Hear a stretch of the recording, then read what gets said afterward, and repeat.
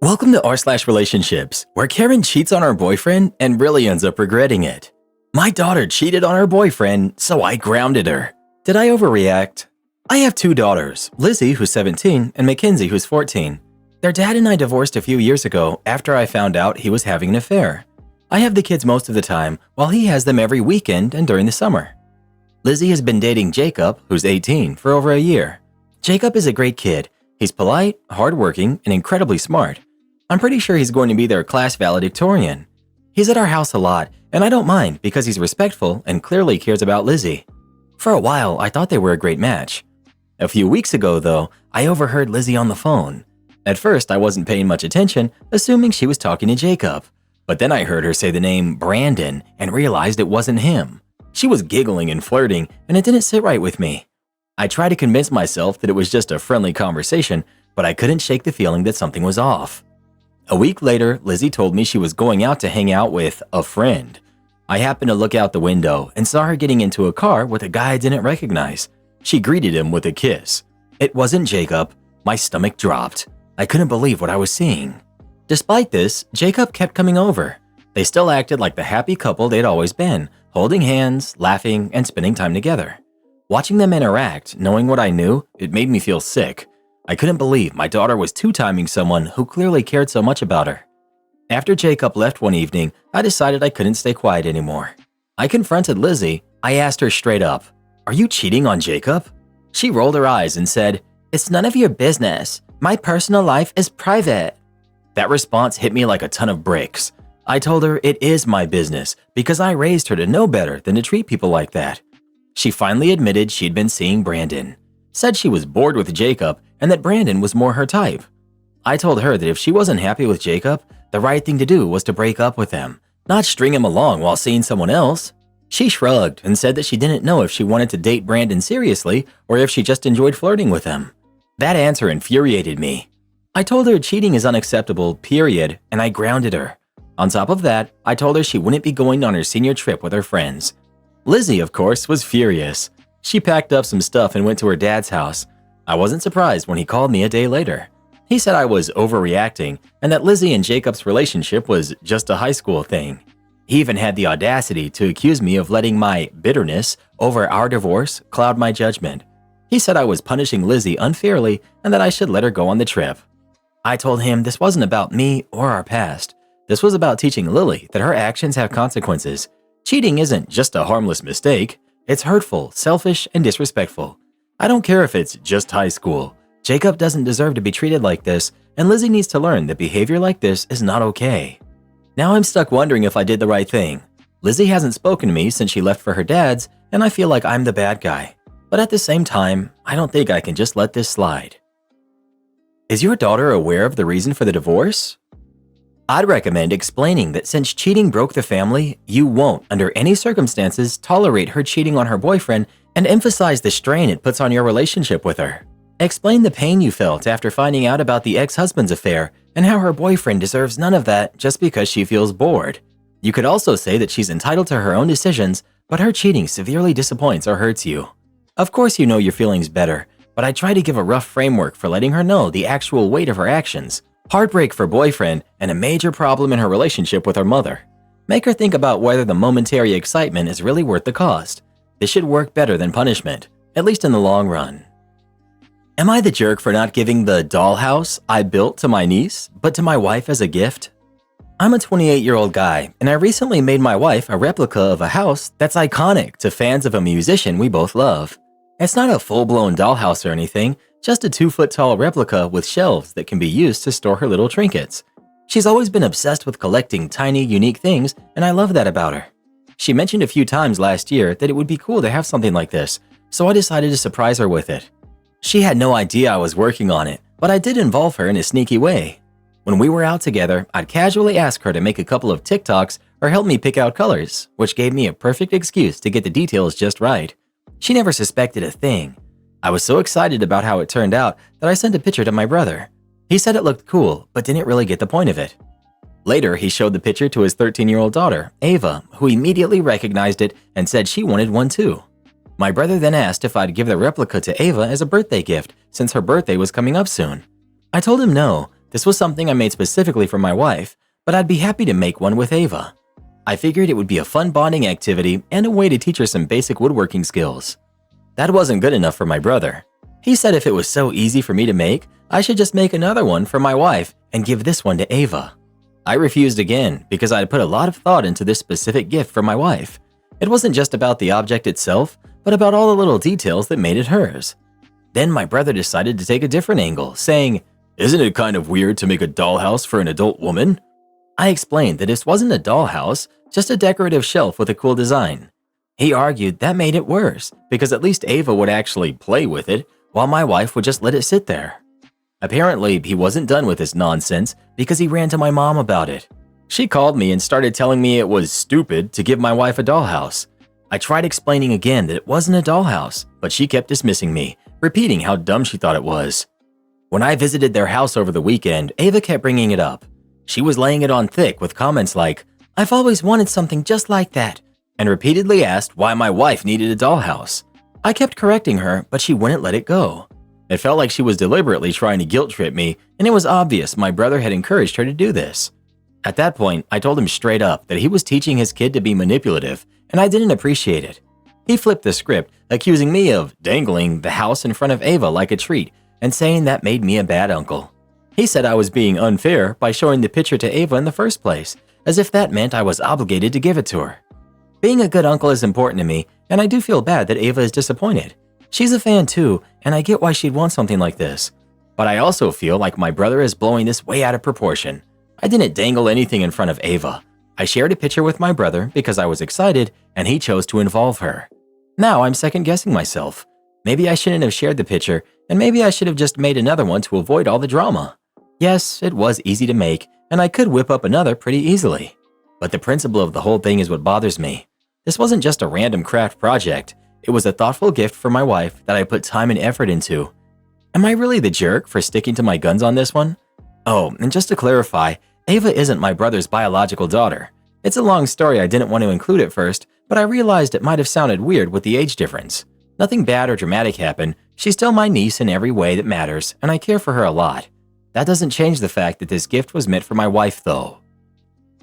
I'm guessing this dollhouse is a replica of the Lover House. If it's anything like I'm imagining or what I've seen online, it's more like a fancy display storage for her Taylor Swift memorabilia rather than a toy anyway. Not the jerk in either case, OP. It's your creation that you get to gift to whoever you want. Am I the jerk for no longer updating my ex on our kids' school stuff? I split up with my ex almost 2 years ago, right around the time our kids started school. From the beginning, I handled everything related to her education. Even when she was a toddler, it was all on me. My ex never stepped up. Our kids' school uses multiple apps and websites to keep parents informed. You can check schedules, grades, and events without ever needing to talk to anyone. It's super convenient, and I've been telling my ex for years to at least download the main ones. I even gave him direct links and step-by-step instructions, but he couldn't be bothered. Here are just a few examples of how bad it got.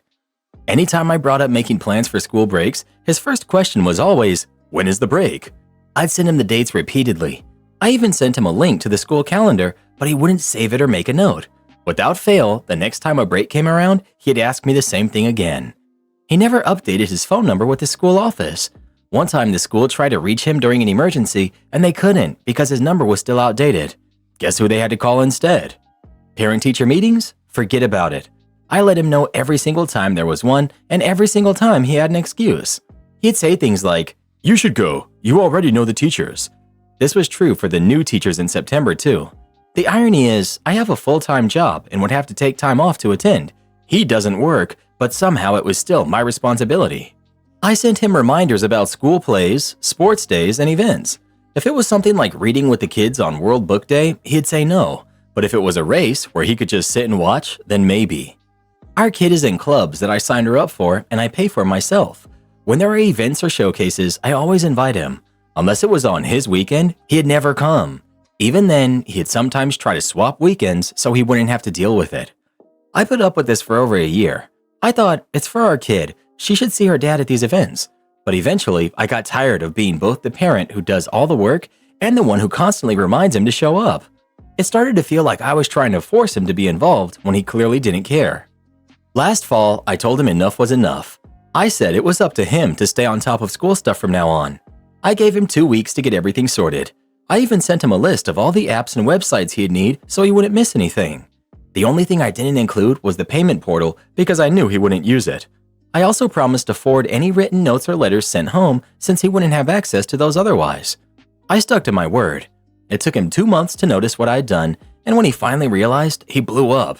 He accused me of using our kid as a pawn and trying to alienate him. Then he got his family involved too. Now I'm being bombarded with messages from his mom and other relatives calling me selfish. His mom said she handled everything herself when he was a kid and never asked for help from his dad, so she thinks I'm just being dramatic. Meanwhile, I'm sitting here wondering why the bar for dads is set so low. Am I supposed to keep spoon-feeding this grown man information about his own kid forever? I don't think I'm wrong for stepping back, but now I feel like the bad guy. Not the jerk. He's your ex, not your partner, so his mom's argument doesn't stand. Just because she puts up with useless partners, you don't have to do the same. Exactly what are you doing to him? You're not keeping him from any information, you're not locking him out. You gave him all the access he needs to find the information himself. The only thing you did was help him, repeatedly. Send that to your ex-family and tell them to leave you alone or block them. If he can't be bothered to be involved, that's not on you. With this much weaponized incompetence, he's lucky to hold a job. Does he ask his boss to read out his emails for him and manage his calendar as well? Or is he suddenly capable of normal adulting when it doesn't concern you? OP. Funny you should say that because he doesn't have a job. That's why I secretly hoped he'd step up and be a team player, at least during my work hours. Not the jerk. And tell your ex-mother-in-law that it's not about whether it's hard or not, it's about the fact that it's not your job to manage his life anymore. You aren't together anymore for a reason, so he shouldn't be reliant on you for things like this. How do I tell my partner that her brain rot is making her less attractive?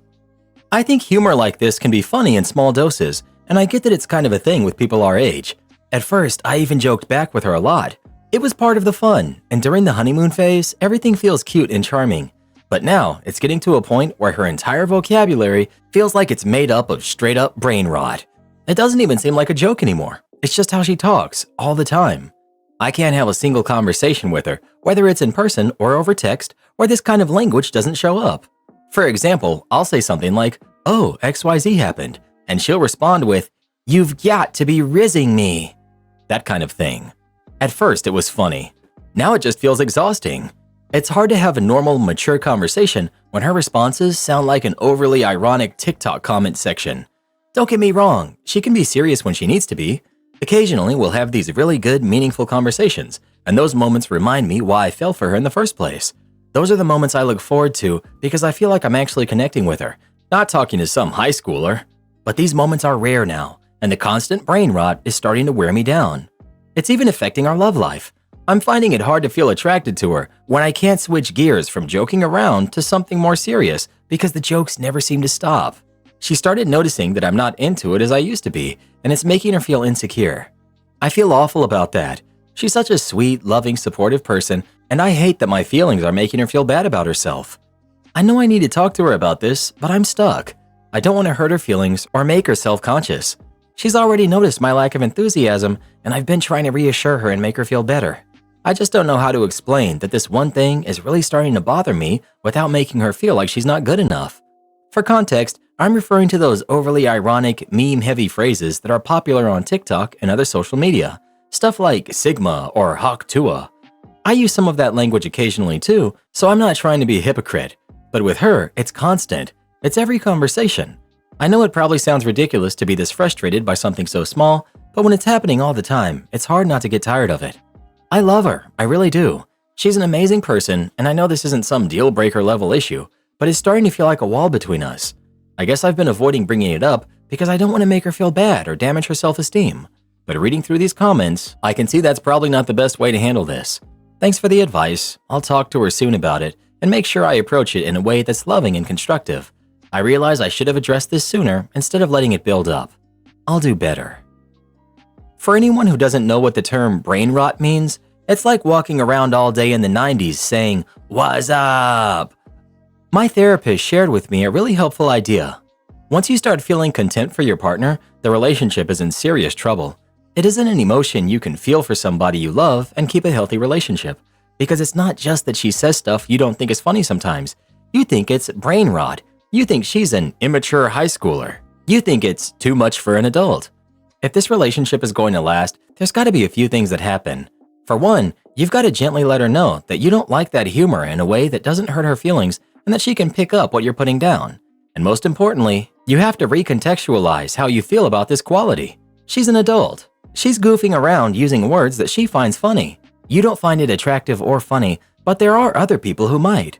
She's not a stupid person because she thinks this stuff is funny. She just has a different sense of humor than you do. So sometimes she might make a joke that you don't think is funny, but that's just a difference of opinion, like disliking grapes or wanting to wear red. I don't say that because I think you're a crappy person for not liking the stuff she's saying. I say that because no loving relationship can survive where you think the words a person says make her stupid.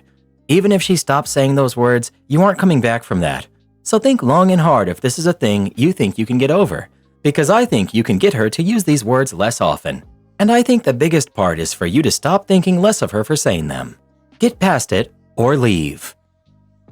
Karen demands I babysit since she had a family emergency. I, 37 male, and my wife, who's 33, have no kids. We live in a small 2-bedroom house with a second bedroom converted into a game room/office for us. My sister, who's 32, and brother-in-law, who's 35, have 2 kids, nephew, who's 8, and niece, who's 9. Both are great kids. We love them and would do absolutely anything for them. We've babysat for my sister and brother-in-law before and had no issues until recently. On April 7th, Good Friday, brother-in-law got a call that his sister, who's 28, was in a bad car accident along with 2 of her friends. She had to be airlifted to the hospital. They weren't sure if she was even going to make it, so family members were being called in to say goodbye and support the rest of the family. This happened across the state we live in. Sister texted me around 10:40ish that night asking if I was awake, then called to explain the situation. She then asked if I would babysit the kids over Easter weekend while they traveled across state to be with brother-in-law's family. I told her no, I couldn't. I work in a steel manufacturing plant, she knows this, on a rotary shift, and after Easter, on Monday, I would be starting the overnight shifts. I told her that I was going to sleep during the day on Saturday and Sunday to get accustomed to being on 3rd shift. When she asked if my wife would be willing, I again told her no, since she's going to be doing Easter stuff with her side of the family. When she asked why I couldn't just sleep in on Sunday, or why couldn't my wife take the kids with her to the Easter stuff, I snapped back at her, and I gave 3 reasons why. That 1, I wanted the weekend to adjust my shift and sleeping schedules, and couldn't do that in one day. 2, my wife wanted to spend Easter with her side of the family. And finally, that no is a complete sentence, and that's final. She got upset, said we'll talk later, and hung up. They took the kids, and on the way, sister texted me that I'm a jerk for not taking what they're going through to heart, for not helping them in the time of need, that it wouldn't have hurt me or my wife to miss a day of sleep or take the kids with her. And brother-in-law is really upset with us. He prays we don't have an emergency and need him because he'll say no, and he wants to sleep in. I haven't responded, and we're currently not speaking to each other. Going to add, when sister called, my wife was asleep to get up early in the morning to do her family things. Our parents live in another state. Our other brother lives in another country. I don't know why she didn't call any of their friends when I refused. So, am I the jerk for not babysitting my sister's kids in their time of need? Not the jerk. I don't get why the kids couldn't be with their parents. If OP's wife is expected to take the kids with her, why couldn't they go with their own mother? I know it's a worrying time, but, and I know this is going to sound harsh, the kids' parents won't be involved with medical procedures, so they'll have plenty of time, and the kids might even be a welcome distraction. Not the jerk. I work nights, and if I don't call off, I can't adjust my sleep schedule on short notice. No way you could have kept the kids quiet for 5 to 8 hours, and that's assuming your wife could supervise them. You wouldn't be excused for calling out for an emergency for a non-relation. It boils down to, can you take the punishment for calling in, or would it jeopardize your employment status? If you aren't close to a write-up, then you should have called in to help out. Am I the jerk for not attending my sister's wedding because of her dress code? I, 18 female, recently decided I'm not attending my sister's, who's 21 female, wedding. My sister has her dream wedding planned. She's been dreaming of her wedding all her life and has everything down to the T. She has her cake, her venue, her dress, the bridesmaids' dresses, and the flower arrangements all prepared. She sat me and my sisters down to show us the dresses she wanted us to wear. They were cute, flowy pink gowns with pink lace around the neck area. We all loved them, but I had a problem. They were short-sleeved. Now, her wedding is in the summer, so short sleeves are kind of a must-have, but I have scars all down my arms and do not want them to be on show at the wedding. I pulled her aside and asked if I could get a dress with sleeves or if I could wear sleeved gloves. She said no, and that she wants everyone to look the same, so I couldn't wear sleeves or have a different dress. I said I wasn't comfortable having my arms on show around such a large amount of people and that you would see them in all the pictures. She asked if I could just put makeup on my arms, but I have keloid scars and makeup won't cover them at all. She then said if I wasn't going to cooperate, I just shouldn't come. She told my family I was being difficult and didn't want to obey the dress code because I wanted to be different. She sent out her invites a few weeks ago and messaged me asking why I haven't confirmed that I'm going. I said that I'm still not comfortable being in short sleeves and that I will just not attend since I don't want to ruin her perfect day by dressing differently. She complained, saying that she had already bought the dresses, and I said I'll give her the money for mine, but she didn't listen. I know I probably sound selfish and I shouldn't let my own issues be priority over my sister's wedding, but I don't like being in short sleeves and there's no other way to work around it. Edit. I did forget to add, I was not a bridesmaid. My sister wanted all the girls in our side of the family to wear the same dress as it's similar to hers. Not the jerk. You came up with a perfect solution with the gloves. Her not accepting it is because of some ridiculous perfectionist aesthetic that no one will even care about, and it's absurd.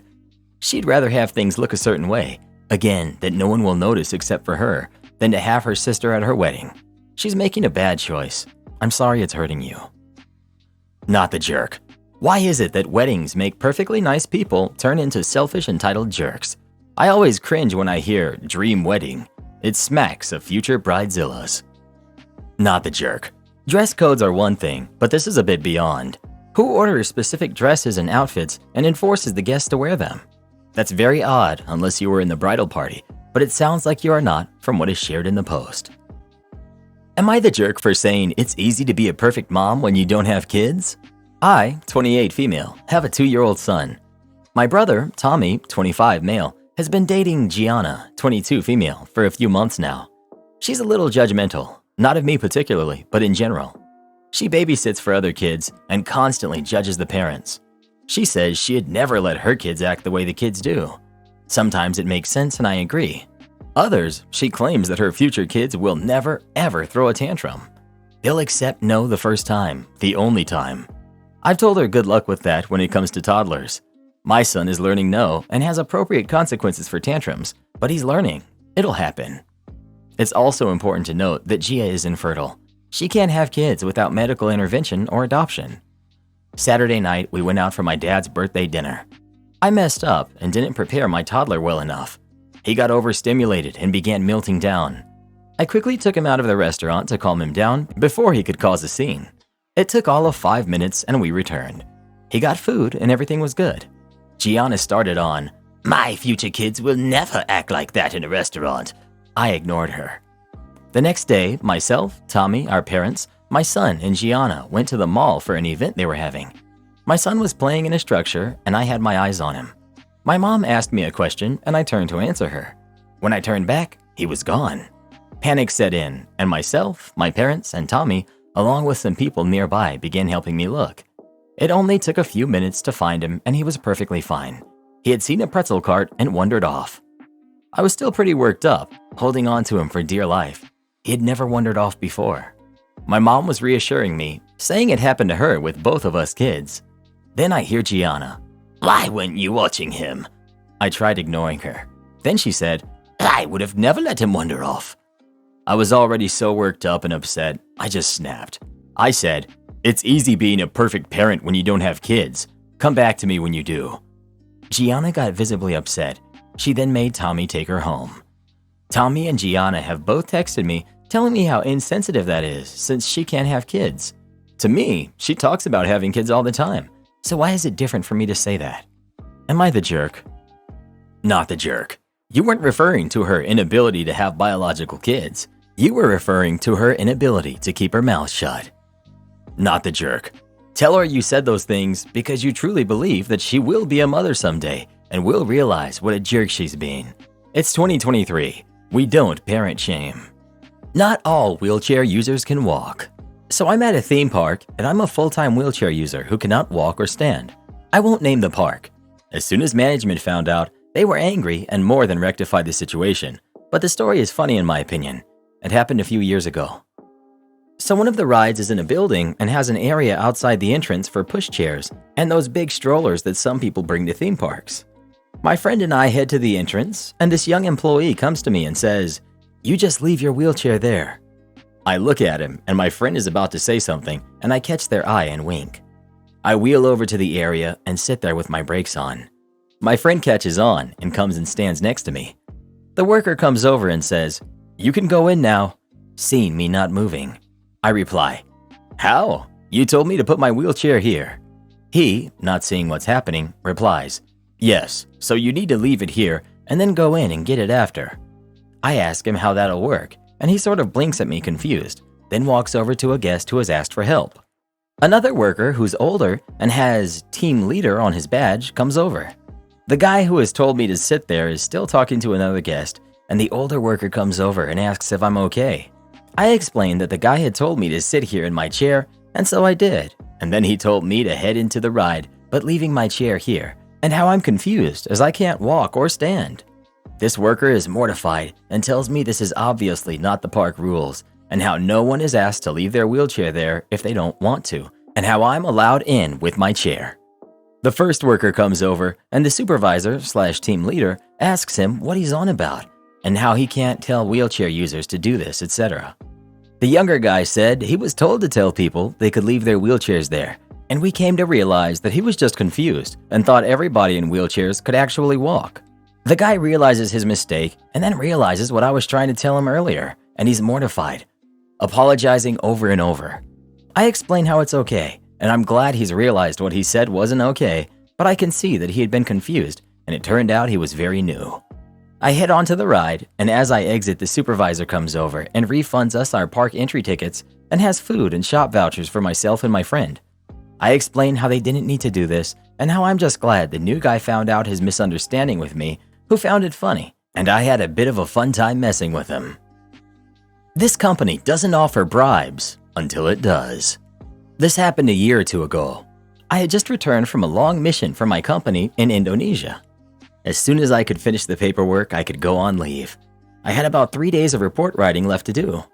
I had been invited to a BS meeting on the company ethos, which I had declined.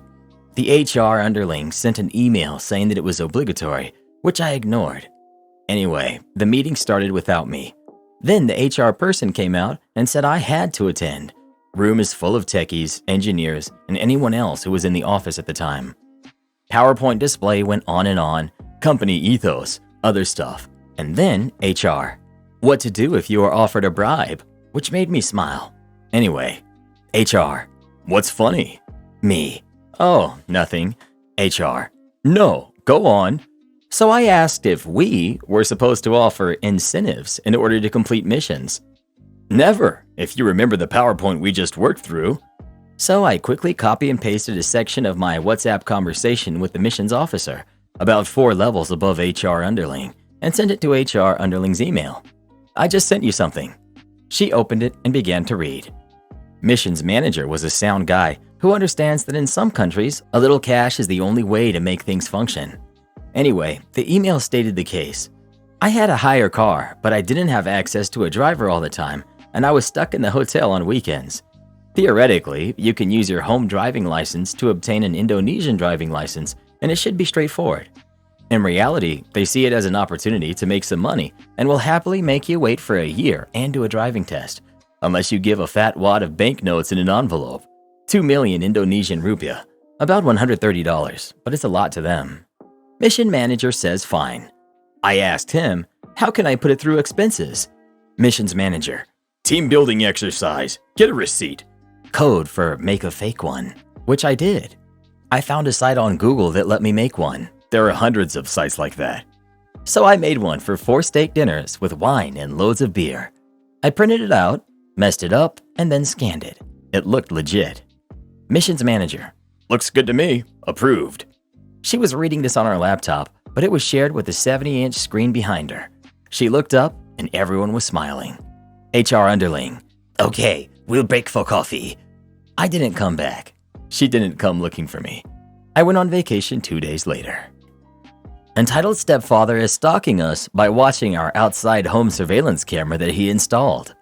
Me and my stepdad have always been quite close. He's always been supportive and always been there for me more than my own father has been. Regardless, me and my girlfriend moved into my grandmother's house just over a year ago to help her around the house a little more. Me and my girlfriend, both having relatively nice cars, parked in the driveway. I asked if he would install a camera onto the house to keep an eye on them. He did this for me. I offered him the money and he didn't charge me anything. I didn't think anything of it until last autumn. I'd gone to visit my friend for the day, who lives about 80 miles away. I'd come home at about 7 p.m., and as my grandma went to bed, me and my girlfriend decided to go out for a bit of a date night. I got a phone call from my stepdad around 9:30 p.m. asking if I was okay, as I wasn't home yet. I straight away knew he had checked the camera to see if I was home yet. I was fuming and told him I don't appreciate being clocked in and out. He took offense to this and thought I was being ungrateful.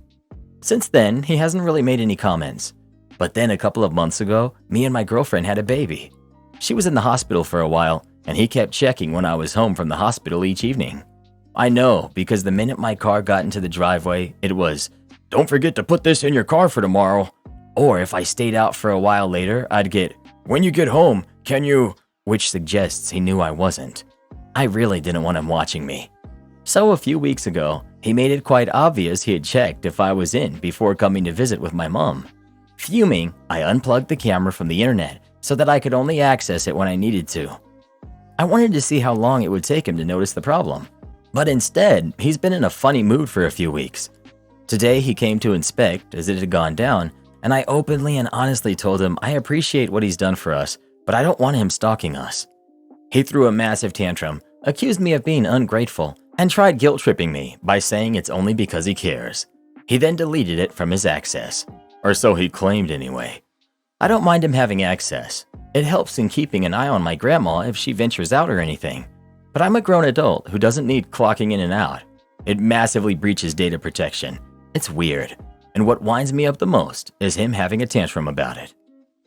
Take his down and get your own. They're not hard to install. It just takes an afternoon. You should also check around your house for any additional ones. I caught Karen, my dad's girlfriend, snooping through his bank account on his computer, so I exposed her as a gold digger.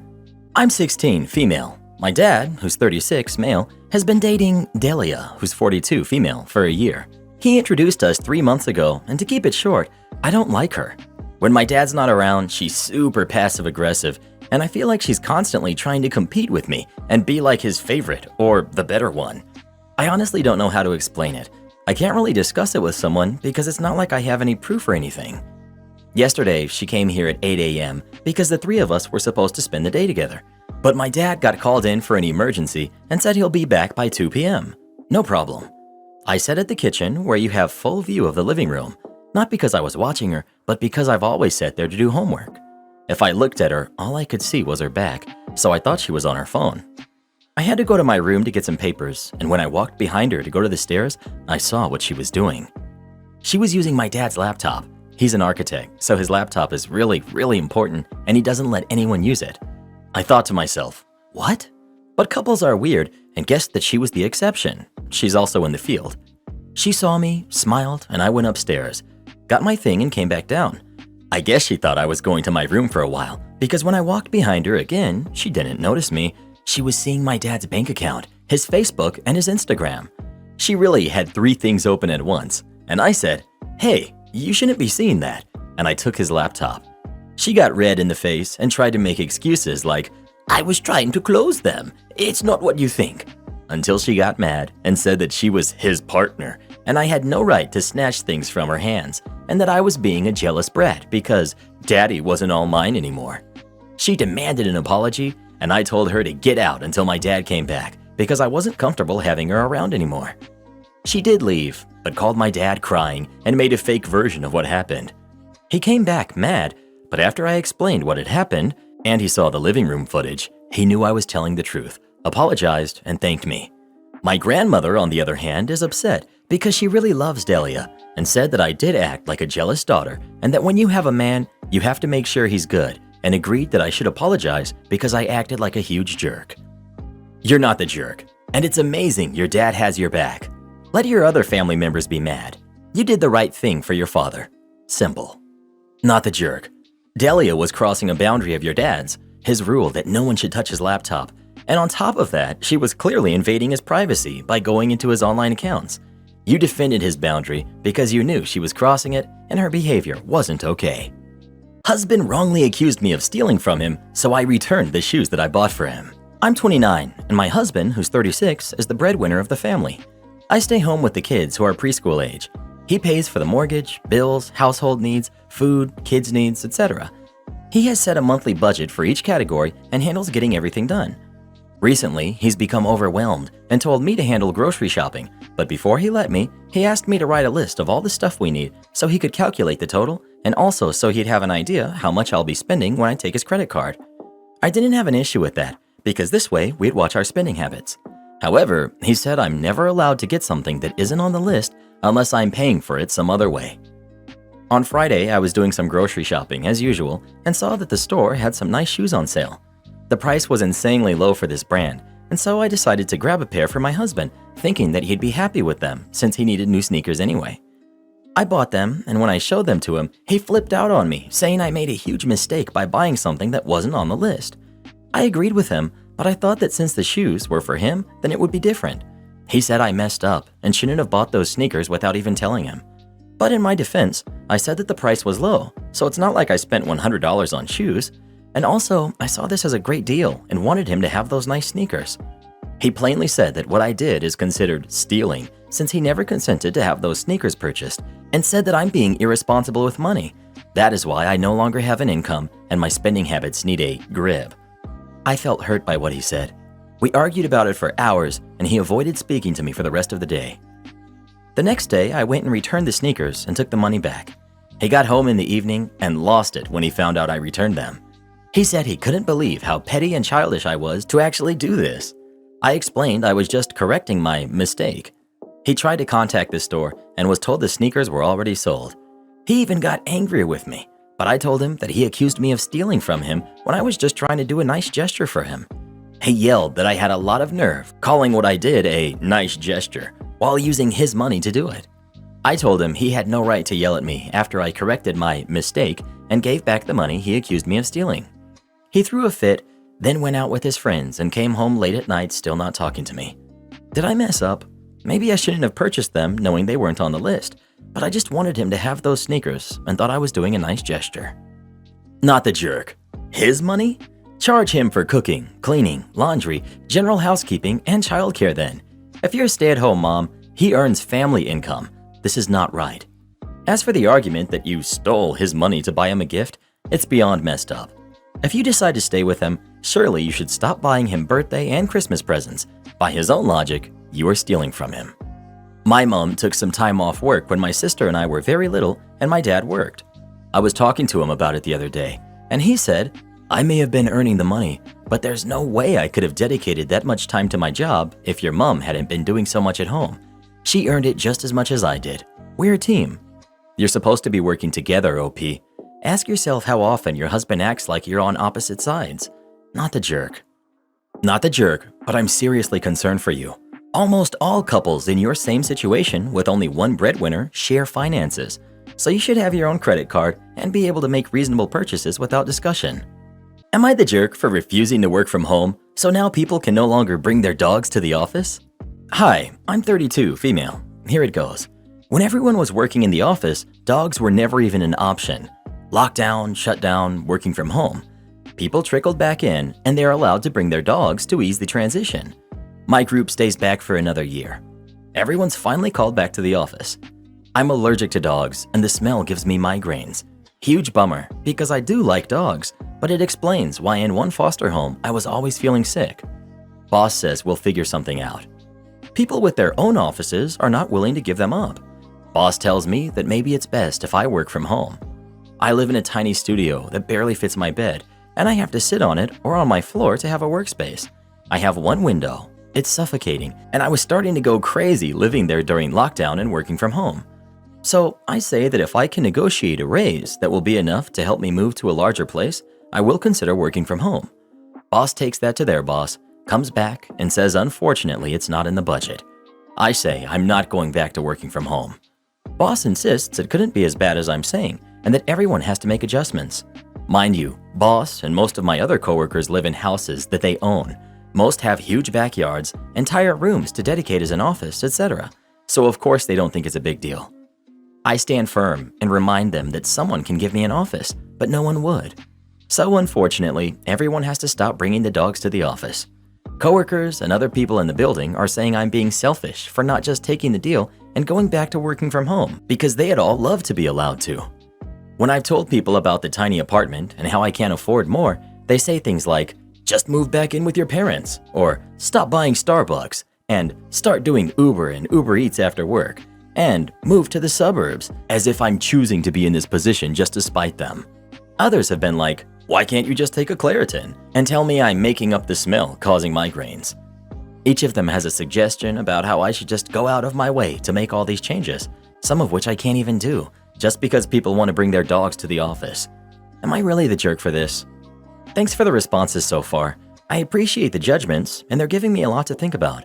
Just as a note, due to circumstances I'd prefer to not get into too much, I cannot just go find a new job or a new place to live. These are things that are, for me, out of my control for the time being. Things will hopefully change in a few years. Not the jerk, but I'd start looking for a better job.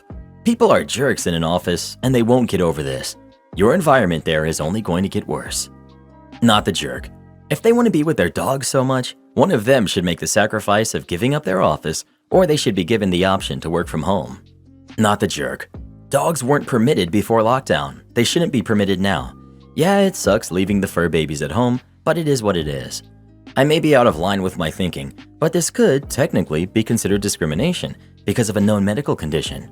Maybe the threat of an EEOC complaint would straighten out your boss. Am I the jerk for letting my ex sign over his paternity rights before he knew the babies were his? Me, female 42, and my boyfriend, male 57, of 4 years split recently. We met while we were both going through divorces, and we got together about 6 months after mine was final. His was final before mine. We lived in different towns, so we sometimes would go a couple of weeks between visits due to distance, but it worked for us. He has 4 kids, a son who's 37, daughter who's 35, son who's 14, another son who's 12, and has shared custody of the 2 youngest with his second ex-wife. I share 2 kids, my son who's 18, my daughter who's 16, with my ex-husband. It just hasn't made any sense for us to move closer due to having to fight with exes to change custody agreements. I found out 8 months ago that I was pregnant. This was completely unexpected, as he had a vasectomy after his last son was born. Neither of us had any intention to have more kids, and I was not prepared to be pregnant at 41. I didn't even find out until I was almost 5 months along. I went to see him, and his reaction was, well, he broke things off with me and had some very choice words to call me. He refused to believe anything other than that I was seeing someone else and trying to pin this pregnancy on him.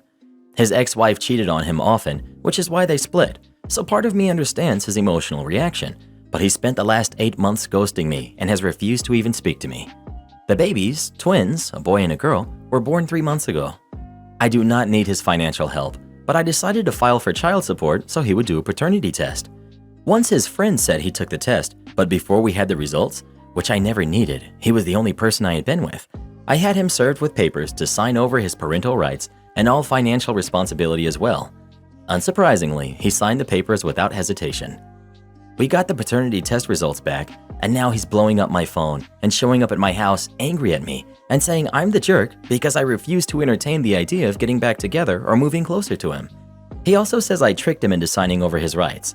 I am aware he may be able to fight me as it is recent. Some of my friends and family are telling me I am the jerk for doing this to him, and others say they understand why I did. So, dear Reddit, am I the jerk? Edit. I live in Colorado. We did have to go to court to relinquish his rights, but it was a very short visit. He did not deny paternity. He admitted to never wanting anything to do with the babies, that he had not met them, and that the distance between us would make it difficult to co-parent. My lawyer brought up his felony, that he had abandoned the babies, the fact that I have both financial means and family support. The judge agreed termination was acceptable. I will apologize because after speaking to a few people, I'm learning it is rarely this smooth when my lawyer made it sound and seem so easy. I do know he can fight and possibly get his rights back, and I'm undecided on if I would fight him on that. I am absolutely willing to co-parent with the man. I am not willing to forget what happened and just start dating again. Not the jerk. Why would you get back together with someone who accused you of cheating? He has nobody to blame but himself. And if he signed over rights and the kids weren't his, the papers wouldn't have meant a darn thing. Sounds to me like his family is giving him crap and now he wants to save face. OP. I do believe he really felt there was zero chance of the babies being his. I was 100% fine with a paternity test when I found out I was pregnant because of course with the vasectomy he was going to have concerns and that I could have dealt with. But ghosting me was childish and left me alone when I was feeling very vulnerable. Now he wants to be a family. He is a good dad and I would be okay with him being in the twins' lives, but I don't want to pass off kids every other week for the next 18 years. Karen X demands I send our son to a private school. So I, 32 male, had my son Ben, who's 14 male, really young. My girlfriend Ivy and I were both 18 at the time and we had just graduated high school. Ivy wanted to not have the baby, but I wanted to keep him. We agreed that she would carry him to term, but that she'd sign over all parental rights to me and have no responsibility to raise him. I raised him alone for 7 years until my wife, Jane, 34 female, came into the picture. Jane legally adopted Ben 2 years ago and was the only real mother figure in his life until 1 year ago when Ivy showed up again. She reached out to me via Facebook and asked to meet Ben. I told Ben what was going on and I gave him the choice. He said yes. The three of us met up at a diner and the two of them had a very emotional conversation. They've been in sparse contact ever since. Now, I didn't know this at first, but Ivy has since converted to Catholicism. Now, I have no issues with her religion. However, she recently contacted me and asked me to send Ben to a local Catholic private school for high school. He'll be a freshman next year. She explained that she wants Ben to know her faith and that the school has a good reputation. She even offered to pay 2/3 of the tuition, but I said no. Why did I say no? Neither Ben nor I are religious at all. I asked Ben if he wants to go to the Catholic school or the local public high school, and he said he'd rather go to the public school to stay with his friends. Tuition is quite expensive, and even 1/3 would be a financial burden. I've heard horror stories about things that happen at those schools, and I don't want to risk Ben getting hurt. Their curriculum isn't publicly available, and I don't know how they would teach science, other things, and history. I don't want him learning a bunch of stuff that I don't believe in. Even with all of these reasons, she's still Ben's mother, and going against her wishes could risk their relationship. Would I be the jerk if I sent him to the public high school? Not the jerk. She signed over her parental rights at birth. You did more than enough to even consider it and give Ben the option. Also, the curriculum not being available to parents is a huge red flag. Also, Ben, at age 14, is old enough to know that his opinion matters. Even if OP were in favor of the idea, it would still not be okay given Ben is against it. It would also not be okay if she, for instance, asked Ben to attend church against Ben's wishes. Not the jerk. She gave up her parental rights. She can raise her kids as she sees fit, but Ben is not functionally her kid to raise anymore and hasn't been for a long time. Am I the jerk for not inviting all of the students to a barbecue? I, 30 female, am a teacher. I have a class with 24 students. I teach first grade. I told my students that we could have a barbecue at a park with hot dogs and hamburgers and snacks for whoever filled their good noodle sticker charts. This has been approved by the principal and I teach at a private school. We have daily sticker charts to track their behavior. They had to have perfect behavior all of April in order to participate. I have one student who has some behavioral issues. They did not earn all of their good noodle stickers this month. Since this student, we'll call Bobby, didn't earn the barbecue, I had barbecue. Since this student, we'll call Bobby, didn't earn the barbecue, I had let his mother know just in case he mentioned it. Bobby would join another class for the day and do work inside while his classmates were at the barbecue. She's been sending emails complaining to myself and the principal all week about how her kid should also have been able to participate and it's unfair. She thinks we should make an exception since he has behavioral issues and feels we could be targeting him. I think I'm being fair because he did not earn all of his good noodle stickers. So, am I the jerk? Update. I had a meeting today after school with the parents and principal. The principal agrees it would not be fair to the other students to allow Bobby to participate. She expressed she understands the frustration, but she needs to make it fair for all of the students, and not just Bobby. The father said he understood and thought it was a fair assessment if all of the other students were able to complete the goal. The mother argued Bobby's IEP.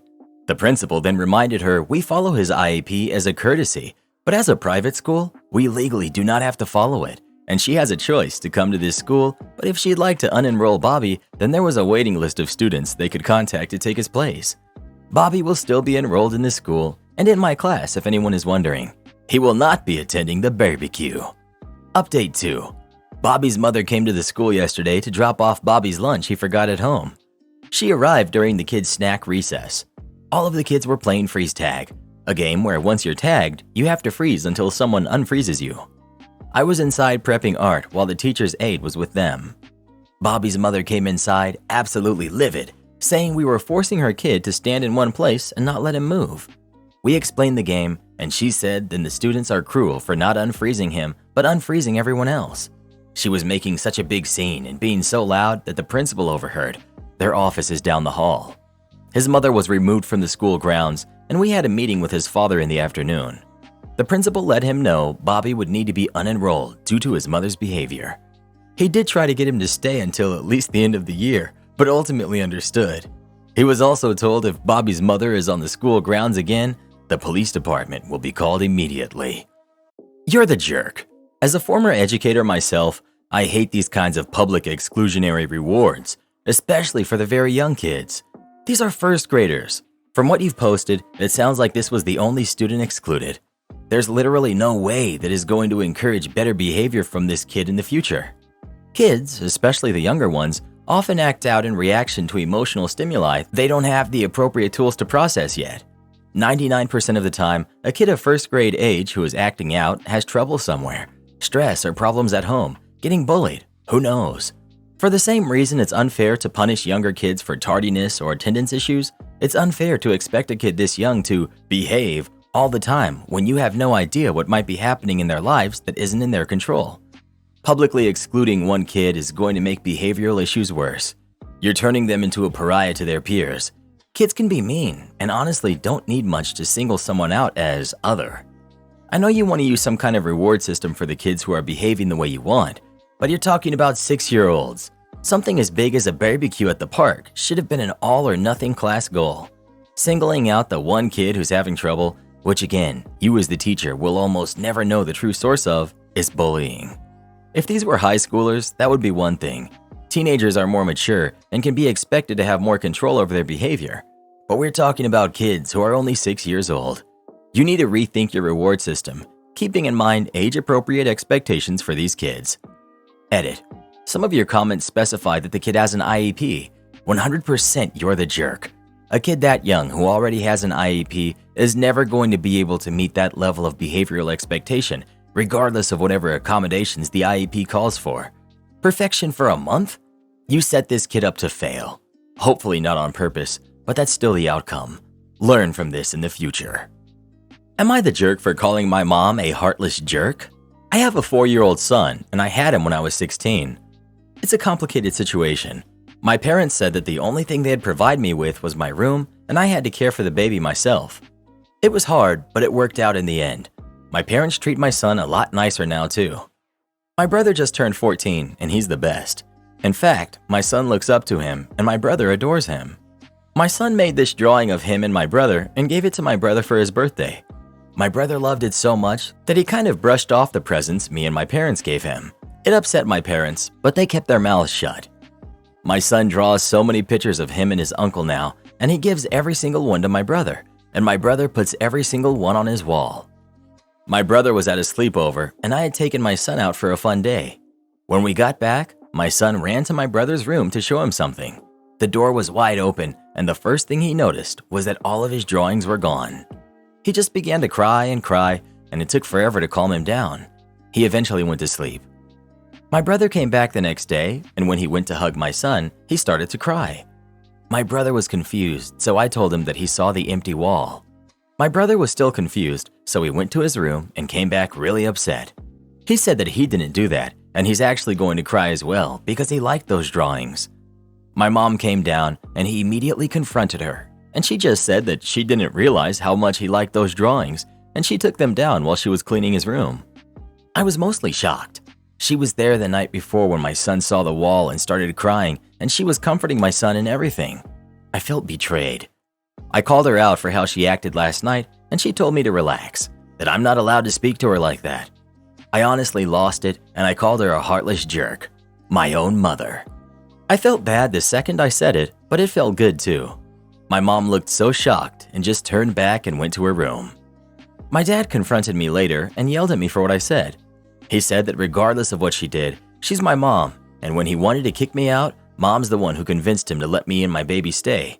Am I the jerk? I feel guilty now. Edit.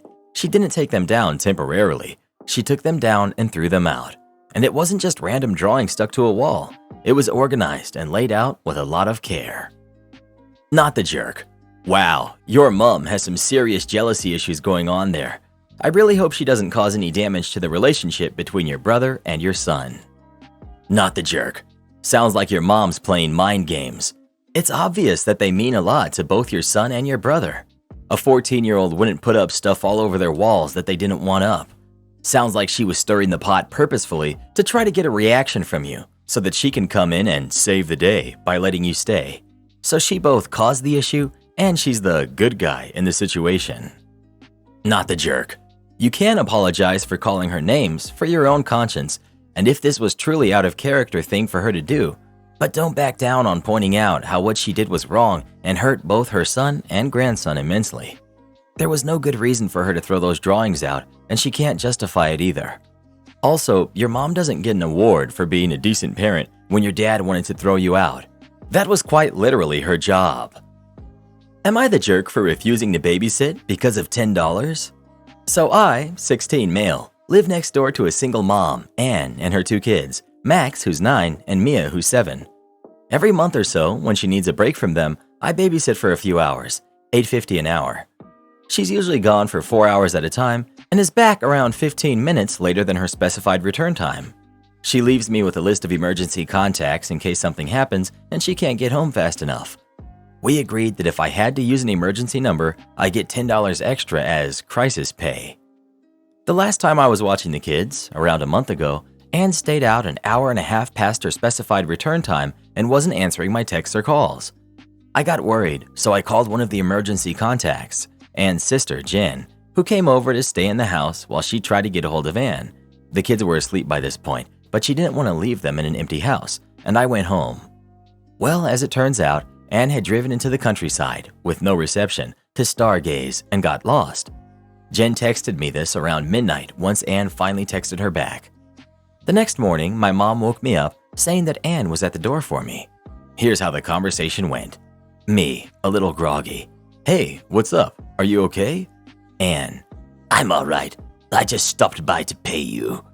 She handed me an envelope. There you go, kiddo. $47. Me. Wait, what about the crisis pay? I had to call your sister. It should be $57. What crisis?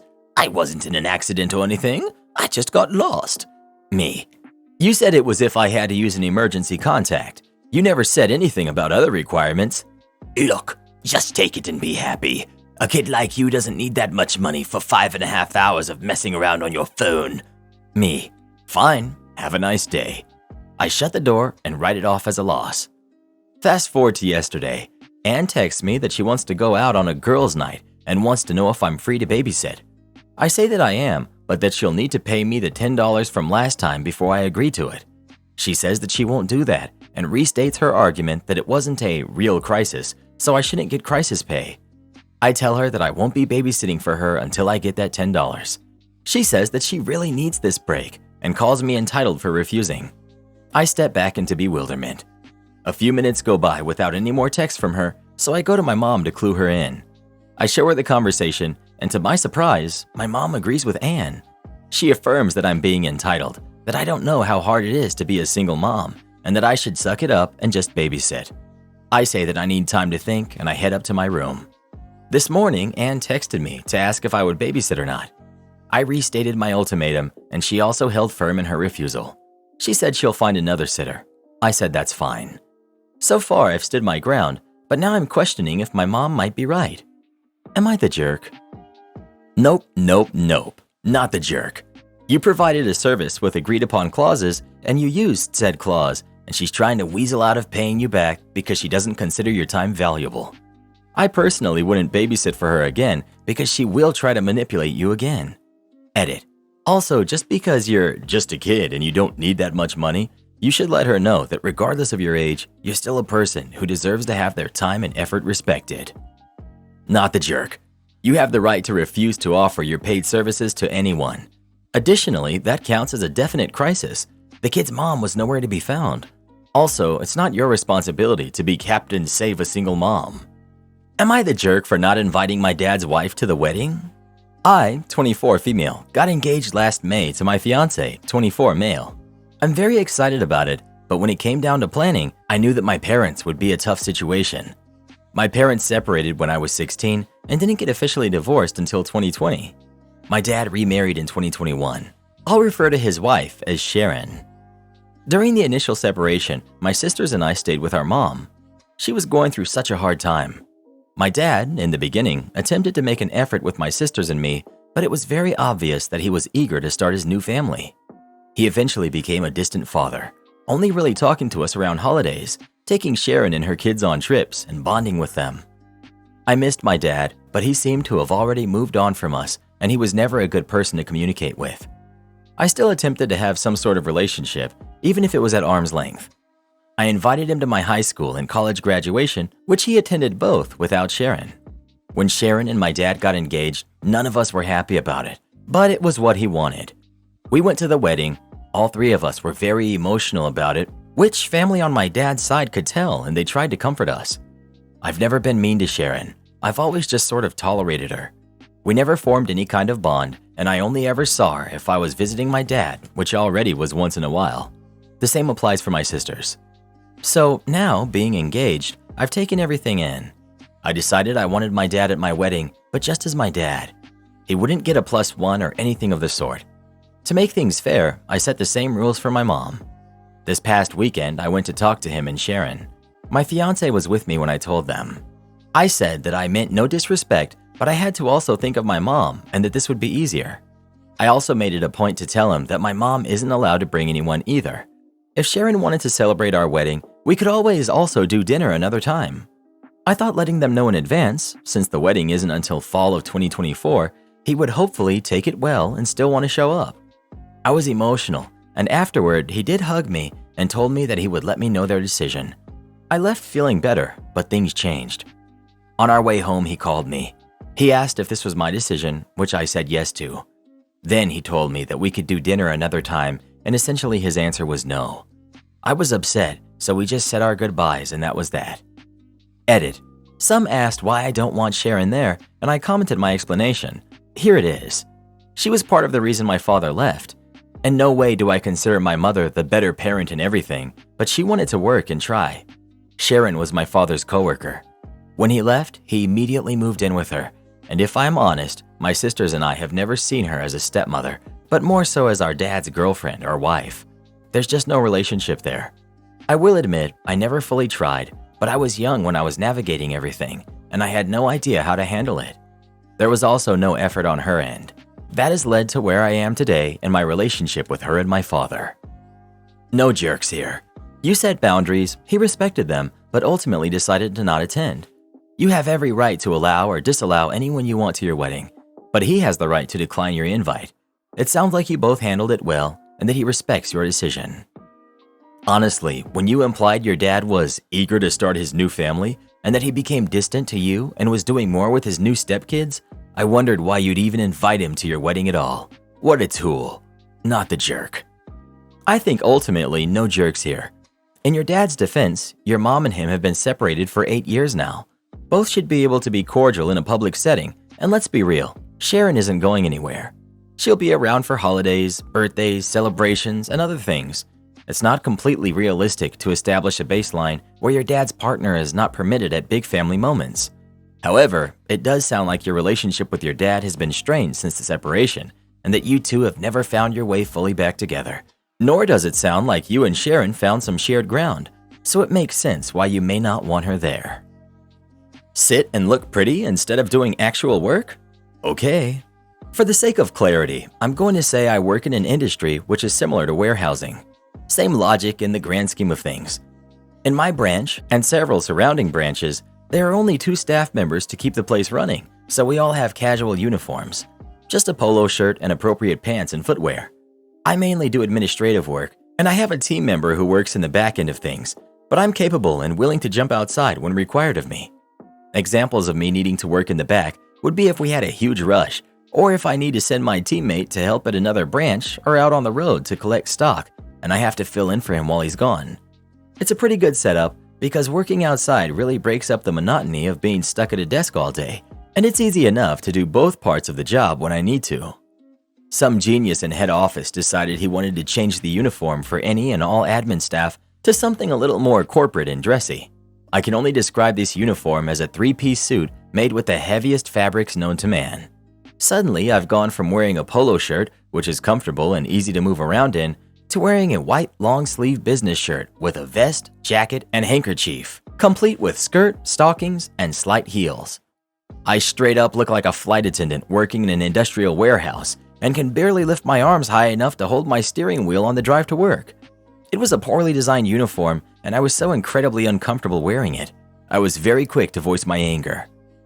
I first mentioned how it's unfair, borderline cruel, to expect staff to wear such a thick and layered uniform when we live in Australia, particularly in a place known for our consistent high temperatures and harsh sun.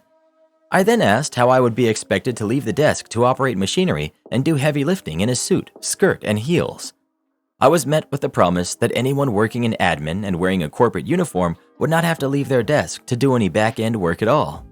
I raised another concern, stating that we did not have enough staff for them to make this particular promise and still maintain our quality of work and hit our deadlines, and was met with a strong guarantee that I would not have to do any physical work in my day-to-day operations.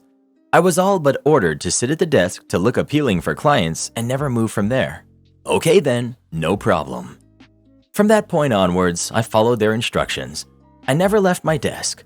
There would suddenly be long wait times for orders and fulfillments because my team member was on the road on a job, and there was no one on site to continue his work until he got back.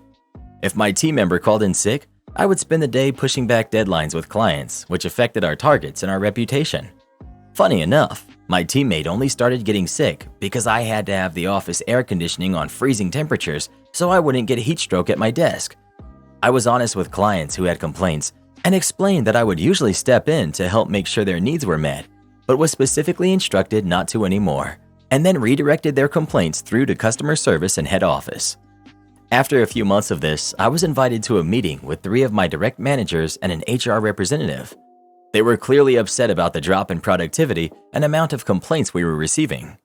I let them all say their piece before reminding them I raised these concerns to them months ago and was merely following instructions given to me, which were abundantly clear that I was to take care of admin work at my desk and do nothing else.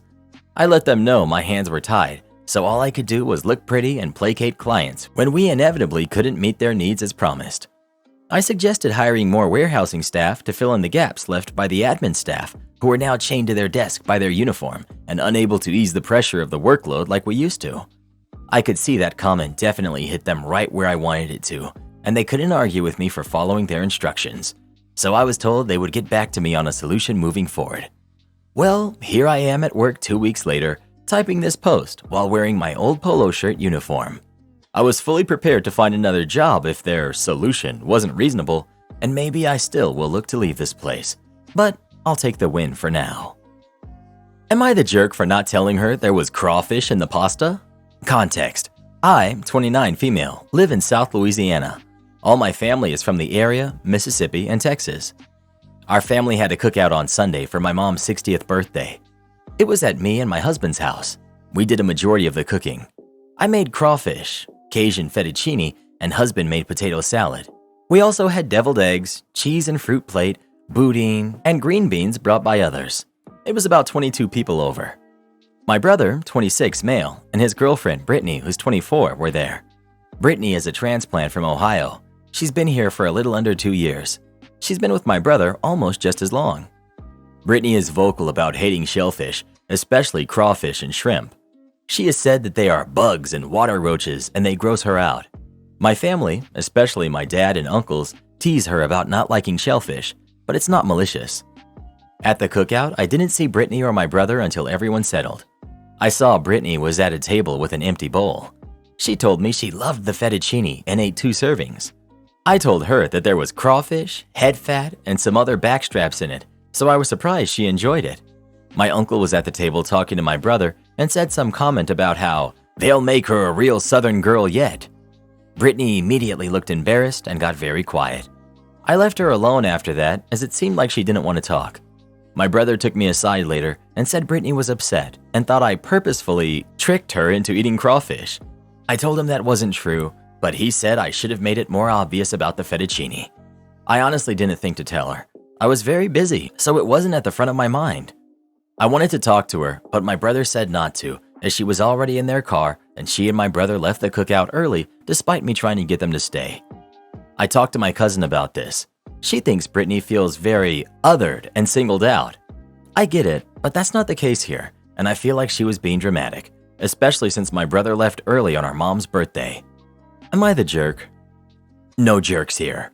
I understand why you didn't tell her, but given how much of a hard time she'd been given about the issue, I absolutely understand why she was upset. She probably is now preparing herself to be pressured into eating shellfish for the rest of the time she knows your family. People will be total jerks about it because they already have been. Teasing people for their preferences is so rude, and now that she's eaten it once, you know they will never let up. You say the teasing isn't malicious, but does it make her uncomfortable? If yes, then they need to stop. We aren't required to like the food people think we need to like, and liking it in one dish doesn't mean we're going to ever want to eat it again. You know they'll never let her forget this. We all know these kinds of people and they're awful. I hurt for her. I'd be surprised if she ever comes to a family dinner again because she just doesn't want to deal with the teasing. Oh no, being teased about not liking crawfish. The horror, the horror. Oh, you know how it is these days, Karen. Some people's biggest problem in life is figuring out what they're gonna watch on Netflix today. New neighbors keep using our pool without permission. Should I call the cops on them? I'm 32, female. My wife and I finally bought our own home instead of renting. It took a lot of work, but we did it, and it's a home we both love and plan to spend the rest of our lives in. It even has a pool, which is just amazing and something I'd always wanted but never thought I'd have. The issue is our next door neighbors. I keep finding their kids using our pool, having hopped our fence, and I keep getting them to leave. I've spoken to their parents about this issue, and they've told me that the elderly couple we bought the house from would let them use the pool in exchange for cleaning it, so they're just used to being able to use it. I told them that was fine when it was the last neighbor, but it's something my wife and I are not comfortable with as we don't know them well enough. Plus, if they were to get hurt, we'd feel awful about it. They insist that nobody would get hurt and asked if it would be okay if they used it whenever we weren't using it, as they're just kids, and spoke about how it's getting hotter now. I was getting annoyed at this point and told them they should get their own pool then, and I'd already told them we weren't comfortable with this. Ever since then, I've had to chase them away a couple more times, and their parents are constantly sending me dirty looks whenever they see me. I've since posted a sign stating it's a private pool and can only be used with permission. Am I really being unfair here? Yes, it sucks that they had an arrangement with the last owners, but it's our pool now. Not the jerk. You know those parents would sue you into the next century if someone got hurt in your pool. You need to have your pool totally fenced off with a locking gate. I would also report the kids to the police as trespassing, if only to put the parents on notice. OP should tell the neighbors that next time they will call the cops. And if they don't take the warning seriously, actually call the cops. OP has already put signs up and everything, and the law is on OP's side. You are wrong. The law is not on OP's side. A pool is an attractive nuisance, and regardless of signs, fence, etc., OP is liable. I had all this stuff, fence, alarm, etc., and lost a lawsuit when a known neighborhood nuisance hopped the fence, was drunk, and ended up passing. Am I the jerk for telling my daughter that I can't compete with her stepmom, and if she can't cope with it, she should live there full time? 15 years ago, I, 19 at the time, dated this guy, Mark, who was 25. I got pregnant after a few months with him. I wasn't ready for a kid, so I gave Mark full custody of our daughter, Natalie, who's now 14, and I'd visit a couple of times a year. Mark is from a good family and already had a great job when we first met. He quickly climbed up the ladder and was able to give Natalie a very privileged life. When Natalie was 2, he met Amy, and they got married when Natalie was 4. Natalie and Amy have always been very close, and Amy is very much involved in her life. She's room mom, head of the PTA. She was the soccer coach, the softball coach, head of the theater guild, and found a way to be part of everything Natalie was involved in. She also drives Natalie to school early in the mornings so they could stop for breakfast first, and she packs Natalie's lunch every day, and not something like peanut butter and jelly in a bag of chips. She makes Natalie steak or quiche or lettuce wraps with a side of salad with homemade dressing, fresh fruit, and homemade dessert. Natalie doesn't understand that the only reason Amy is able to do all of this is because she doesn't work and she doesn't have to do much around the house. They have a cleaning service come multiple times a week. I recently got an apartment close to Mark and Amy's house, and I have Natalie 1 week out of the month now. It was pretty hard for both of us at first. Natalie had a hard time understanding that we're not stopping for breakfast before school, and the best thing she's going to get from me for lunch is a turkey sandwich, cookie from the grocery store I work at, a bag of chips, and an apple. She was also not used to the fact that she has to clean up after herself. Natalie was here last week, and we were already not getting along because she had an event at school that week that she told Amy about and not me, because she refused to clean her room, and because I found out she's been throwing away the lunches I make for her and asking Amy to bring her lunch since she started staying with me. She had a sore throat on Wednesday, and I let her stay home from school, then started to get ready to leave for work. When I was about to leave, she made a comment that Amy always stays home with her when she doesn't feel well. I said it's a sore throat and she'll be fine, but she got an attitude and said that I should try to be a good mom like Amy. We ended up arguing, and I told her that I can't compete with Amy, and that if she can't handle that, she needs to go back to her dad's house. So she called Amy to pick her up, and I haven't heard from her since. I was supposed to take her out for dinner this Saturday, but now she doesn't want to go, so I wanted to know if I was the jerk. You're the jerk. Your daughter may have your DNA, but you aren't her mother. She's been through a dramatic change when you stepped back into her life. Because of that, your expectations for this relationship aren't realistic. She's 14, and you literally abandoned her at birth. You have a golden opportunity to get to know the young woman she's becoming, but you've turned this situation into a competition between you and her mother. You cannot blame her at all for not wanting to spend time with you. I don't understand how OP turned it into a competition. Given the example provided in the post, what was she supposed to do? Miss work to stay home with Amy and lose money and day off for a non-emergency? Just because her stepmother doesn't work and could actually stay with Amy in such a situation because she A, is not employed, B, doesn't rely on the money from work. There was a no-win for OP there. The kid literally demands stuff OP can't provide, like breakfast at cafes, because she cannot afford it on a single income, presumably. Your comment contains no actual advice of what she was supposed to do, apart from generic do better. Edit. Just to clarify, there are different issues here. OP is not the jerk for the situation described in the post, and that's what I refer to in this comment. However, she appears to be the jerk for forcefully inserting herself into the life of this teenager by fighting Natalie's parents in court for custody, instead of simply agreeing to visitation rights. All this presumably in response to Amy wanting to adopt. Not the jerk. I think you need a full stop and try to imagine how you'd feel if you were your daughter. She's been given a very nice life by her father and stepmom. You were rarely in the picture, and that's when it suited you. Now you decided to become a mom, and you think this human whom you birthed should be so happy to have you in her life. I wouldn't. I'd be upset if I had to leave the comfort of my home to go stay with a stranger for a week every month, simply because she decides to move close enough that it's convenient for her. You've uprooted her. You're not helping her to adapt. You expect her to be happy year-round, and you're mad because she isn't. You pull her away from her comfort for an entire week and take her to a place that's clearly less than she's accustomed to, and you're mad because she's not happy? She's 14. 14-year-olds aren't happy anyway, and you're giving her way more reasons to be unhappy. My friend's girlfriend demands I pay for her meal at the restaurant. So at a local restaurant recently, I went there with my girlfriend, her sister, my friend, his girlfriend, and 3 other friends. So as you can imagine, there were 8 of us at the table, and it was crowded in the restaurant already, so the waiters weren't really happy to see such a big group turn up and have to seat them. It started to get awkward when they couldn't see a free table immediately, but eventually they did, and we all sat down. I originally offered to pay, as I had invited all of them out, and I had never had the liberty of paying, not even once. I unfortunately do have some money problems because of gambling, but I've been clean for 2 years now, and I've really been getting on with my life, with a new job and better pay. Even with the struggle, I thought I could easily pay for everyone, but apparently not. I thought people would know unofficial boundaries for money spending, but I wasn't expecting what happened with my friend's girlfriend. She asked who's paying. I said me, and she then began to eat and make sure that she chose the most expensive thing she could find on the menu. I thought, she can't be serious right now, but I thought, let's just see where it goes. Surely she knows what someone would want to pay for. But I was wrong, because after about an hour and 30 minutes of this and 4 rounds of drinks for her, I said to a waiter, "Can I have the check?" When he came back, it came to a grand total of just over 260 pounds. I was astonished. I could afford it, but that doesn't mean that I want to pay for it. So I refused to pay for her bill of 113 pounds, and I asked her for the full amount in some form of payment towards it. She refused and called me a jerk. I originally believed she was taking advantage of my generosity, but now I understand that she's normally like this.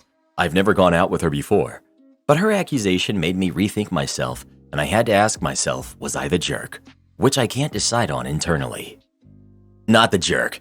It's an unwritten rule that if someone else is paying, you let them set the pace for expenditure. She accounted for nearly half the bill when there were 8 people eating. The full bill was $260 and her portion was $113? That's $147 divided between the rest of you. If this math is correct, then you are definitely not the jerk here. Wow, the audacity of some people. Everyone sucks here. Mostly her, because it seems like she was taking advantage, especially because she asked who was paying before ordering. But you say that she's normally like this, so if she's used to 4 drinks at dinner and was planning on doing that either way, you're paying for 7 out of 8 people. I doubt she ordered 4 drinks at once, so once she ordered more, you just had to say, "Hey, I know I said I'm paying, but I can't afford more than an entree and 1 drink per person, so past that, you're gonna have to pay," rather than waiting until the end. Stepmother tried to hijack our baby shower. My fiancée, Jane, found out she was pregnant in June of 2021, and we announced it to our immediate families in August. At first, stepmother was completely uninterested in our baby. Not that I expected much from the woman whose reaction to our pregnancy announcement was to ask Jane if she was sure it was mine. Even my dad berated her for that one, but she barely seemed to acknowledge the fact that we were expecting. Instead, she was more interested in my stepbrother, who was also engaged and would give her beautiful grandbaby soon. No complaints. We didn't want her involved, and we didn't even have to say anything. Planning our baby shower was complicated. Both me and Jane would have to work until the holidays, and I wanted to be involved. The due date was in February of 2022, so we decided early January was the best period of time. We enlisted 2 people as planners, my sister Laura and Jane's best friend Nina. Me and Jane are mostly laid-back people. We didn't want a big party, nor did we want to spend too much money on it. We were saving for both our baby and the wedding. We decided early on that the shower would be co-ed. It would also have to be indoors, again January, and we settled on a guest list of 25 people, plus about a dozen kids. We came up with the idea of a pizza party. Me, Jane, and Luke, my brother-in-law, have had homemade pizza nights weekly since I moved in, and we thought it would be fun to incorporate that into the baby shower. Nina found an event venue with a pizza oven, and Laura figured out ways to incorporate classic baby shower stuff into the theme. The resulting plans were awesome. Make your own pizzas and non-alcoholic drinks. Nina and Laura mixed pizza decor with baby decor and found pizza-shaped sweets. It almost seemed messy, and I was surprised that they made it work, but we loved it. Most of the planning was finished by the middle of November. Well, later that month, my stepbrother's fiancée left him for her ex. They'd been together for 4 years at that point, and it was both sudden and horrible for him. He was devastated. Stepmom then realized the grandkids she dreamed of would take longer to come than she had thought. So naturally, without her son's milestone to obsess over, she moved on to mine. Suddenly, stepmom went from aloof relative to excited grandma-to-be. Facebook posts, tacky, promoted to Nana shirts, the whole 9 yards. At first, we were too busy finishing things up at work and getting ready for the holidays to worry about that. But it didn't take long for her to start pestering us about planning the baby shower, as well as a gender reveal. We denied the possibility of a gender reveal party. No offense to those who like them, but we don't. Plus, we had decided to wait until birth to find out. Stepmom tried to get us to find out and tell her as a Christmas present, but we didn't. We also denied her the baby shower. She told my father, and he talked Laura into letting stepmom help out with the plans. She was still living with her at the time, so she didn't have much of a choice. She called Nina, and they met stepmom for coffee. Though I wasn't there for that meeting, Laura told me what happened later. Before they could even mention their plans, stepmom started talking about hers. According to Laura, she pulled out a shockingly thick binder, complete with the words, "Oh baby" on the cover, colorful tabs, and pieces of fabric poking out from her bag, and then she skipped to the shower section. It was short compared to the rest of the binder, but still long, and it was all to describe her one and only baby shower project. Laura sent me pictures, and oh boy. I'll give her this. It looked like the most Instagrammable baby shower ever. That being said, it was also barely functional and obviously expensive. There were balloons, oversized teddy bears, giant alphabet blocks, and cringeworthy signs everywhere. Stepmom was going for pretty over cozy, with uncomfortable chairs and some fancy food ideas that didn't look edible. Most of them had soft cheeses, which Jane couldn't even eat. The color palette was just 3 different shades of pink with gold accents. We'd be fine with a pink baby shower if it at least tried to mix things up a little, but stepmom's pictures looked like Barbie had puked all over Hello Kitty's birthday party. When Nina tried to remind her that we didn't know the gender yet, stepmom said she just knew that it was a girl. Spoiler alert, it wasn't. Stepmom also wanted an all-female, child-free party with fancy caterers and alcohol. She had written down a guest suggestion list containing some of her closest friends. Neither mine nor Jane's moms were even on it, and planned party games that no one had any interest in trying out. Basically, the only thing everyone could agree on was to hold the party indoors. Laura and Nina weren't given an opportunity to show her their plans until she was done. Once they could, they explained that while they could find a way to incorporate some of stepmom's ideas, they had already settled on the pizza theme. She tried to protest, but Laura stated that it was kind of them to even offer that, as the shower was a month away and we had already greenlit their plans. Stepmom even called me to try to get me to change their minds, but I just repeated their words. My dad had found out he couldn't come to the shower, so he didn't get a say in anything anymore. The holidays came around and the subject was dropped. Stepmom seemed to be okay with the pizza party. Nina managed to pair some of the pink decor she had wanted with matching blue stuff and even added one of the huge teddy bears. Fast forward to a week before the shower. Jane was almost 8 months pregnant. Everything had been bought, all guests had RSVP'd, and pretty much everything else was ready to go. The shower was set to start at 7 p.m. Stepmom offered to get to the venue earlier to prepare everything. Laura agreed, mostly because she knew stepmom would complain if she didn't get to do anything, and the venue even let them drop off their decorations before the party. Me and Jane promised to get there at 6. 2 days before the shower, however, the venue called Nina. They told her that stepmom had stopped by to drop off large, heavy boxes of what she called a little surprise for us. She had informed them that she planned on showing up at 3:30 p.m. to start setting it up. They were calling to reinforce that the venue was only booked past 4 p.m. since stepmom almost threw a tantrum when told that. All of the decor was still at Nina's place, so she called Laura to check if they had left anything with stepmom. Thankfully, my sister is both smart and used to this crap, so she drove to the venue the next day and asked to see stepmom's boxes. She told me that she wasn't even surprised at its contents when she opened them, but was still shocked at stepmom's audacity. All of the boxes were filled with pink, frilly decorations. Some of them seemed to be the exact same items stepmom had initially shown Laura and Nina. The signs, the balloons, the placemats, everything. Laura realized that's why stepmom intended to get to the venue earlier, to set up the baby shower she had planned and pretty much force us all to party in Barbie City with her. She called Nina to figure out what to do. Neither of them could come at 4 p.m., so it was almost inevitable for stepmom to get her way. The most obvious solution they came up with was to throw everything away. But Laura had a better idea. That night, they called me and Jane. Hey, want to destroy a party in 2 hours? Laura got home and invited stepmom to go to a salon with her, lying about having coupons. Stepmom agreed, and they planned on going right after stepmom was done preparing the baby shower. At 4 p.m. the next day, stepmom got to the venue. She was done setting things up by 5. I'll admit the woman is fast, and quickly left to go meet Laura at the salon. Once they were together, Laura texted Nina that the coast was clear. After that, me, Jane, and Nina went to the venue. Sure enough, stepmom had prepared her party. To make this shorter, I won't describe it, but I will say it was so pink it almost gave Jane nausea. For the next 2 hours, Laura distracted stepmom at the salon while the 3 of us quickly took down every piece of decor stepmom had put up and replaced it with the pizza party stuff. We set up the activities, made up the tables, and put every pink item we found back in stepmom's boxes. It was actually really fun. We were done only minutes before the shower started. A handful of guests arrived before stepmom did, so I barely saw her all night. Laura told me that when they got there, stepmom's jaw dropped as she tried to make sense of what had happened to all of her pink decor. My sister just smiled, whispered, "Nice try," in her ear, and went to help Luke customize a bodysuit. Overall, the baby shower was everything we had hoped for. Our friends were there, people had fun, and we had a ton of pizza.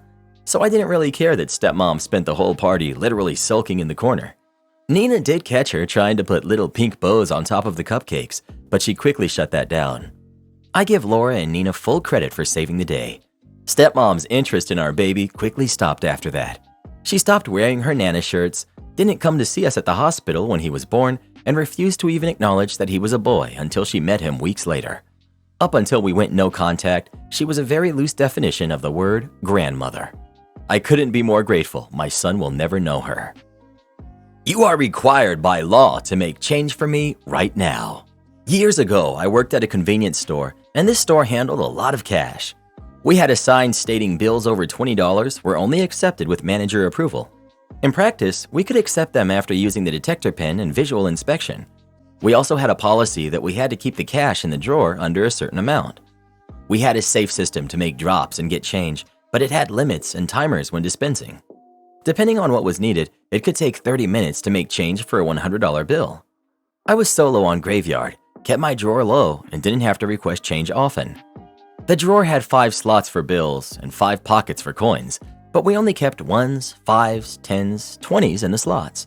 Other bills and checks were put under until we had enough for a drop. The extra coin pocket was used for dollar coins, half-dollar coins, coins people left. Some people would tell us to keep the change, etc. If someone was a few cents short, we'd use the spare change. I kept my drawer under the limit. When I was on graveyard, I was solo and kept my drawer very low and didn't have to request change often. One night, one of our odd regulars came in and bought a bunch of stuff. He paid with Sacagawea dollar coins. They didn't fit in the safe tubes, so I had to keep it in the drawer. It was just over $100 in coins. I spread it out over all of the slots so one side wouldn't get too heavy. The drawer would stick out if it was too lopsided. I had also made a lot of change for payphones, the air and water machines, people buying items to get change for laundry, etc. I was down to 3 $1 bills, the Sacagawea dollar coins, 0 quarters, a few dimes, and some nickels, and a bunch of pennies. A guy comes in and up to the register with a 10-cent candy. He slaps a $100 bill on the counter. I ask him if he will be getting anything else, and he says no. I ask if he has anything smaller. He says no. So I tell him, "Don't worry then, the candy is on the house. I can use the have a penny, leave a penny money." He gets mad and says he won't take charity, and I need to make change for him. I try to explain that we don't have the cash in my drawer, and it would take 30 minutes to get the change, but he keeps interrupting and not listening. He yells, "You are required by law to take my legal tender and make change for me right now," all full of attitude and jerkiness. So I said, "Okay."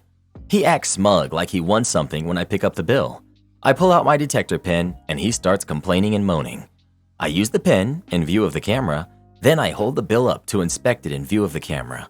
I then put the bill in a safe tube to drop it, as we were supposed to drop large bills on graveyard before even opening the drawer, then make the slip and drop that after.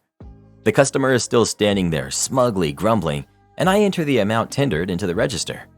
Now, the counter is raised and the drawer is just below the counter, so it's out of reach of customers unless they lean in reach. It also doesn't pop open like usual this time because of the weight of the coins. I open the drawer and push the 3 singles back in their slot so that the customer can't see them, even if he leans over to look in the drawer. He's being dramatic and turning to make a show of how long he's waiting, and can you believe this, to an audience of no one, so he doesn't notice at first that I'm pulling out all of those coins. I pull out the 88 cents or so in change, mostly nickels, and then start pulling out the Sacagawea dollar coins and putting them on the counter. He turns around and sees the coins and asks, "What is this?" So I tell him, "I am required by law to accept legal tender and make change. You are required by law to accept legal tender as change. This is what I have available." He continues having a fit, saying, "You should have told me." I tell him, "I tried explaining, sir, but you interrupted and insisted I make change." And I go back to counting out the 99 Sacagawea dollar coins. He's silent for a bit and asks me, "How am I supposed to get this home?" I told him I'm not responsible for his change after I give it to him. He eventually gathers it up in his shirt. He pulled the bottom hem of his shirt about halfway up to make like a large pseudo pocket and slinks off. Edit 1. I added a couple of things to make it clear. Sacagawea dollar coins are dollar coins that are golden colored and a little bit bigger than a US quarter. They were not very widely used and were disliked by many. They also were too big to fit in many coin machines or counters, especially those made before the year 2000. They also didn't have the coin roll blinks for them to my knowledge. I don't think the Sacagawea dollars are minted anymore, but they are in circulation. Edit 2. Yes, I'm aware there is no requirement to accept large bills for a purchase. I just wanted to get rid of the coins and mess with the jerk. Would I be the jerk to insist my neighbor keep a yard schedule? For background, I have a severely reactive rescue dog. She's terrified of other dogs and freaks out majorly when she sees them or hears them. My partner and I have been working with our vet and a behavioral trainer, and we've made some progress, but my dog is still not truly comfortable anywhere but her own yard. A new lady just moved in next door, and she has 2 big dogs. They seem like nice dogs. They're quiet, and she works with them a lot. The problem is that she works from home full-time, and her dogs are always outside. She doesn't leave them there for hours or anything, but I never know when she's going to let them out or for how long. She also spends a lot of time out there with them after work and on weekends. I can hear her training and playing fetch, or she'll have them out with her while she's doing yard work. To be fair to her, she trains them and she doesn't let them run up on the fence, and if they do bark, she makes them go inside. They're still out on the other side of the fence though, and my dog is now scared and reacting in her own backyard. When my dog starts carrying on, she's the one who has to go inside. She already can't enjoy walks, and now she can't even enjoy being outside. I asked my neighbor if she'd consider a schedule for the dogs so that my dog can enjoy her yard too without the neighbor's dogs freaking her out on the other side of the fence. She was polite about it but said no. She bought the house with a yard for her dogs and they use it. She said she'd be glad to tell me when she's leaving with them for a period of hours, but otherwise she's not going to change what she's doing day to day. So nothing changed and her dogs get plenty of outdoor time and mine gets none, except for the stray times when she takes one of her dogs to a training class or takes both of them for a hike. I'm really upset and want to insist that we adopt a schedule so that my dog can have some outside time too. Would I be the jerk if I insisted she worked with me to adopt a schedule that's fair to all of the dogs? Edit to clarify. My dog does not get the same opportunity as her dogs, not even close. Her dogs have free access 5 days a week, weeknights and weekends. My dog only gets outside time now when she says she's leaving for a class or a hike. If I let my dog out to sun herself at 10:30 on a Tuesday, sure enough, it won't be 5 minutes before she's letting her dogs out, and then my dog freaks out and has to come in. She's not getting anywhere close to what they're getting. Edit again. The fence is a privacy fence. My dog freaks out when she can hear and smell the other dogs as well as see them. She can't see the dogs, but she knows they're there. You would be the jerk. You asked, accept her response. You don't get to police what other people do on their property. You're the jerk. You decided to adopt a reactive rescue dog, knowing very well you'll have a ton of work to do with her. You made that decision, not your neighbor. It's your job to make this dog comfortable, and your neighbor shouldn't have to suffer for your decisions. Imagine being the lady next door and buying or renting a house with a perfect backyard for your 2 dogs, only to find out she lives next to OP and needs to restrict her own backyard usage. OP, the problem here is your dog. The onus for figuring out a solution is squarely on you. The lady next door doesn't necessarily have to work with you. She is entitled to use her own yard as she sees fit. Your dog is the issue. You would be the jerk. Anybody have a dog of their own? If so, what's your dog's name? Please let us know right now in the comments below. My doggo's name was Cinny, and she was the best Rottweiler anyone could have ever asked for. I still have dreams about her to this day. F's in the chat for Cinny. Am I the jerk for not changing my house rules to accommodate my kids from a previous relationship?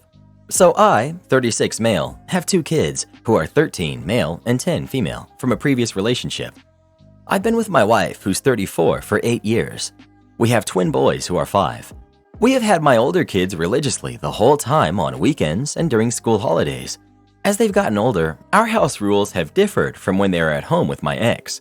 For example, bedtime is staggered by age at our house, and things like no dessert if they don't drink enough of their tea. With 4 kids, it's a busy household, and a few rules help with controlling our time and ensuring we can do things as a family.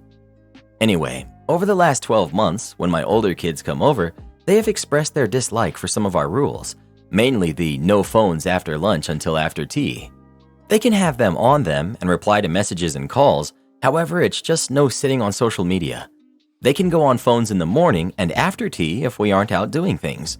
During the day, we try and do family activities such as bowling or cinema or bike rides and such, or if we stay home, it's board games and just interacting as a family. As my older son is getting older, me and my wife understand his weekends he likes to be with his friends, and we will drop him off to where his friends are and pick him up at a set time, as we live on the other end of the city. However, now for the last 3 months, they have refused to come to our house due to these rules, and my ex asked me to compromise on these rules, which I declined, mainly because it's not the most aggressive and archaic of rules, 5 to 6 hours of no phones. Plus, it will start the spiral for my twins, saying that they can get away with whatever they want to if they express enough dislike. I've said the door will always be open for them, and I won't be forcefully making them come to our house. So, am I the jerk for not relaxing the rules so they can come over just to sit on their phones? I don't think it's too harsh, but I'm also feeling guilty that they don't want to come over anymore. With my ex, they're allowed to cut their own routine, and that's fine there as it isn't my house and whatever works for them. My wife agrees with our rules, which is for all of the kids, and backs me 100%, but I find myself questioning if I'm doing the right thing or not. Edit. The 5-year-olds do not have phones, and they don't all follow the same exact rules as the older kids have their phones. They just can't sit scrolling for 5 hours in the middle of the day when we have made plans and made an effort to do something as a family. It's mainly 1 day a week too. The other day of the weekend, they're sitting with their friends and have their phones with them and can do as they please with said phones. It's just 1 day a week for 5 hours. You're the jerk. Your kids are unhappy at your home. That already tells you everything you need to know. Forced family time doesn't work on tweens and teens. It makes them resentful. You're the jerk. 5-year-olds and 13-year-olds shouldn't have the same rules. You're the jerk. You can't expect the same rules for a 5-year-old to apply to a teenager. You made these rules to create a family bond, but you're pushing your family away by sticking to these rules. You can adjust the rules by age, but you refuse to because you're too stubborn. Your rigidity suggests you prefer to have your controllable little family of 4 rather than your original kids in your life. Your cute and easy twins will grow up and chafe at your rules too. You will drop them then because 1, you won't have younger kids behind them that you are forcing them to play happy family outing time with, and 2, you'll see them as less disposable. Wake up! You're going to lose your older kids because you aren't morphing your parenting style as appropriate with their ages. They were your babies first, and you should care more about getting it right as a parent in the limited time you have with them generally, but also before they are adults. Needless to say, I think you're the jerk. Well, what do you think? Is OP the jerk or not? Please let us know. God forbid a guy wants his family to spend some time together. Look, OP, I've said it 1,000 times. Reddit is the worst place to look for parenting advice. I mean, seriously, 1 day a week for 5 hours, get off your phones and spend some time with your family. Am I the jerk for telling my parents I eat well and exercise regularly because I don't want to end up like them? I'm female 27. My parents are in their mid-60s and they have a ton of health issues for pretty much as long as I can remember. My dad has been at or above 300 pounds for my whole life, so he has the health issues that go along with long-term obesity. My mom, while not obese, has been overweight pretty much forever also, and just narrowly avoided a massive heart attack after difficulty breathing while watching TV. Had emergency open heart surgery to deal with several blockages. Healthy meals growing up was pizza after a small salad. So when I moved out, I unlearned unhealthy food and exercise habits and learned new, healthier habits. Props to my husband, male 27, who had those healthier habits and has been so helpful as I figure this stuff out. We recently visited my hometown and family for a week. We got guest passes for the local gyms because we both experience pretty brutal mental health declines if we don't work out at least some. My parents teased us a little for having to work out even on vacation, but I let it slide because I can see how it's a little silly from the outside looking in. Then we went out to my all-time favorite Italian place. I got baked ziti, which comes with a salad as an appetizer, which I did in fact eat. There was a snicker from my parents. I ignored it because I didn't realize it was aimed at me. Then the meal came and I only ate about a third of it, got the rest to go. We were going to be in town for 4 more days, so I could reheat it and it wouldn't go to waste. We're waiting for the waitress to come back to sign the bills and then head out, and my dad says, "Are you sure you're our daughter? The you that we know would have asked for seconds and wouldn't have even touched the salad." I said, "I'm trying to be healthier, nothing wrong with that." He doubled down and said they don't even recognize me anymore. They have no clue who I am because the kid they raised didn't think twice about the gym, and now it seems to be my life with how much time I waste there. And don't get them started on the supplements, pre-workout and protein powder, because that's a waste of money that we could be saving or putting towards our expenses or investing. So I told my parents I'm making the most important investment I can make. I'm investing into my health because I'd rather spend $200 a year on the gym and supplements than $200 a month on medication. Ouch, yowza canalza. Than $200 a month on medication I could have avoided being on if I had just been a little healthier in my younger days. My mom asks, what's that supposed to mean? And that's when I said, I'm making the lifestyle choices I am so I don't end up like you two. My genetics may be messed up, but I don't have to make it easy for them to win, so I'm not going to. Cue outrage and insults hurled towards my husband and I. Waitress came back just at that moment, so my husband signed and we all dipped out. The barrage continued with texts, so I just muted my phone. I get they took it personally. There's really no other way to take it. But was I really that out of line? Here's my conflict with this sub. Is am I the jerk a am I right or wrong sub? Or is it the am I the jerk sub? Yes, you're right. You want to work out to avoid or mitigate long-term health problems that may or may not be genetic. Were your parents rude? Yes. Was what you said also rude? Yes. Everyone sucks here. Everyone sucks here. They're being unnecessarily interested and judgmental about your new diet and exercise choices. So yeah, they should back off that. Probably should stop making restaurants a big focus of socializing with you as well. But you know, you could have just explained your choices and lifestyle without adding, so I don't end up like you two. I guess you're the type of person that thinks anything goes as a response when someone has been rude to you first. Karen wants to use the shoulder lane to escape traffic. I dared her. This happened just a few hours ago. I was driving a semi on the highway when the traffic suddenly became bumper to bumper on a 2-lane due to an accident a couple miles ahead. Everybody was creeping and I was at the right lane. Suddenly, I saw a regular vehicle, not even an emergency vehicle, on the right side, the shoulder lane, passing me. There's not even an exit nearby. I was like, oh no. And as soon as I saw a couple vehicles behind me trying to do the same thing, I immediately blocked them by going slightly to the shoulder. So I'm occupying 2 lanes. I got a few honks, but I couldn't care less. If I'm suffering in traffic jams, everyone else should have to as well. Shoulder isn't for passing. As long as I didn't see any flashing lights behind me, I'm not opening that shoulder. We're crawling anyway. After a few hundred feet ahead, I see an idle police cruiser on the shoulder up ahead. Figured that nobody would dare using the shoulder anymore. I merged back to my lane. Turns out I was right. The shoulder became empty all of a sudden, but that's not the end. While I was chilling, still creeping, I heard a very annoying and repetitive honk on my left side. I looked and I saw this lady with huge sunglasses, a ponytail, bending down on her seat, looking at me, yelling something, looking outraged. I roll down the window and this is the following conversation. Karen, you know you're blocking 2 lanes, right? Me, confused. Huh? I was behind you on the right lane and you wouldn't move. I honked and you didn't care. Me, that's a shoulder. You're not supposed to drive on the shoulder. That's a lane. You are allowed to drive there. While she's still yelling incoherently, we are still slowly moving. Then I remembered there's an idle police cruiser on the shoulder that I saw a while back that we didn't pass yet. I'm sure everyone knows by now. Malicious compliance initiated. I reduced my speed even more, so Karen is faster than me by a little bit on the left lane. Then I dare her by giving her the signal that she can pass me to use the shoulder. She aggressively took it, cut in front of me, and immediately went to the shoulder. However, what Karen didn't know was that the cruiser is already around the corner. I was driving a semi, so my field of vision is much higher and wider than everyone else. Karen was driving a sedan. Her field of vision is much lower and limited. What I didn't take into account was how aggressive Karen was driving. She cut the corner so quick without looking and ended up hitting the cruiser. Sorry, officer. It was so abrupt that I can hear the crash pretty loudly. I can also tell that the driver in front of me was gasping in shock as well. I've never seen an officer get out of the cruiser so fast before. This dude practically jumped out of the cruiser in less than 1 second.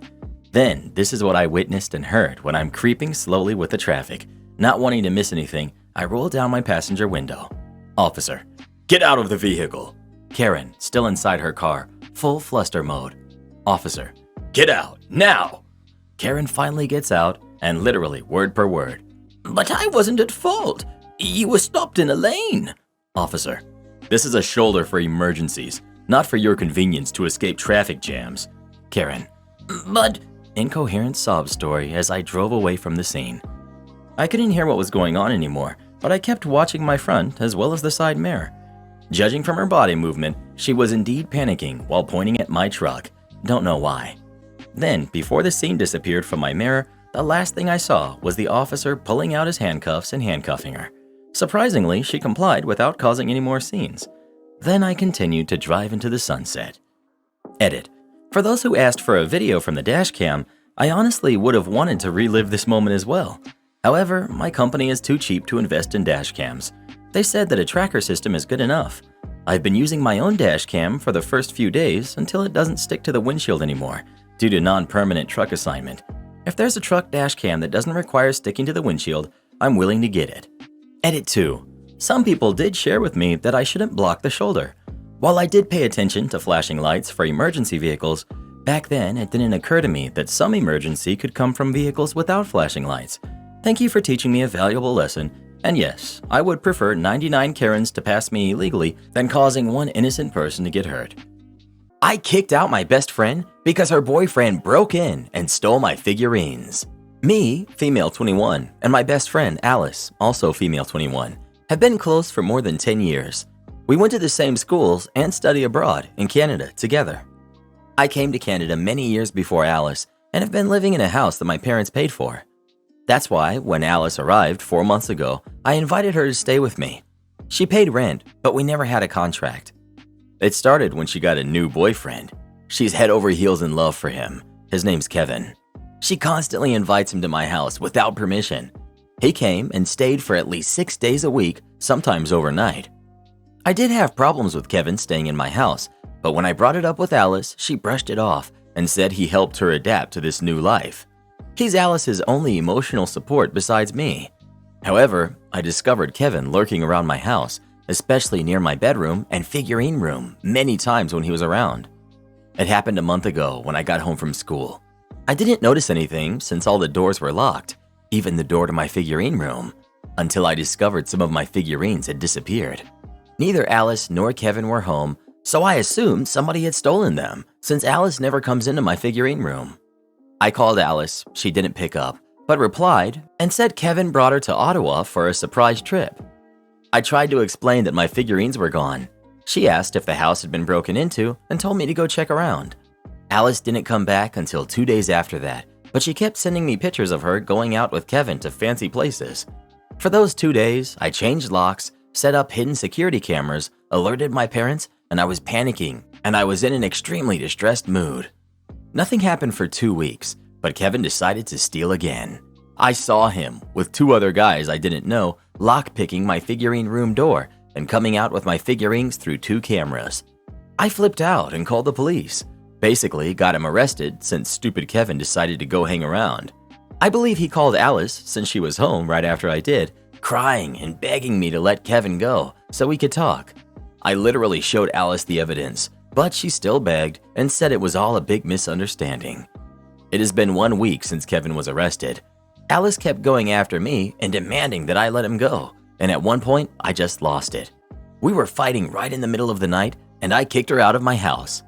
Since then, I've been receiving a lot of phone calls from her family, from Kevin's family, and friends threatening me to have Alice back and drop the lawsuit that I pressed on Kevin.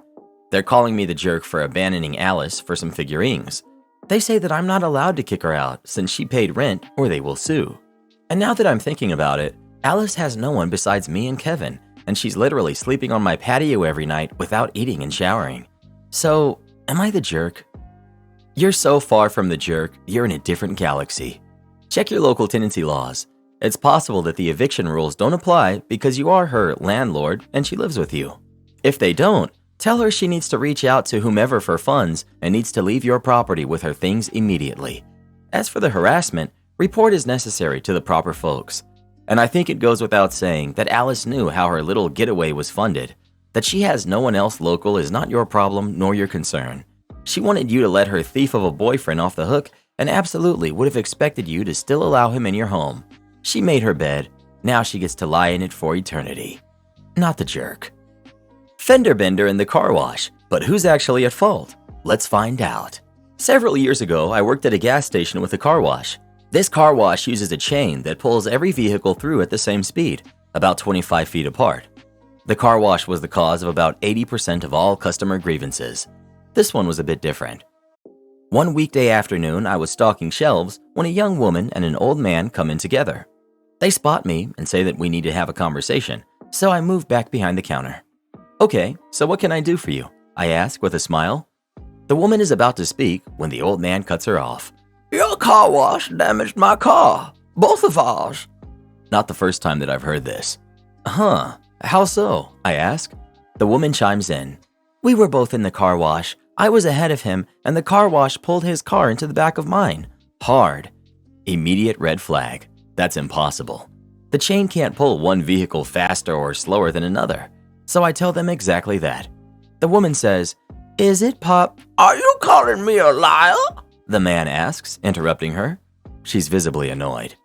What I'm saying, I point out to the man, is that the car wash couldn't have done this. Either you, I make eye contact with the woman, hit the brakes, I look back at the man, or you hit the gas. I didn't touch the brakes, the woman said, sounding as though she started second-guessing herself. I'm not stupid, the man shot back. I never touched the gas pedal. I had a feeling that the older guy was probably the one at fault here, so he was my prime suspect. Well, thankfully the car wash is lined up with cameras, so I'll just go rewind the footage and see what happened, I say, matter-of-factly. Oh, that's not necessary. We'll just have the company pay for the damages, the man says agreeably. Well, the company is going to want to review the footage anyway, so I might as well do it now. No, let's not waste any more of our time, the man says nervously. I exaggeratingly raise an eyebrow at him, then glance over at her. She clues in that I'm laying the pressure on him and also looks at him suspiciously. Oh, but surely the camera footage will prove your innocence, sir. Silence. Yup, it's him. So I review the footage, and sure enough, while he was being pulled by the chain at first, he hit the gas and rear-ended her. I came back behind the counter and looked at the woman. Well, turns out he hit the gas and rear-ended you. Now, even though it happened in the car wash, it wasn't caused by the car wash, so this matter will have to be solved between the two of you. If you would like the camera footage to provide to your insurance, I'd be happy to give it to you. I look over at the old man with a smirk. He clearly died a little on the inside, knowing that he's done for. She thanked me and looks over at him as if to say, Pay up, sucker. Am I the jerk for not paying my boyfriend back after he didn't get me the right birthday cake? I definitely have a bit of a complex about this kind of stuff because of how I grew up. Always with my siblings getting what they asked for while I almost never did, and generally feeling like I never get my turn at things, so it will be helpful to know if I'm justified or overreacting. My boyfriend and I have been dating for 10 months, and it was my birthday yesterday. I put a lot of effort into birthdays, including his, and I was pretty excited about it for the last month or so. There's a local bakery that makes a really good-looking pineapple upside-down cake. I've been really wanting to try it and have been saving it for my birthday. About a month in advance, I told him my birthday was coming up and gave him a few activity ideas and told him that I didn't need a gift, but I really wanted a pineapple upside-down cake from XYZ Bakery. He said sure.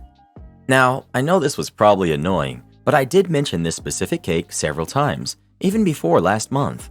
Like, we would drive by the bakery and I'd say something like, Oh, hey, that's the place with the pineapple cake. I want to do that for my birthday.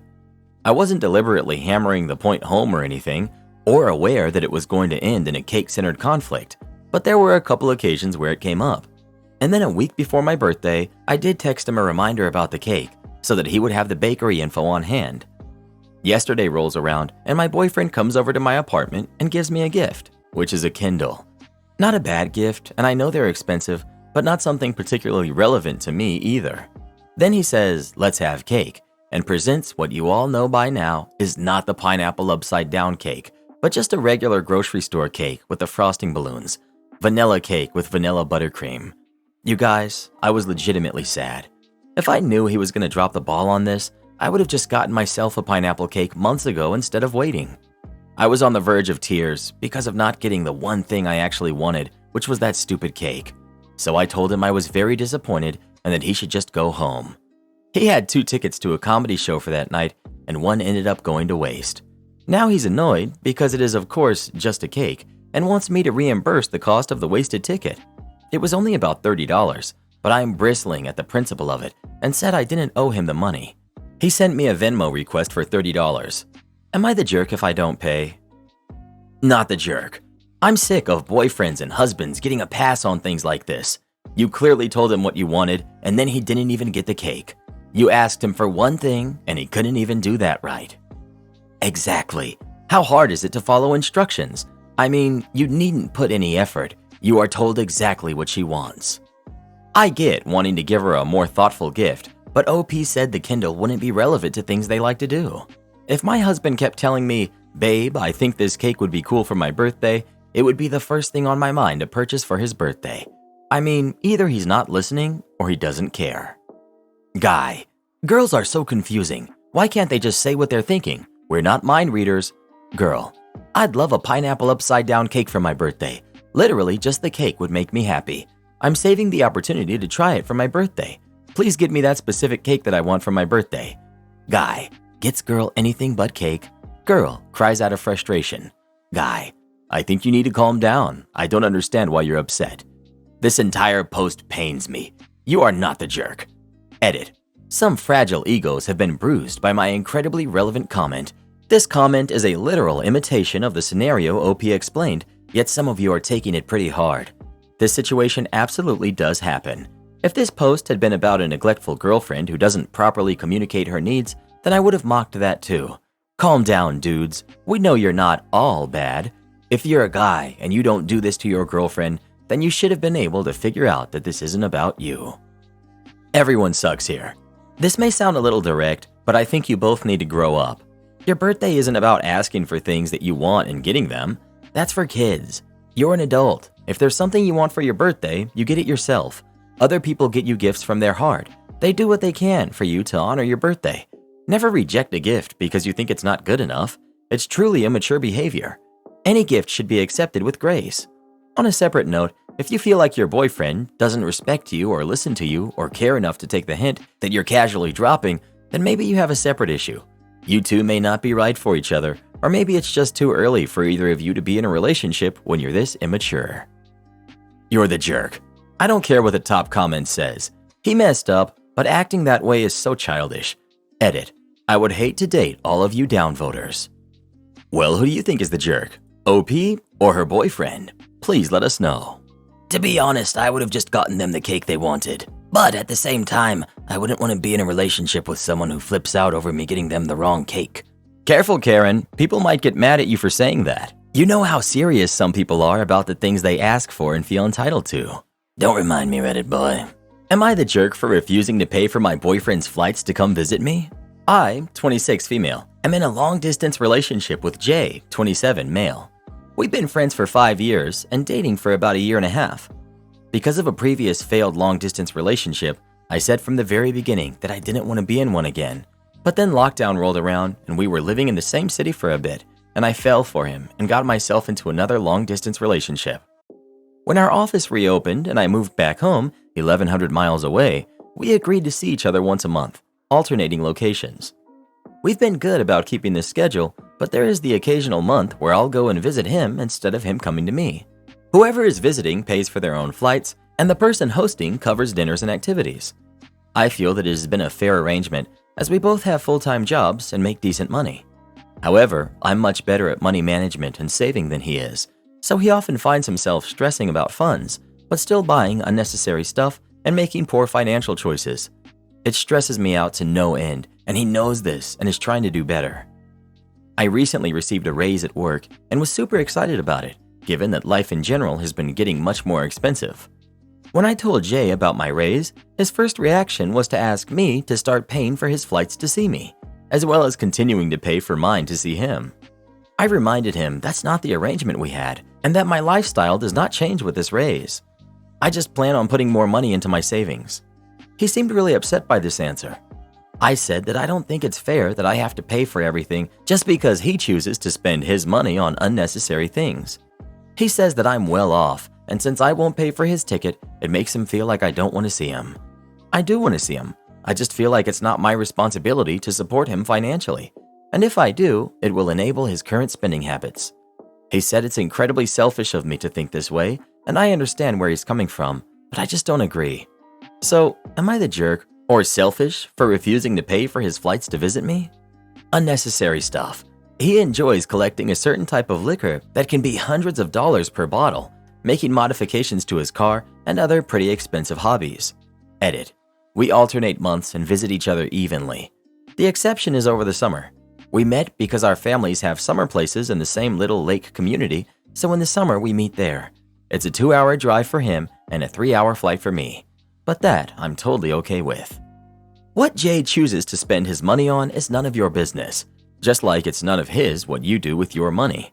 Both of you had an agreement, which seems perfectly reasonable. Honestly, do you want to be in a relationship with him? He's financially irresponsible and not willing to change. Do you want to eventually build a life with him? Not the jerk. Relationships are a two-way street. He wants yours to be a one-way street financially. Not the jerk. Not the jerk. It's reasonable for each of you to pay for your own travel. You do not need to subsidize his expensive hobbies. Your approaches to finances represent a pretty major incompatibility. Even if you're otherwise happy right now, this does not look built for the long term. Am I the jerk for saying my in-laws have no right to judge me for not adopting my stepkids? I, 35 female, have been married to my husband, Michael, who's 38, for 5 years now. I'm the stepmother of his 2 boys from his first marriage, Lee, who's 14, and Kai, who's 8. Their mother passed 7 years ago. Kai calls me mom and has since he was 4. Lee calls me by my first name. Lee has wanted me to adopt him for some time now, and it was something discussed. The reason it has not happened is Lee does not want me to adopt him, and my husband did not feel comfortable with me adopting only Kai. He's worried about it coming between the boys, and Lee may be feeling left out eventually. But I think the main reason is he worries about the judgment of others and the fact that the comments could get to both of the boys. I love both Lee and Kai, but my relationship with each of them is different. Kai is my son, and we have a mother-son relationship. Lee is my stepson, who I love, but he doesn't always like that I'm here. Sometimes he gets annoyed that I'm here instead of his mom. Sometimes he treats me okay, but he has never been okay with me filling too much of his mom's role in his life. Our relationship is a delicate balancing act. The boys have been in therapy. We also did therapy together as a family. My husband asked the therapist for their opinion on the adoption, and she said we made the right decision, and that when the boys get older, she said once they were around 10 and 16 respectively, and their feelings have not changed, then adopting just Kai could be okay. But to make sure Lee is spoken to again and given the option to express if he changed his mind. This has been challenging because so many people have opinions. I hate seeing Kai sad, but I don't want to force anything on Lee either, or risk him feeling a certain way if we make the wrong decision. My in-laws mentioned I should adopt the boys about a month into the marriage. At the time, my husband told them we didn't need to be rushing anything. But now they're aware of what's going on, and they told me it's shameful that I have not adopted the boys and become their legal mother. They said Lee is depriving both himself and his brother of the legal protection of being their mother, and that I'm showing clear favoritism by making it obvious I want to adopt Kai and not Lee. I asked them how I make that obvious, and they ignored my question. They told me I should have jumped at the chance to be their mother, that it was monstrous to consider making one of them mine and discarding the other like yesterday's garbage. That angered me because I've always done my best. I ended up saying that they had no right to judge me for not adopting the boys because they have no idea what it's like to be a step-parent, and especially to stepkids who have lost their biological mother. And they have no idea what it's like when both of the kids want different relationships with you. They told me you don't have to be a step-parent to know someone is wrong and how they step-parent. Am I the jerk? Not the jerk, and well done as a step-parent. You came into the boys' lives at very different points in time, and you're respecting their individual wishes. It would be worse for you to adopt Lee when that isn't what he wants, and to be honest, it can be an option that is always on the table even when he becomes a legal adult. Am I the jerk for not paying for all of my daughter's camp? My daughter has been going to the same summer camp since she was 7. Her mother and I separated when she was 12, and we split everything evenly and always paid half and half for her camp. We never intended on it being a long-term thing, but she made friends and they always looked forward to seeing each other every summer. Back in October of 2021, I came home to my daughter with a friend I have never seen before. She introduces her as her friend from camp. She was in the area because her family was going to Disney World. Her and my daughter were very excited to see each other, but I was a bit apprehensive about having a stranger in the home, but she stayed overnight sometimes. One night, I was cleaning through the room and realized I couldn't find an envelope I got from the bank a few days prior. After tearing apart the house and not finding it, I concluded it must have been my daughter's camp friend. I never lose stuff, and I lose money the few days a stranger from across the country has been in my house? I was livid, and when my daughter finally came back, I asked her about it, and she told me to lower my voice. Her friend was coming in as well, and they didn't see it. I confronted her friend, who got overly upset, saying her family is wealthy and she doesn't need money, and my daughter was defending her, saying that they never were apart, so there was no way she could have it. Regardless, I told her she wasn't invited inside and had to leave. This caused a huge argument with my daughter, who didn't speak to me for weeks after saying I'm disgusting. She wouldn't even agree to our custody agreement and stayed at her mother's house for months. We eventually started talking, but it was awkward and short.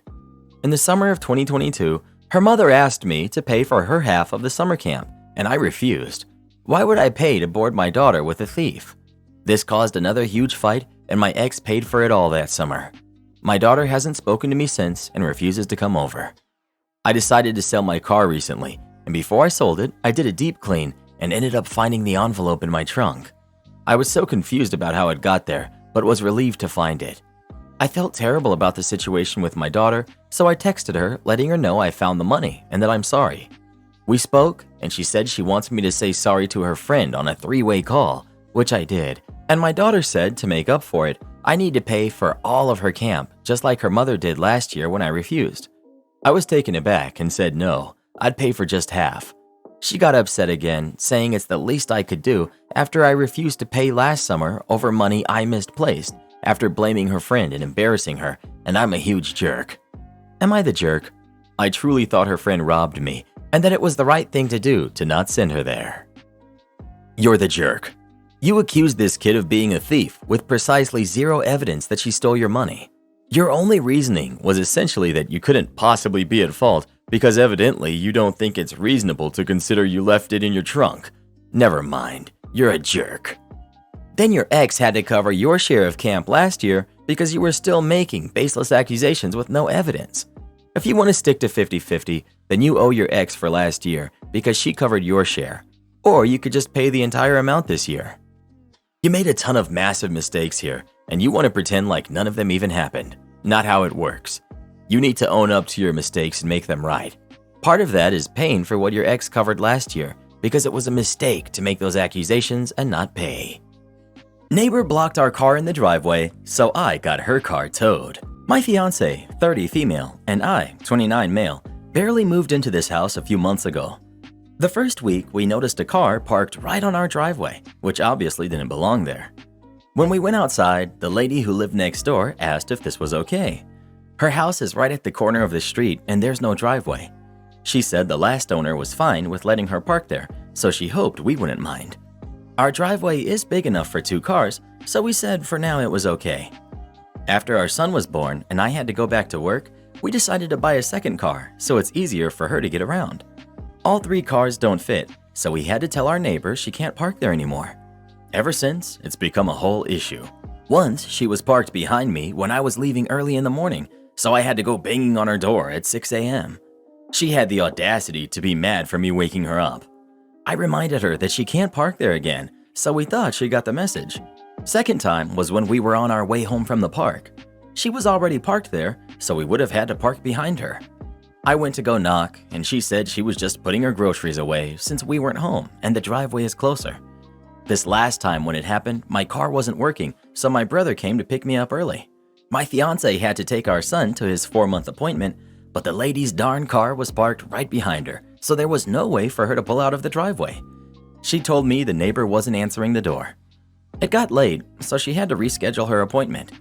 I came home after and I called the cops to come deal with this because I was just so tired. Since they couldn't reach her, they did end up towing the car. Once she found out, she was at my door, angry. She had been a few blocks down at her friend's house, which was why she didn't answer. But now she says she's stressed because she doesn't have the money to get her car back and it's our fault. Since both our cars were there, she assumed we were both home, and if anything, we would have used my car to pull out of the driveway. My neighbor kept complaining how wrong we were to go to that extreme of making her lose her car when she absolutely needs it. We've just ignored her since then, but now every time we're stepping out, she glares right at us. I've had my car towed before too, so we know it's a nightmare of a feat to get it out of impound. That's why I'm asking if I'm the jerk. It's been almost a week since this happened, with still no sign of her car parked on the street, so obviously she hasn't got it back yet. Not the jerk.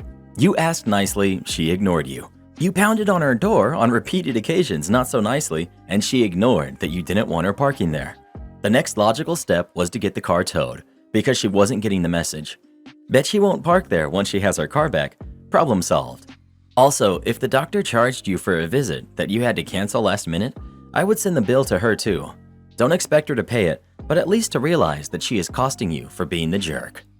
In my opinion, you gave her too many chances. None of this was your fault. You were 100% clear with her from the beginning.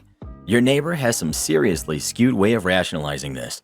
Don't let it rub off on you. Not the jerk. Not the jerk. If she needed her car, she shouldn't be parking it somewhere where she knew she no longer had permission to park it. Get a camera though, because retaliation is likely. Am I the jerk for wanting my stepdaughter to switch schools her junior year to live with us? My husband and I have been married for 2 years and have 5 kids. His daughter from a previous marriage, who's 16, my 2 sons from a previous relationship, 13 and 15, and 2 kids together who are 3 and 1.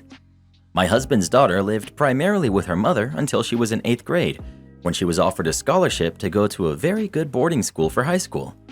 I've never agreed with the idea of sending teenagers to live away from family, but her mother and my then fiancé agreed that it would be beneficial for her. They drafted a new custody agreement to reflect the new school schedule. My husband moved out of state, so he always had summers and holidays anyway. When I married my husband, I thought that she would be just a day boarder, which seems better than full-time, so I let it go. By the time I learned the truth, 2020 was in full swing, and removing her wouldn't have been safe even if she wanted to leave, which she didn't. Fast forward to 2022. She's 16 years old and a junior. I recently learned that her mother moved back to her home country 6 months ago and has been letting my stepdaughter manage her own money. This means that there's now not even a parent in the same state or even the side of the country for my stepdaughter. She is completely independent in her day-to-day life. My stepdaughter has every weekend unsupervised to do whatever she pleases and independent access to not only multiple major cities, but is only a day trip from another country that she has dual citizenship in. I've seen Facebook posts of her going to art shows in other states without even pretending to ask one of her parents for permission. This isn't acceptable. It's not okay for a teen to just go live her own life, especially to this degree. We have 2 sons that are only 1 and 3 years behind her, and they're starting to see the double standard as well. I would never let any of my kids do the things my stepdaughter is doing. She's my kid too, and this needs to stop. She needs to change schools to be either with her mother or with us and be part of a family. My husband says that it's different because she was raised differently and is just more responsible, but that's BS. If he actually thinks she's not being a normal 16-year-old with that level of freedom, he's lying to himself. My stepdaughter loves her school, of course, and is very resistant to changing schools for all of 1 year of high school to leave her friends, and no doubt doesn't want to actually have rules. I'm still pushing the issue, and now my husband and stepdaughter are mad at me for trying to change the status quo. The boys are mad at me for having double standards, and other family members are mad at me for either over or understepping in my role. Am I the jerk? You're the jerk. She's at a boarding school and doesn't need to ask permission to see art shows. You're being dramatic, and she's not even your kid. On top of that, you're controlling. You're acting as if she's getting into trouble and interacting with bad people her age or older. Calm down. You have no good reason for her to change schools, and you are overstepping your role. Her parents already created a plan, and you have to respect that. She's asking the school for day-to-day things she would need parental permission for, and unless OP is a time traveler, the telephone and email exists. Stepdaughter could very well be asking mom over the phone or via text to be getting permission to travel out of state. The only point OP might have is to suggest that dad's, assuming he wants that, permission be necessary to travel out of state, etc. Most teenagers have spending money that they can act with on their own. Daughter likely has a roommate and an RA equivalent on the floor, house mother, etc., which are possibly stricter than most parents. I'm sure his kid would tell him before she goes out of state, so it's not like she's completely running rogue. OP is just mad she has no control over a situation that doesn't concern her. You're the jerk. She hasn't given you any reason to doubt her ability to take care of herself and behave appropriately, so you would be punishing her for literally nothing. She's going to art shows? How wild. Just leave the kid alone. She's not your kid, and she's been fine this long. Removing her from a situation that works for her and isn't harming anyone would be cruel and unreasonable. You should be proud she's independent and cultured. Am I the jerk for taking my brother-in-law to small claims court over art supplies? A bit of context. I, 29 male, like to draw and try other mediums as well. As such, I've accumulated a lot of art supplies over the past few years. My wife, Sally, 27 female, also dabbles a bit, and we have converted one of the rooms in our home into an art studio of sorts. There's easily a few $1,000s worth of art supplies in that room, and we tend to keep it locked for that reason. Most important to me are my pencils and markers, which were not cheap. On to the story. Sally and I had her family over for her aunt's birthday a few weeks back, and my brother-in-law and sister-in-law brought their kids with them, who are 7 and 6. We had forgotten to lock the door to the room that day. About an hour into the party, I noticed that both of the kids were nowhere to be seen, so I asked my sister-in-law if she knew where they were. She said that they were drawing in the other room. I asked if my wife was with them, and she said she just told them which room it was in. I immediately rushed over to the art room and found it was a total mess. Most devastatingly was the fact that all of my markers were ruined because the kids were using way too much force, causing the tips to fray. I yelled at them to get out, and they started crying. My brother-in-law ran over and started yelling at me, saying that they're just kids and it's just markers. I told him that these markers alone were $17 a piece, and he said I was stupid for paying that much. Sally tried to defuse the situation, but my brother-in-law started yelling at her too, saying we can't have this much art supplies and not expect kids to want to use it. I told him he's paying to replace the markers and the other supplies they ruined, and he told me to buzz off, and he left. Everyone left shortly after that. I totaled up the damages, and I need to replace about $375, and found that the kids drew on a piece I had spent the past week working on, as well as ruining a finished piece Sally did. I sent him a bill, and he blocked me. So I talked with my friend, who was a lawyer, and had him draft a claim for small claims court and a letter to send my brother-in-law. I paid him for this, of course. My wife is in agreement about this, but her family has been mobbing us, telling us we're being ridiculous over some markers. Only my father-in-law, who also has taken up painting recently, and my other sister-in-law say that brother-in-law has to pay. Am I the jerk? Not the jerk. Parents need to watch their own kids. How entitled is it to just send them to a room in someone else's house and tell them to go wild with whatever is in there without even asking? I don't get all the "you're the jerks" and "everyone sucks" here, saying that you should have locked the door. How about the parents watch their kids and make sure they stay with them? Though in this case, that wouldn't have helped because they felt their kids were entitled to your stuff. The way they wrecked 2 pieces of actual art is the worst part of all. Karen demands to dance with me at my own wedding. My dad married Sandy when I was 16. Sandy has no kids.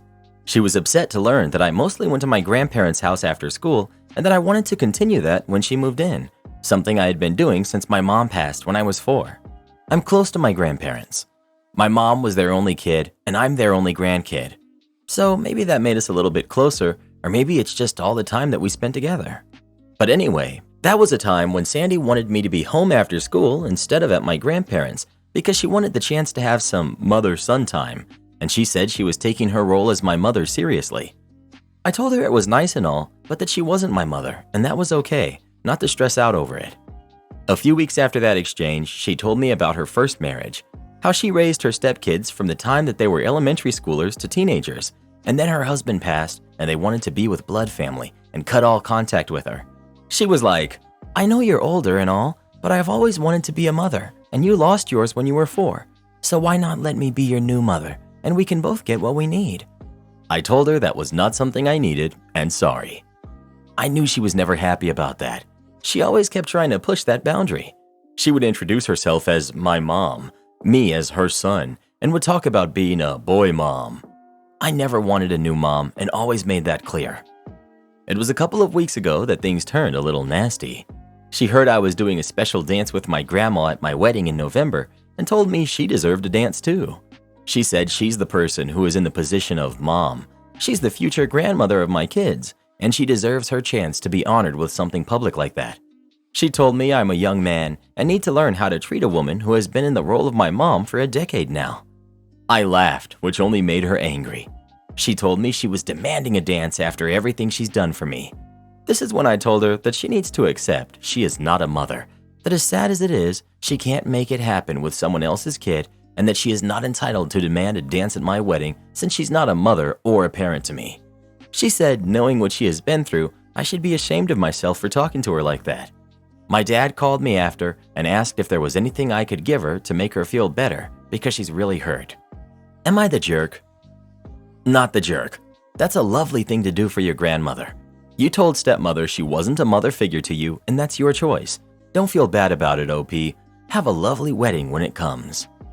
Not the jerk. You were 16 when she became your stepmother. You made it clear that you didn't want her to take a motherly role in your life, and she has repeatedly ignored and pushed boundaries. It may have been harsh to have worded it as you did, but she didn't seem to take no for an answer. Not the jerk. What's really sad is that she's missed out on having any sort of a relationship with you because she's pushed and pushed for a relationship she's neither entitled to or should have expected. Not the jerk. Throughout the entire time you've known her, she has been concerned only with her own needs and has ignored yours, as well as regularly stomped all over your established boundaries. If she truly wanted a mother-son relationship, then she would have offered and then stepped back and let whatever would have happened happen. As it is, by pushing so hard, she made this inevitable. Also, your father should have shut this down the first time it happened.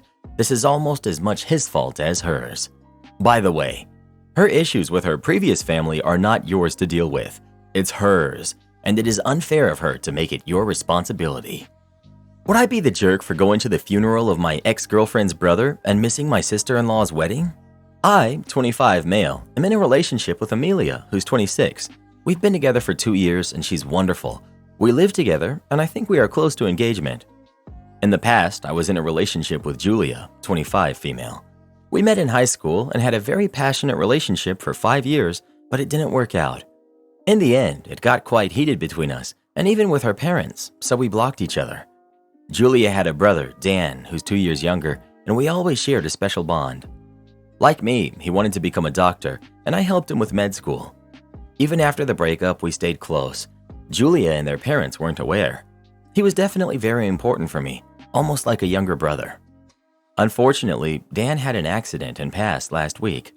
I didn't know until Julia came to my home to announce it 2 days ago. I'm absolutely devastated. She apologized because she wasn't aware that Dan and I were still close. She also thanked me for being there for him when he was fighting depression and that all of her family would like to see me at his funeral next Sunday in their hometown, 7-hour drive. I replied that I wasn't sure if I could come because I'm running low on money at the moment and my car will be at the mechanics. She said she could drive me there, but she had to be there 2 days earlier to help with the organization. I said that I'll think about it. We exchanged numbers and hugged. She cried a little and said she was sorry for all of the things of the past and she was happy to see me again. Amelia came home at this moment and I explained the situation when Julia left. She already knew about my past relationship with Julia and my friendship with Dan. Amelia told me that I wouldn't be able to go to the funeral because the wedding of her sister is the same day and we both agreed to go. I said that I need a bit of time to process all this. The following morning, I had a very emotional phone call with Dan and Julia's parents. They apologized for the past and thanked me for being there for Dan, that they would always consider me family from now. They insisted that they would like to host me for the funeral to save me cost. After reflection, even if it sucks for Amelia and the wedding, I cannot imagine missing Dan's funeral. I talked with my co-residents and the head of my unit, and they're okay with me missing a few days and covering for me. When I told my decision to Amelia yesterday, she blew up and said that I'm a huge jerk to ditch her and her family in favor of my exes. She said that I committed to the wedding and I couldn't leave her alone to reconnect with my ex.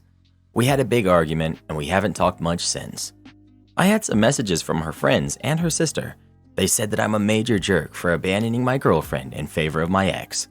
I was sure that I was making the right choice, but I started to feel bad and second guess myself. So, am I the jerk?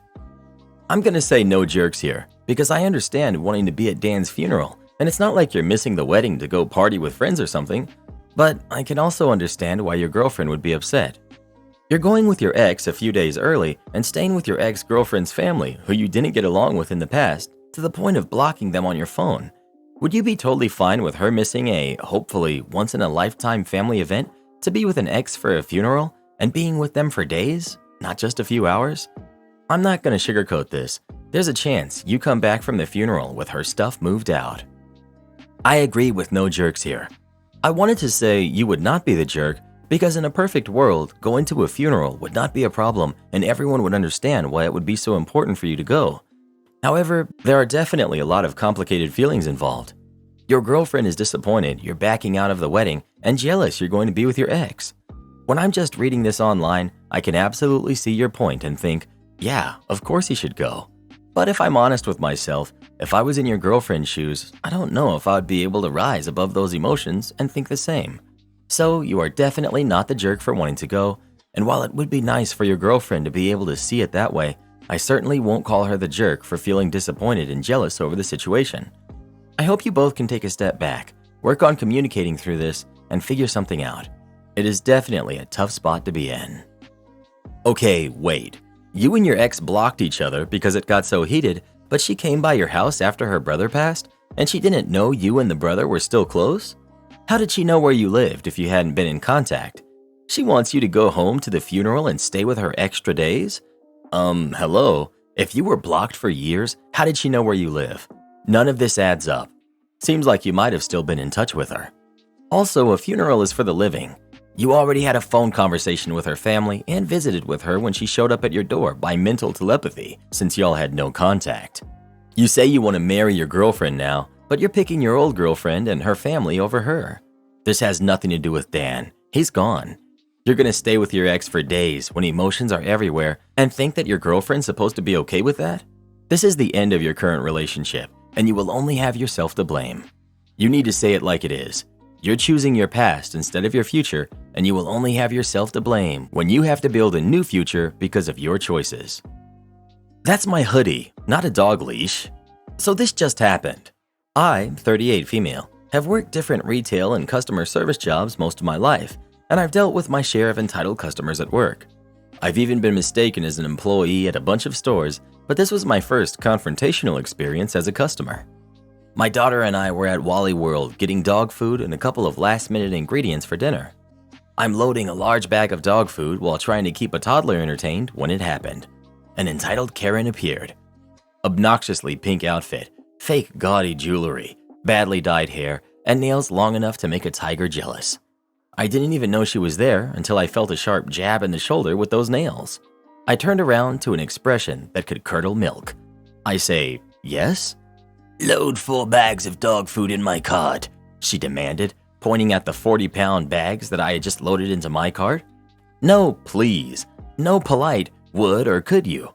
Just a terse order like she was talking to someone so beneath her that she couldn't be bothered to say anything else. I wasn't even slightly resembling a worker since I was wearing jeans, sneakers, and a black hoodie from a local haunted house. Not to mention my daughter in the cart next to me. Still, I wasn't in a rush and my daughter wasn't being fussy. If Karen had asked nicely, I could have gladly helped. I've done that a bunch of times before and have always been glad to help, so long as I got a please and thank you from the person I'm helping. Instead, I just said, I don't work here, I'm shopping. I was hoping that being direct and staying close to my daughter would show that I was busy. But no, her lip curled even harder and sounded insulted when she said, So, you're not going to help me? I just said, no, I need to finish my shopping. Not wanting to risk getting caught up in one of the many I don't work here lady stories that I read, I grabbed my cart with my daughter and started walking away. I just wanted to get us away from that situation ASAP. That was my mistake. Never turn your back on a rabid animal. I barely registered Karen's indignant huff before she grabbed me by the hood of my sweater and yanked. This freaked me out from suddenly being choked. I'm someone that's been trained in self-defense, martial arts, and was raised around a bunch of bikers. If maternal instincts weren't telling me to get my daughter out of danger, I probably would have done a lot more damage to the Karen than I did. I swung my arm back as hard as I could to force her to let go. I made contact with something hard enough that she let go with a yelp, and I hightailed it to the front of the store to report what happened. The employees, manager, and security were on their game and immediately went looking for Karen as soon as I told them what happened and gave a description. Unfortunately, Karen was gone by the time they went looking for her. The manager still contacted police and a report was filed. I definitely wanted to press charges if I could. According to security, after this happened, she looked really upset and insulted, but then got a shocked look on her face. She started looking around until she looked directly at a camera. Karen then grabbed her purse and sprinted out of the store, leaving her cart and all of her groceries behind. Guess she wasn't a complete idiot after all and realized how badly she had messed up. The manager promised to keep an eye out for her. The police said they would contact me if needed. My daughter had no idea that anything bad happened. She was giggling when I was running her and the cart to the front. The next day, I got a call from the officer I talked to. Either Karen grew a conscience or someone forced her to turn herself in. She showed up at the police station the next day, looking like a scolded puppy when she got there. Officer's description. Officer asked if I still wanted to press charges and said she'd likely get probation or community service. I told him that I did still want to. Part of me wonders, did she actually feel bad? Did her husband or wife or whatever ask her why she didn't have the dog food and force her to confess? Or did she come in so she wouldn't be arrested and get a lighter sentence? I don't know. I'm just surprised that she did. Am I the jerk for not wanting to get rid of my roommates as per my wife's demands? Okay, backstory time. I, male 34, and my wife, female 34, will have been married for 3 years this upcoming December. I own a 2-family house on an acre in central Jersey that I purchased when I was 25. I rent out one side and live in the other. I have 2 spare bedrooms that I also sublet, one to a dear friend of mine, male 35, and another to my cousin, female 35. I have always rented these rooms, and having the extra income between the rental side and the rooms I rent on my side means the house basically pays for itself mortgage-wise. I have to come out of pocket for utilities such as garbage, electricity, fuel, oil, etc. My monthly cost of living is anywhere from $600 to $800, handling the aforementioned bills. Relatively cheap for New Jersey, where a 2-bedroom apartment can run you $2,500. So now to the issue at hand. My wife wants to get rid of our roommates. As of now, she lives for free, absolutely zero cost of living, which has helped her significantly regarding paying down debts, fixing her credit, and so on. She's not out of the woods yet, but she's well on her way. I'd say in about another year or so, she'll be 100% debt-free. She has expressed in the past that she would like to live alone, but at the time, it just wasn't economically feasible for us to do so. She wasn't working, then lockdown happened, blah blah blah. No big deal, right? Also, I should mention, you wouldn't even know we have roommates. Sometimes I go days without bumping into one of them. Anyways, this week she slaps me with an ultimatum out of the blue that either the roommates move out or she's going to leave me. I stated that I did not think that was the smartest financial move, as she only wants to give them 30 days, which would mean we would be looking at having to come up with another $1,600 the following month. Cue argument. She states that she can afford to make up the difference and that paying it would be worth being able to live alone together. Am I the jerk for thinking this is stupid? That giving up almost $20,000 a year in rental income on the drop of a dime doesn't make any sense? Not to mention telling a friend of 22 years, as well as my cousin, "Sorry guys, the wife's giving you 30 days notice. Good luck." Furthermore, this income allows us to travel whenever we want, buy whatever we want, go out whenever we want. It basically helps make us very flexible financially. Also, why can't we compromise? Okay, you want them gone? Let's stick it out for 1 more year, knock out the rest of your debt, and also give the roomies plenty of notice that this is what we're going to do. No jerks here. You're trying to make an emotional issue financial. This is not a financial issue to her. She'd rather be in a little debt than live with your friend and cousin. Your wife is saying she wants alone time with you without always having to be on. What she is asking and stating is very reasonable. Very few married people want to live with roommates for a very good reason: privacy. While these are your friends, you're asking way too much of your wife to expect her to live with your cousin and your buddy indefinitely. She's done so for 3 years. That's enough. Honestly, everything you've stated clearly illustrates that you value money and you value your friendships over your wife's comfort and feeling of security in this relationship. How would you feel if you lived with your wife's cousin and her BFF? If you never got to just hang out in your home without having to be on? Dude, read the room. Life changes and needs in a relationship change. You are not swinging single. This is not your girlfriend. This is your wife, whom you should consider a full and equal partner with equal say in this relationship. You've made it clear you do not. You're the jerk. You're willing to let your wife leave you because of money? She even offered to make up the difference. I guess my question to you is, what do you want out of a marriage? You need to start thinking of your family, your wife, and not your roommates and money. The fact that you might let her leave you over this situation is making the marriage not look too great. Am I the jerk for rushing home to get my sister's forgotten wedding veil, but giving up on bringing it to her? My oldest sister, Odette, just got married at a venue that, with no traffic, is about 2 hours and 15 minutes away. Odette planned to wear great-great-grandma Mary's veil, which has a distinct lace pattern and is passed to only the eldest daughter. In our family, it's considered good luck, heavily sentimental, and we have multiple bridal pictures of eldest daughters in the veil while standing with their mom and grandma. The bridal party and family met at Odette's house before driving to the venue. The veil had been in a garment bag, hung up in front of a closet door, but the door had been opened, the hanger fell off, and none of us missed it when we packed up. We made it to the venue by noon for the 4 p.m. wedding.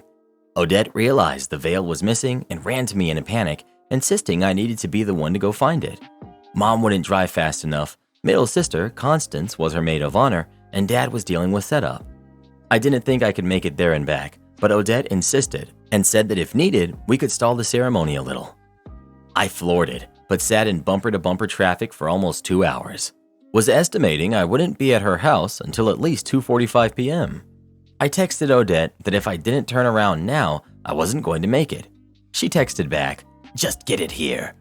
When I emphasized that I wouldn't make it for her wedding ceremony or reception if I didn't turn around, she said, "The photographer doesn't leave until 7.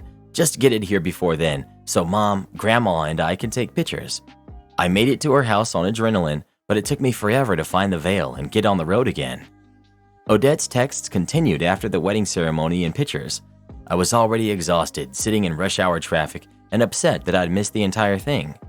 After rereading our texts that were all about Mary's veil, I realized that she didn't care at all about me being there, which upset me enough to turn around at 5:30 p.m.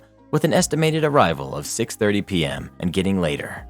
I texted Odette that I was sorry, but the veil was put up and the house key was in the flower pot. I woke up to a ton of angry texts from her accusing me of ruining her wedding and not trying hard enough to get back.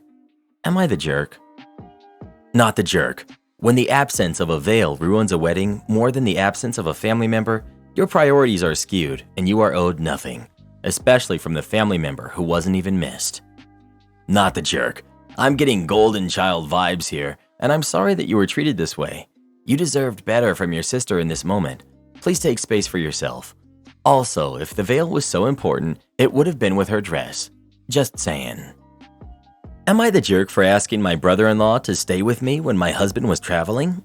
My husband, male 27, and I, female 25, got married a year ago. We're living together. My family doesn't live here. They live about 2 hours away. He recently got a promotion at his job. Our house is a little bit further away from the city. We live in a farm-type house, although it's not a very big portion of land, but we have neighbors that have bigger properties. Point is, our neighbors live kind of far away. With his new position, he'll need to travel sometimes. His first trip was last year. He had to travel for 2 days. I honestly did not have a good time because I was alone and away from neighbors. I did not feel safe. I spoke to him and we agreed that next time I'll ask a friend to come stay with me. Well, he needed to travel last week too. This time it was for 3 days. I told him I was going to ask a friend, Jennifer. He left early in the morning. I thought about it and then I started overthinking. I don't think I'll feel safe if it's just Jennifer and I. We're still 2 women alone. So I called brother-in-law, Ashton, male 24, to see if he could come stay with me instead. He agreed, so I called Jennifer to tell her my plans had changed. He came over around 6 that day. We had dinner together, chatted, and watched a movie together. We mainly did those things during the time he stayed here. My husband and I spoke on the phone, but I didn't tell him I had called his brother instead of Jennifer. Ash and I are close. I'm close with all of his family, so I didn't think he would mind. My husband came home last Thursday around 8 p.m. When he saw Ashton was here, he was a bit taken aback. As it was late, I told brother-in-law to stay one more night if he wanted to, and he did. I could tell my husband was upset. I asked him what happened, and he told me nothing. The next day, after he got home from work, he was still upset, so I asked him again what's going on. He said that we had agreed that I was going to call a friend. He didn't agree with having brother-in-law over. I gave him my reasons as to why I called him instead. He still said that I shouldn't have called him because I know that their relationship is not the best. We argued, and now he's even more upset with me for not even apologizing. He asked if I'm going to call Ash every time he goes out, and I told him yes. I'll do that because I don't want to stay alone. Am I the jerk? Not the jerk. Your husband sounds totally insecure. Big surprise there. Pretty much all guys are super insecure these days. According to him, his own brother can't even step foot in your house or you're going to cheat with him? At this point, I wouldn't even blame you if you did. It's obvious this man-child you call a husband does not trust you. I could never be with a man who doesn't even trust me. I hope you do consider leaving him for his brother.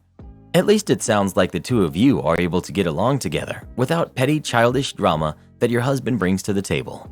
I'd also be highly suspecting that his little trips he's going on, he could very well be the one cheating while away and projecting that out onto you. You deserve better, and I hope you find it, whether that's with his brother or just another man who has an ounce of self-esteem and doesn't act like a petulant child. Customer demands TV satellite dish be reinstalled on the ground after roof is replaced, then wonders why his TV won't work. This is a story told to me by a coworker at a satellite TV installation company that I used to work for years ago, and I have since quit. Absolutely horrible company that treated its employees horribly. To help you understand this dilemma, I'm going to lay out some very basic groundwork here on how satellite TV works so that you can understand the dilemma that he was faced with. Context. When we install a satellite dish, we use a special inclinometer to determine whether or not our satellite dish's view will be obstructed. Each region is given a specific azimuth, elevation, and tilt that serves to identify the actual satellite in orbit and to prevent us from installing a non-functioning system. Actual story. With that said, our boss called my coworker to assist with a satellite dish relocation because a customer replaced his roof and they tore the satellite dish off the old roof when the new roof was put on. My coworker arrives and the customer tells him that he would like the satellite dish to be put on a pole outside. He says, "Fine, where would you like the pole mount to be placed?"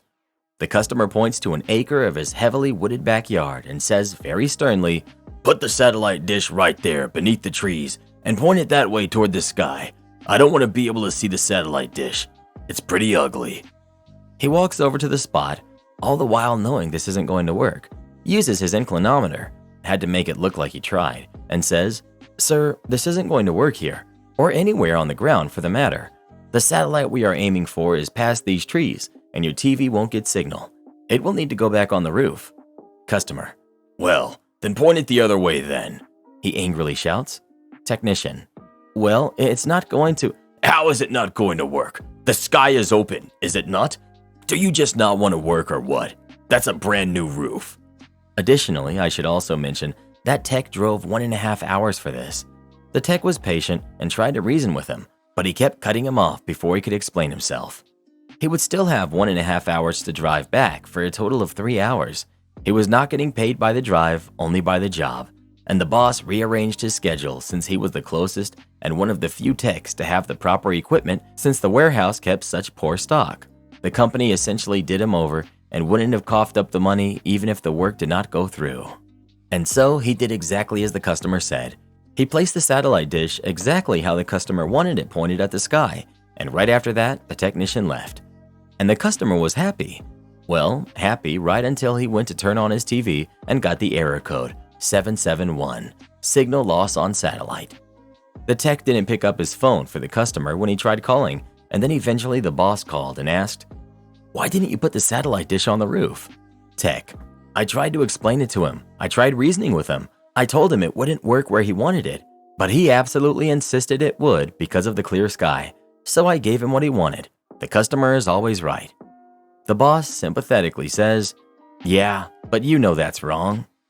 In the end, the customer's TV was out for the next 2 weeks, and he absolutely deserved every bit of it. From what my coworker told me, the boss didn't hear the end of it from the customer when the customer called in to complain, but my coworker told me that the boss absolutely deserved it because the boss was giving him crap all week. Edit. I should also mention that we get paid by the job. The company wasn't going to compensate him for the time spent setting up a non-functional satellite dish. Neighbor constantly complains about my noise waking up her baby. I've had enough. My garage is about 3 meters away from my neighbor's bedroom where their baby sleeps. I've got a roller door which beeps quietly 4 times within 20 seconds of me arriving home and pushing the button. It's so quiet that at times I can't hear it when sitting in the room adjacent to the garage when my partner comes home. Since my neighbor had her baby, I've made an effort to be more considerate of noise. Despite already soundproofing my rumpus room, I've stopped playing my drums after 6 p.m. I've also declined hosting friends outside in my backyard due to noise. I think I've been more than considerate, but apparently not. I get home from work at 11 p.m. and put my car in the garage. A couple weeks ago, my neighbor approached me and asked if I could wait until the morning to put my car away, but I declined as there have been break-ins to cars on our street lately. My car is also one that is targeted by thieves a lot as parts are expensive, and it's an enthusiast car. I apologized, but I was firm when telling her that I will not, under any circumstances, leave my car out overnight. I also know that they sleep with their window open that faces my garage, but I thought it would be weird to bring it up and suggest they close the window. I'm also confused as I have an aftermarket exhaust on the car, which is louder than the original, but they've said nothing about that. A couple nights ago, I came home to her husband's car blocking my driveway, just enough that I couldn't get my car through. It was kind of useless because I pushed the button before I even reached my driveway, so it beeped anyway. They didn't come out, so I had their car towed, and they haven't done it since. Today, Saturday, I decided to play my drums around lunchtime in my soundproofed rumpus room. You can only hear minimal vibration from the kick from the outside, but it's at the rear of my property and quite far from any neighbors, but they still had something to say. The wife came over and basically said she had put up with my noise for long enough and that she was exhausted due to the kid never sleeping thanks to the noise I make.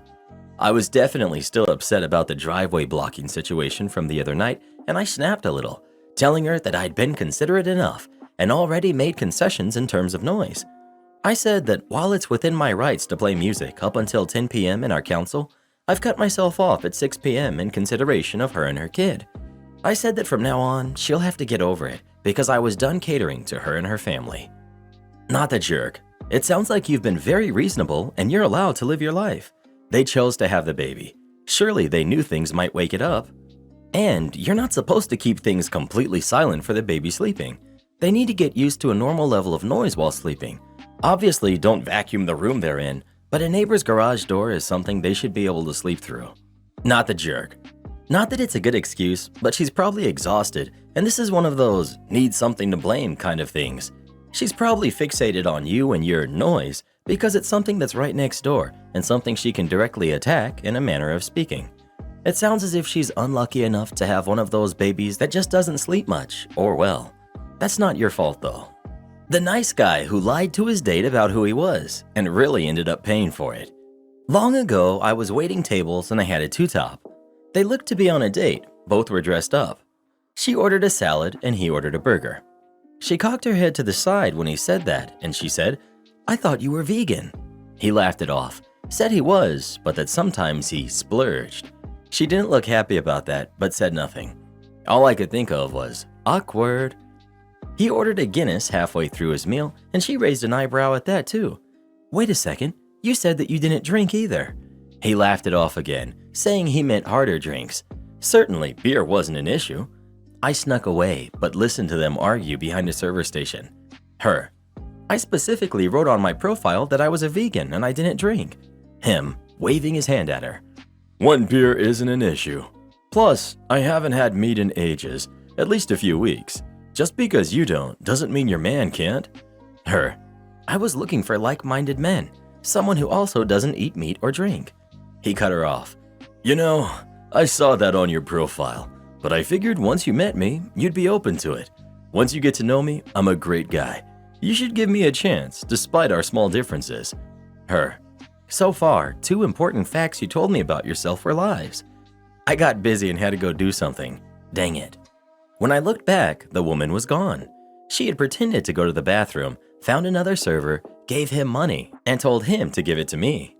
Then she fled the restaurant.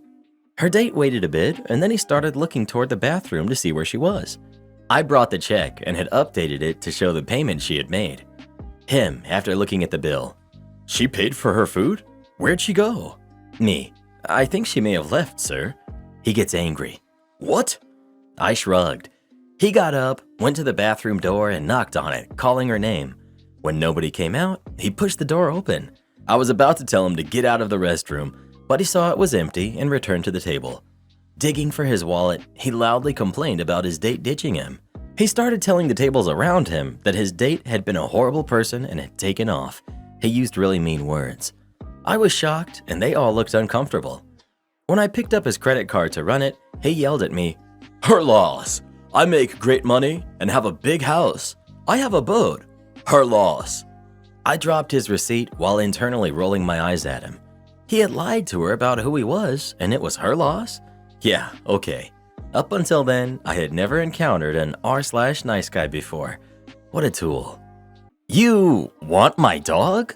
Well, I think it's fairly safe to assume I've lost a couple of friends over this, but it wasn't me who caused it. This weekend, a friend of mine asked me to keep an eye on her 2 kids while she and her hubby went away for the weekend for some couple time. Her mother was initially going to watch the kids, but fell through on short notice. She called me at 3 p.m. on Friday to come over in 3 hours, and my friend knew I probably wasn't doing anything, which was both hurtful and accurate. So I said sure. She's got 2 kids, a daughter who's 8 and a son who's 5. They're good kids for the most part. The boy has a little bit of a snitching problem, and the girl has a sharing problem, but it's 2 days.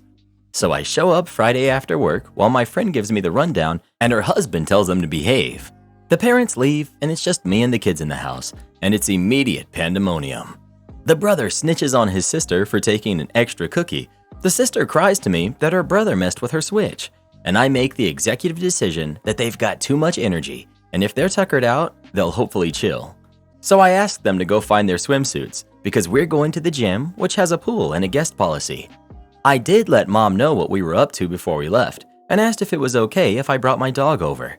He doesn't shed and he's house trained. She said that was fine. Operation Pool was a great success. Though the locker room did get a bit dicey, that's a whole other story. Once everyone was appropriately tired, including me, we made a pit stop on the way back to their house to grab my pooch. He's extremely well behaved and he loves kids, and both kids were immediately all about the Dexter, and the Dexter was all about the kids. Ground rules. No pulling on his fur, and he goes where he wants. Kids kind of struggle with the notion that a dog is not a toy. I obviously kept him out of places where he wasn't supposed to go, but I'm a grown-up, allegedly. Miraculously, after the swim and chasing the dog around the house left the kids too pooped to pop, and both fell asleep watching a Disney film on the TV. After the movie, I woke the kids up to trot off to bed and didn't make them brush their teeth. For the record, the son did indeed yeet me under a bus when Mommy called in the morning. I told the kiddos that if they left their doors open, Dexter might sneak in and give them cuddles. I increased the likelihood of this by sleeping on the couch and not leaving him a spot. He expressed his displeasure with me by flouncing off and going into the son's room to sleep. Great success. Saturday, we went for a hike in the morning, had a nap, and then played ball with the dog, and generally had a pretty chill day. Diffused the sharing issue by explaining to the daughter that the pup has feelings and wants just like any person, and she can't control him that way. She appeared thoughtful, and then immediately started yelling at her brother for hogging the dog again. At least she wasn't mad at the dog. I successfully heated up the casserole Mom had left me for dinner following her carefully laid out instructions, admonished the kids to not give him people food, and was soundly ignored. I did draw the line at a couple morsels from each kid and put my foot down. More than that, and he's gonna get the runs, and nobody wants that. That night, I made sure Sis got a turn by again hogging the couch and also closing the son's door, since he got a turn already. The girl was smug. The boy made me call his mom. Mom wasn't happy that my dog was in her kids' beds. I reminded her that he doesn't shed and he can't smell worse than the kids, and her daughter might burn the house down with us inside it if she doesn't get a turn. Mom accepted defeat. Saturday night was again relatively peaceful, though toothbrushing did happen. Early Sunday morning, I got woken up by having my dog step on me, which is something he's really good at, and he was mad at me for not leaving any room. I made room. Apparently, the girl tried to do something he didn't like, and he noped out of there. She wasn't happy about that, but was appeased by my pain enough to go back to bed. This morning was relatively chill, some more playing with the dog and some team tug of war. And Mom and Dad got back around lunchtime and thanked me for keeping their kids in one piece. The kids said bye to the pup, and there were tears, and I loaded up myself and my dog and went back home to enjoy the relative peace and quiet. Yeah, I wish it ended there. Maybe an hour after we got home, I get a phone call from a very frazzled-sounding mom with kids crying in the background. She says they need my dog now. I'm sorry, what? You don't need a dog? You need my dog? Like, I don't need to come back and visit soon? You just want him? Well, the kids got so attached and they won't stop crying about missing the dog, and her husband don't have time for 2 kids and a puppy and more guilt-inducing word vomit that was having precisely zero effect on me. Absolutely not. Click. Still getting texts about being reasonable and you have time to train a new dog. 48 hours of free babysitting isn't enough. You want my dog too? Not in this lifetime. Am I the jerk for telling my girlfriend she can't just take back a replacement item she gave me after the lost item was found? My girlfriend and I had a long debate about this quite a while ago, and it still remains a touchy subject in our relationship. Please weigh in. Situation. My girlfriend lost my volleyball when she borrowed it during one of our routine league nights. She offered to replace it at no cost to me, since she acknowledged the ball going missing was entirely her fault. True to her word, she gifted me a new ball before our next league night. Note, she physically gave the replacement ball to me, and it was now in my possession. It's now my ball. When we got to our league later on, perhaps later that day or the following day, I forget which to be honest, my lost ball had been found by the staff, and my girlfriend handed it back to me. At which point, she also said, "I'm going to take back the other ball now," and went to take it from my bag. I told her it wasn't okay for her to do that and challenged her on that point. Her point of view. According to her, as I was no longer missing my original ball, so it was okay for her to take back the replacement ball. She believes that by returning my original ball, the debt is settled, and since the replacement was no longer necessary for me to possess, it was hers to keep now as she had paid for it. My point of view. Once you give something to someone, you no longer have ownership of said item, as the ownership has been transferred over to the recipient. Therefore, what happens with that item from that point on is not for the giver to decide. I believe that for her to reassume ownership of something she has given away to be a huge transgression on her part. Taking back a gift is a big no-no in my eyes. My gripe is that I feel like she should have asked for the replacement ball back rather than have assumed ownership of it outright. If I wanted to donate the ball, or heck, even just keep it for myself, I feel it would have been my prerogative to do so, not hers. Now to clarify. 1. As she had given me the ball as a replacement and the original ball had been found, I feel the morally correct thing for me to do would have been to offer the replacement ball back to her, as a token of her generosity in the first place. However, she had robbed me of this opportunity by deciding to take back the replacement ball before I could offer it back to her. 2. If she had purchased it but had not yet physically given it to me before returning my original ball, I feel she would have been within her rights to keep the replacement, as ownership hadn't been transferred over to me through the act of giving. So, am I the jerk? Update. My girlfriend and I are currently reading the comments together, and we're having an absolute laugh. We didn't anticipate such a high volume of responses, over 1,000 at this point. She feels validated. There were definitely lots of points for us, and me in particular, to reflect on.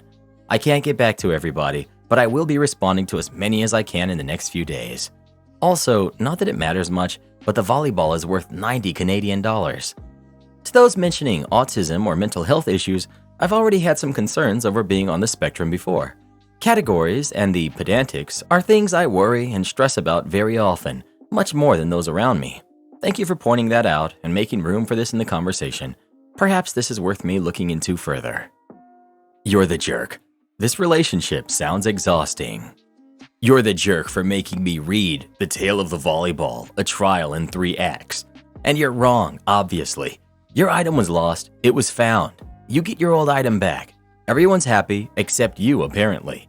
This isn't like if you ordered something on Amazon, it got lost, they sent you a replacement, and your original item came and they told you to keep both.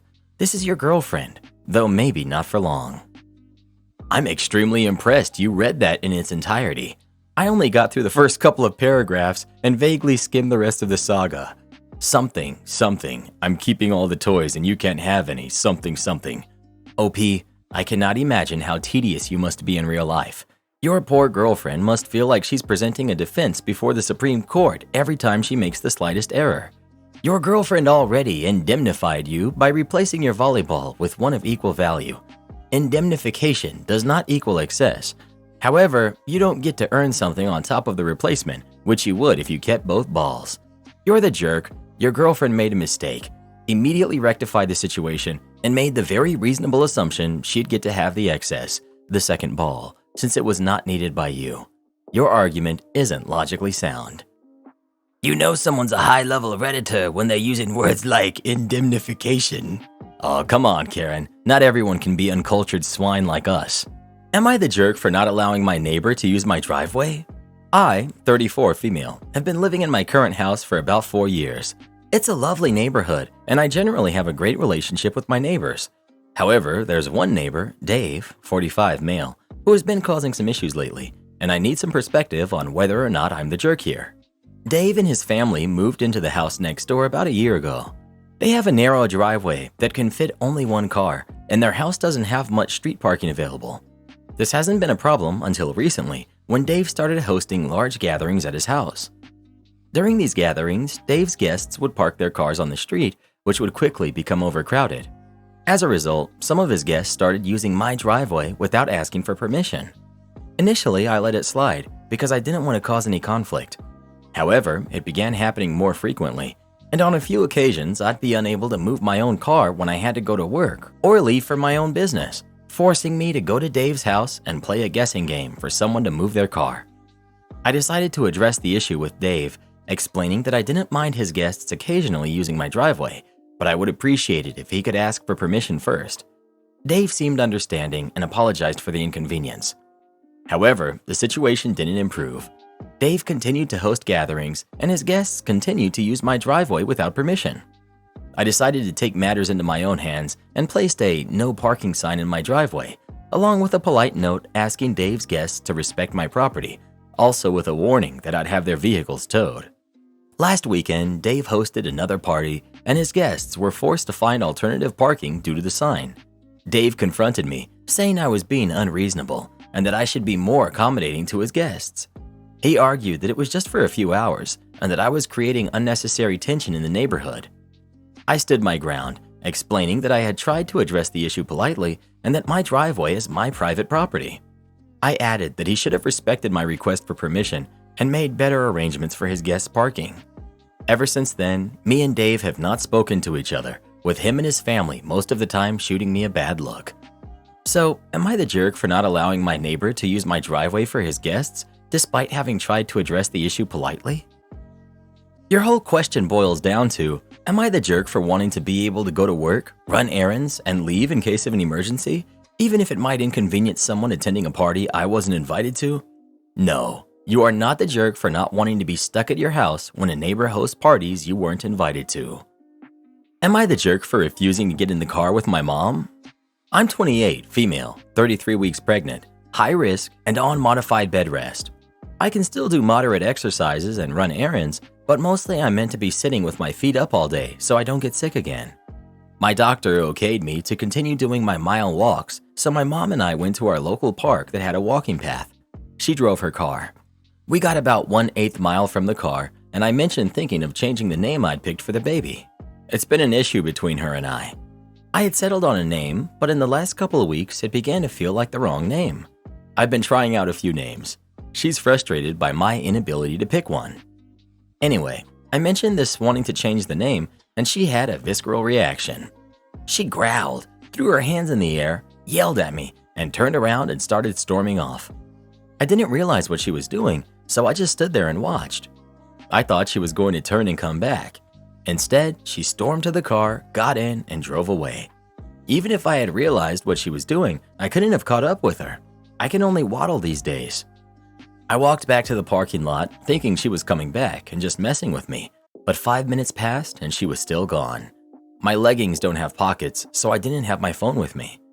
I went inside the community center, and fortunately, there were some ladies setting up for something, and I asked if I could borrow a cell phone. I figured my mom wouldn't answer, so I called my grandfather, who lives 10 minutes from the park. He said he'd be right there to get me. About the time my granddad parked, my mom pulled back into the lot. She asked me why I called my grandfather instead of her, and I told her that she left me in a park without a cell phone, so I borrowed someone's and called the only number I had memorized that I knew would pick me up. Mom told my granddad she was sorry we had bothered him and that she'd take me home. I told her I wasn't getting in the car with her, and she was crazy if she thought I was. She asked why, and I told her, "You left your 8.5-month high-risk pregnant daughter in a park without a cell phone on an 85-degree day over something as stupid as naming a baby that isn't even due for another 7 weeks. She won't even know her own name for months. It literally doesn't even matter yet, but you let it become a whole drama." My granddad drove me home. He gave my mom a stern talking to when we got there. Mom is now walking around acting like she's the victim because I embarrassed her. She said I should have just got in the car with her. She's only offered a half-attempted apology, but it was more of a "sorry you feel the way you do" apology and not a real one. She says I'm overreacting. I'm writing this with the intent of showing her, so I'll accept whatever judgment comes my way. If I overreacted, I want to know it. Edit. She did not know that I didn't have my phone. Am I the jerk? Not the jerk.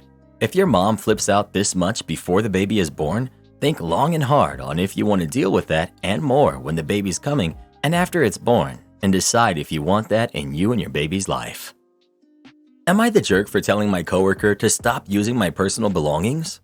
So I, 28 female, have been working at this small software company for about 3 years now, and I genuinely love my job. I have great coworkers, and the work environment is generally positive. However, there's this one coworker, let's call her Sarah. She's 32, who has been increasingly crossing boundaries. A bit of background. Sarah joined the company around a year ago, and we were initially friendly. We would have lunch together occasionally and chat about random things. I didn't think much of it, and it seemed like a normal office friendship.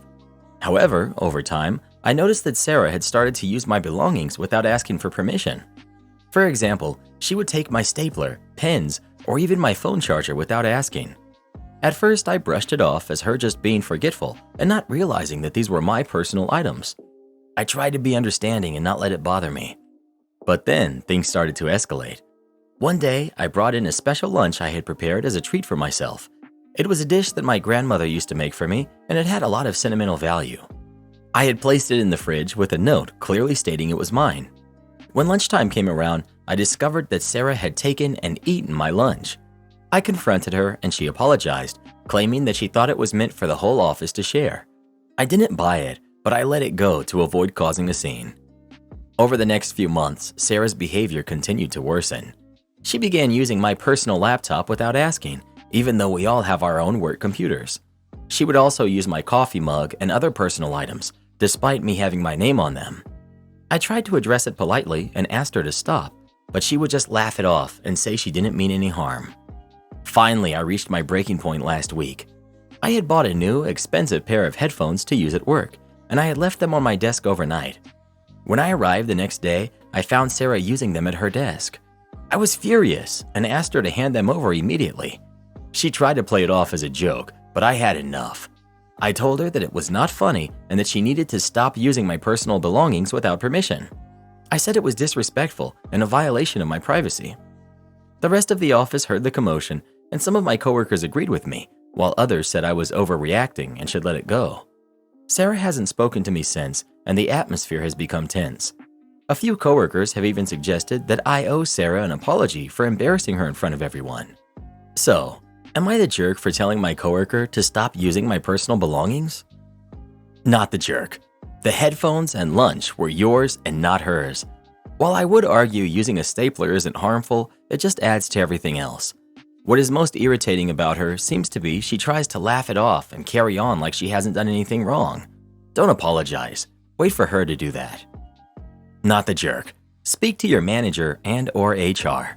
The stapler and even the charger are kind of reasonable, but the lunch, your personal laptop, and your headphones are completely out of order. Am I the jerk for not giving up my office to be my wife's craft room? I recently brought this issue up with a few friends of mine, and after disagreeing on whether I was in the wrong, suggested I post here. Some backstory. I, 25 male, met my wife, 26 female, 6 years ago during college. We got married after dating for 2 years because of visa issues on her side. Shortly after, I inherited the house we live in now from my grandparents. Ever since then, we've lived here together. I started a new job last year that allowed me to work from home most days. Soon after, I turned our main guest room into my office. It's just slightly smaller than our master, but has no ensuite. I admit I could have moved into one of the smaller rooms, but was somewhat excited to have my own space complete with a 3-monitor desk setup, a comfy couch, and several shelves of figurines I've collected and painted. As part of my job, coding, I often pace around the room for ideas, and looking at these shelves that take up about half the room gives me a lot of joy. Recently, my wife, who is a very creative person and has dozens of crafty hobbies that she jumps in between, outgrew her craft room that we set up soon after moving here. It's about half the size of our current office. We also have both a large guest bedroom and another similar size small room that we currently use mostly as storage. I recommended she use the small room to set up a secondary desk and storage. I figured this could be nice since she often has several projects going on at once and would have to store one away for the others. She, however, insists that a bigger room would be the only real choice. Whilst at first I tried to dissuade her from using the guest room, since there's no way we can cram all the furniture in one of the small rooms, and I'm also worried about when we have guests over and their comfort. She seemed very happy with the decision, however, yesterday insisted that I move my office into one of the smaller rooms and let her have my current room so that our guests wouldn't have to sleep in a small space. I disagreed vehemently since I spent 50 hours a week in my office and have spent countless hours decorating it the exact way I wanted it. I also actually use the extra space to be more effective and focused. Obviously, now my wife is very angry with me and says the only thing that will calm her down is if I give her the bigger room. I don't think this is something I can budge on. So Reddit, am I the jerk? Not the jerk. You work 50 hours a week in the room. Guests would sleep there infrequently, and I don't know how many hours a week your wife would spend on her hobby. Not the jerk. This is your workspace for your income. She's being unreasonable. I called the police on my neighbor after she keyed my car because of the books that I write. I'm a single woman in my early 30s, making my living writing and self-publishing fiction novels. The genre I write has a majority of the plot being steamy, so I typically don't tell people what I write, but I do tell them I write books for a living under a pen name, and if you're questioning my writing abilities, I have an editor to correct my mistakes. I'm not hiding it per se, but I'm not telling everyone I meet what I do for a living, and none of my neighbors knew, only a bunch of friends. I live in a house alone. Pretty much all of my neighbors are either young families or retired couples. My next door neighbor is a young couple. We've been polite to each other, but haven't been close or anything.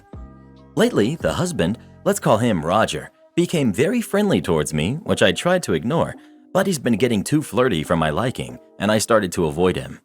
They had a barbecue over the bank holiday weekend, and I was taking rubbish out to put in my bin. Roger looked at me, waved hi, and whispered something to his friend, and they both watched me very carefully, which was incredibly creepy.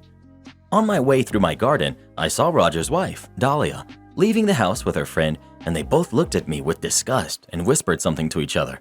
It was weird, and I hurried back inside.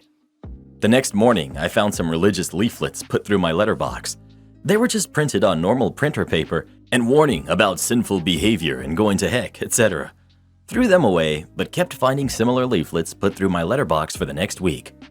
Since I'm working from home, I decided to see who's leaving these leaflets, and to my surprise, it was Dahlia.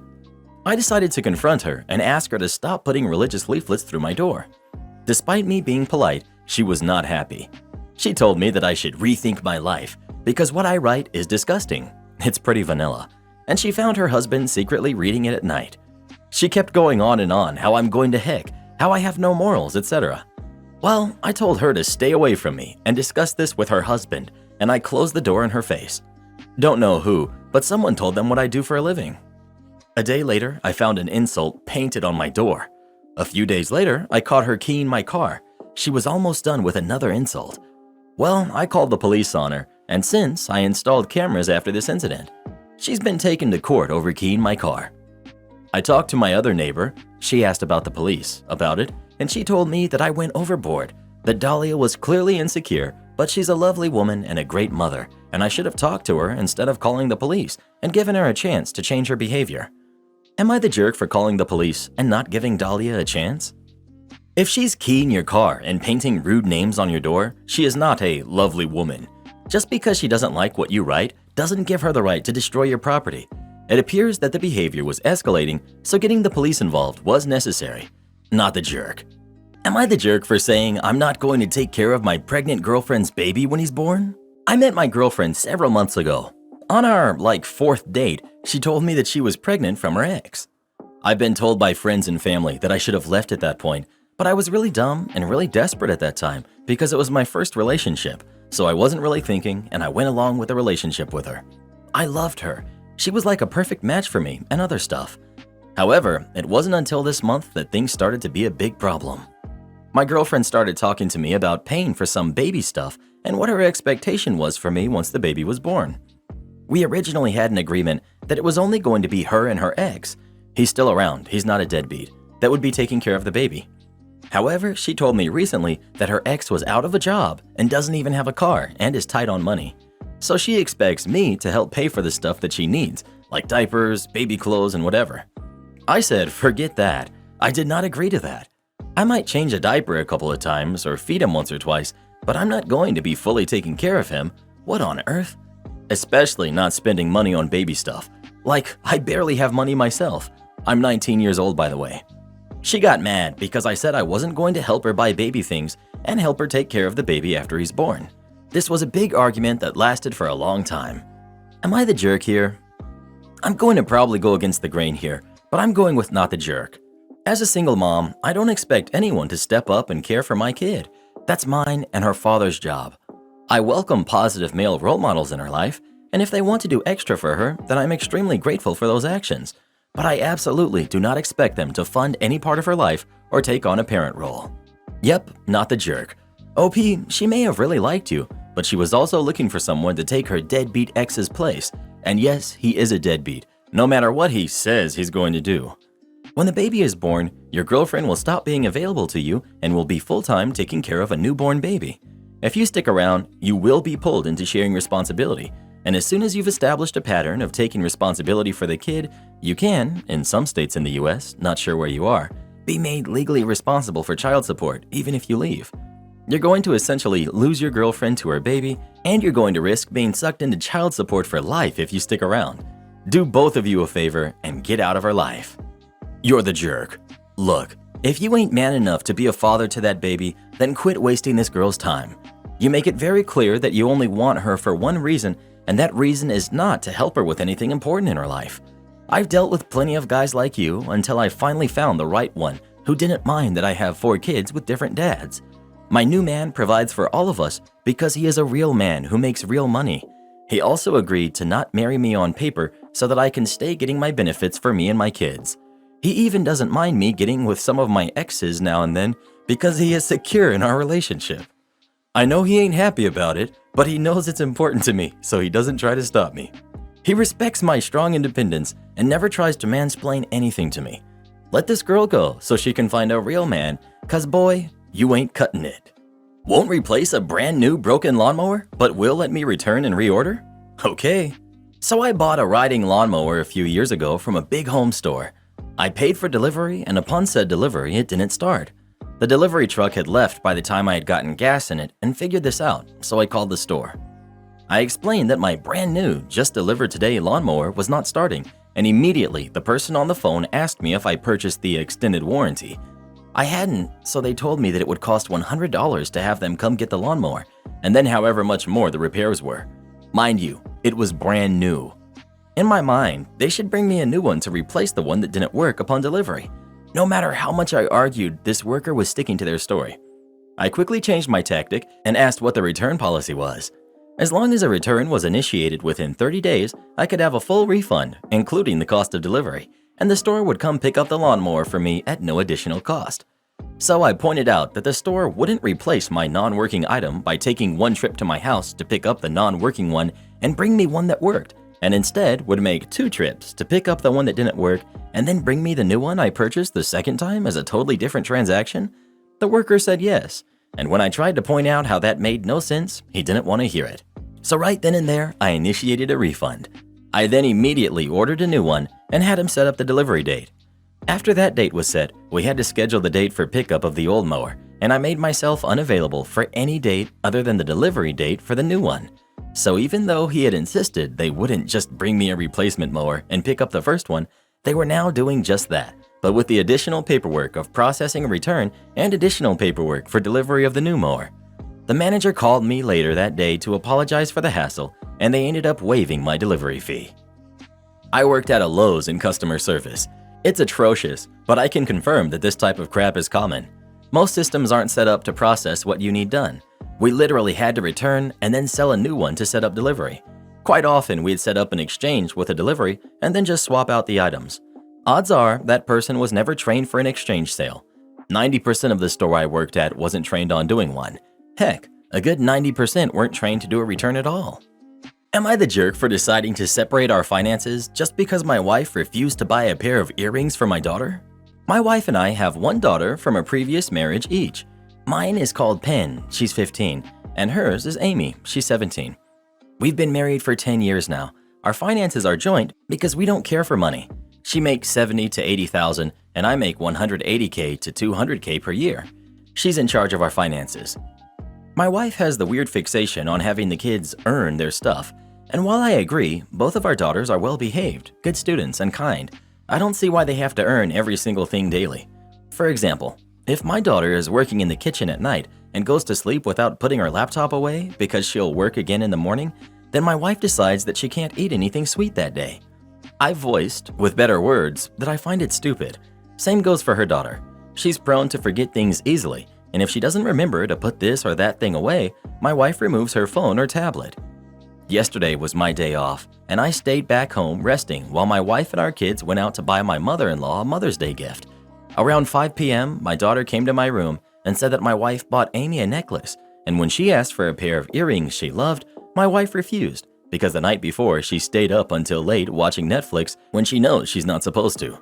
This isn't the first time my wife refuses to buy my daughter things, and honestly, it boils my blood. My daughter is a really good kid. I work hard to make sure my family has every or most of the things they want just for my wife to tell them no because they are kids being kids. When my wife came into our room, I was honest. I said that her rule was utterly stupid and I was done putting up with that I don't particularly like her buying one thing for her daughter while the other had nothing, and that until she accepts to attend therapy with me and fix the problem, our money will be taken care of separately, and the joint account will be for the house and emergency matters only. This means she now has to pay half of the utilities and some other things.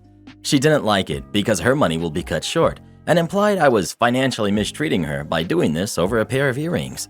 She went to her parents, and my father-in-law called me soon after. He said I was a jerk and that it was my obligation to provide for my family.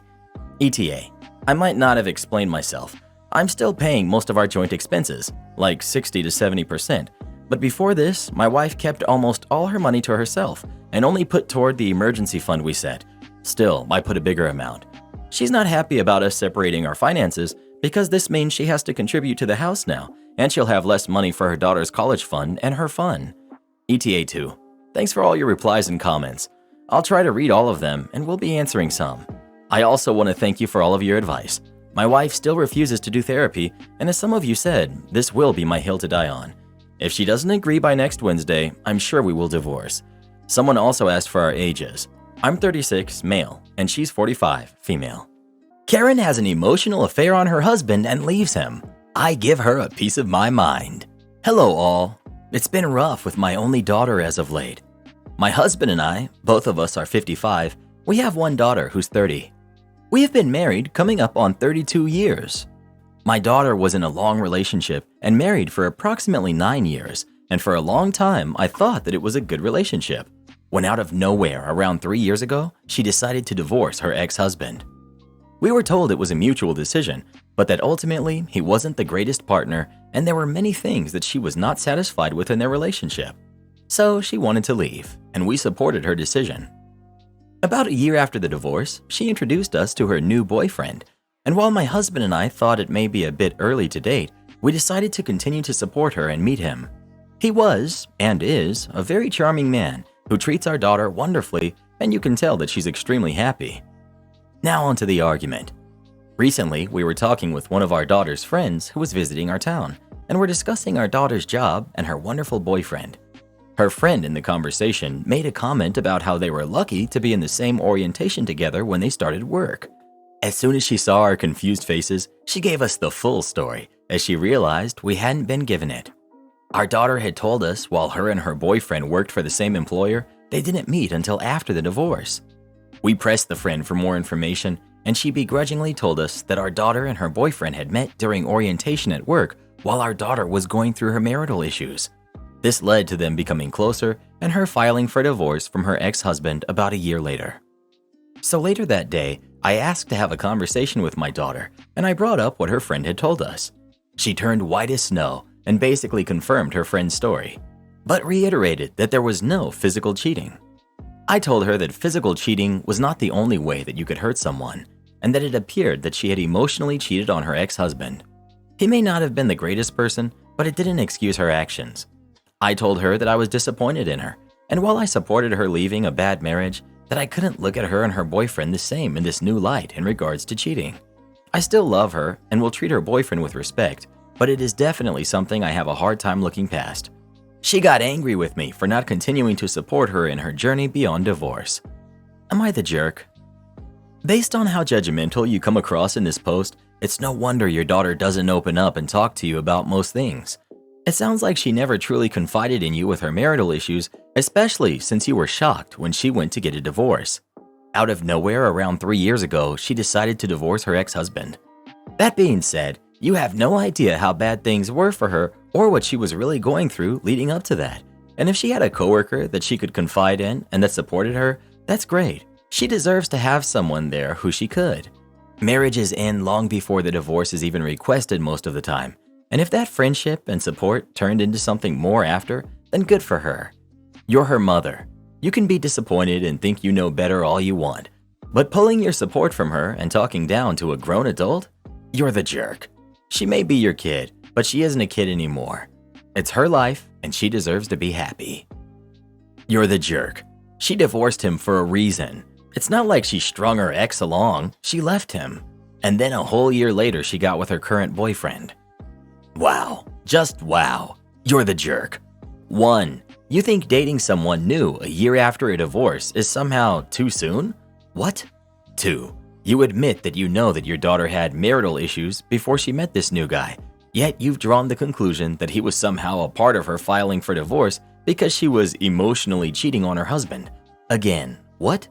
3. You concede her husband was a bad partner while omitting any information on why or how he was a bad partner, but then said it didn't excuse her actions. What actions does she need to excuse, OP? Talking to a new friend who happens to be male? You claim you support her choice to leave a bad marriage.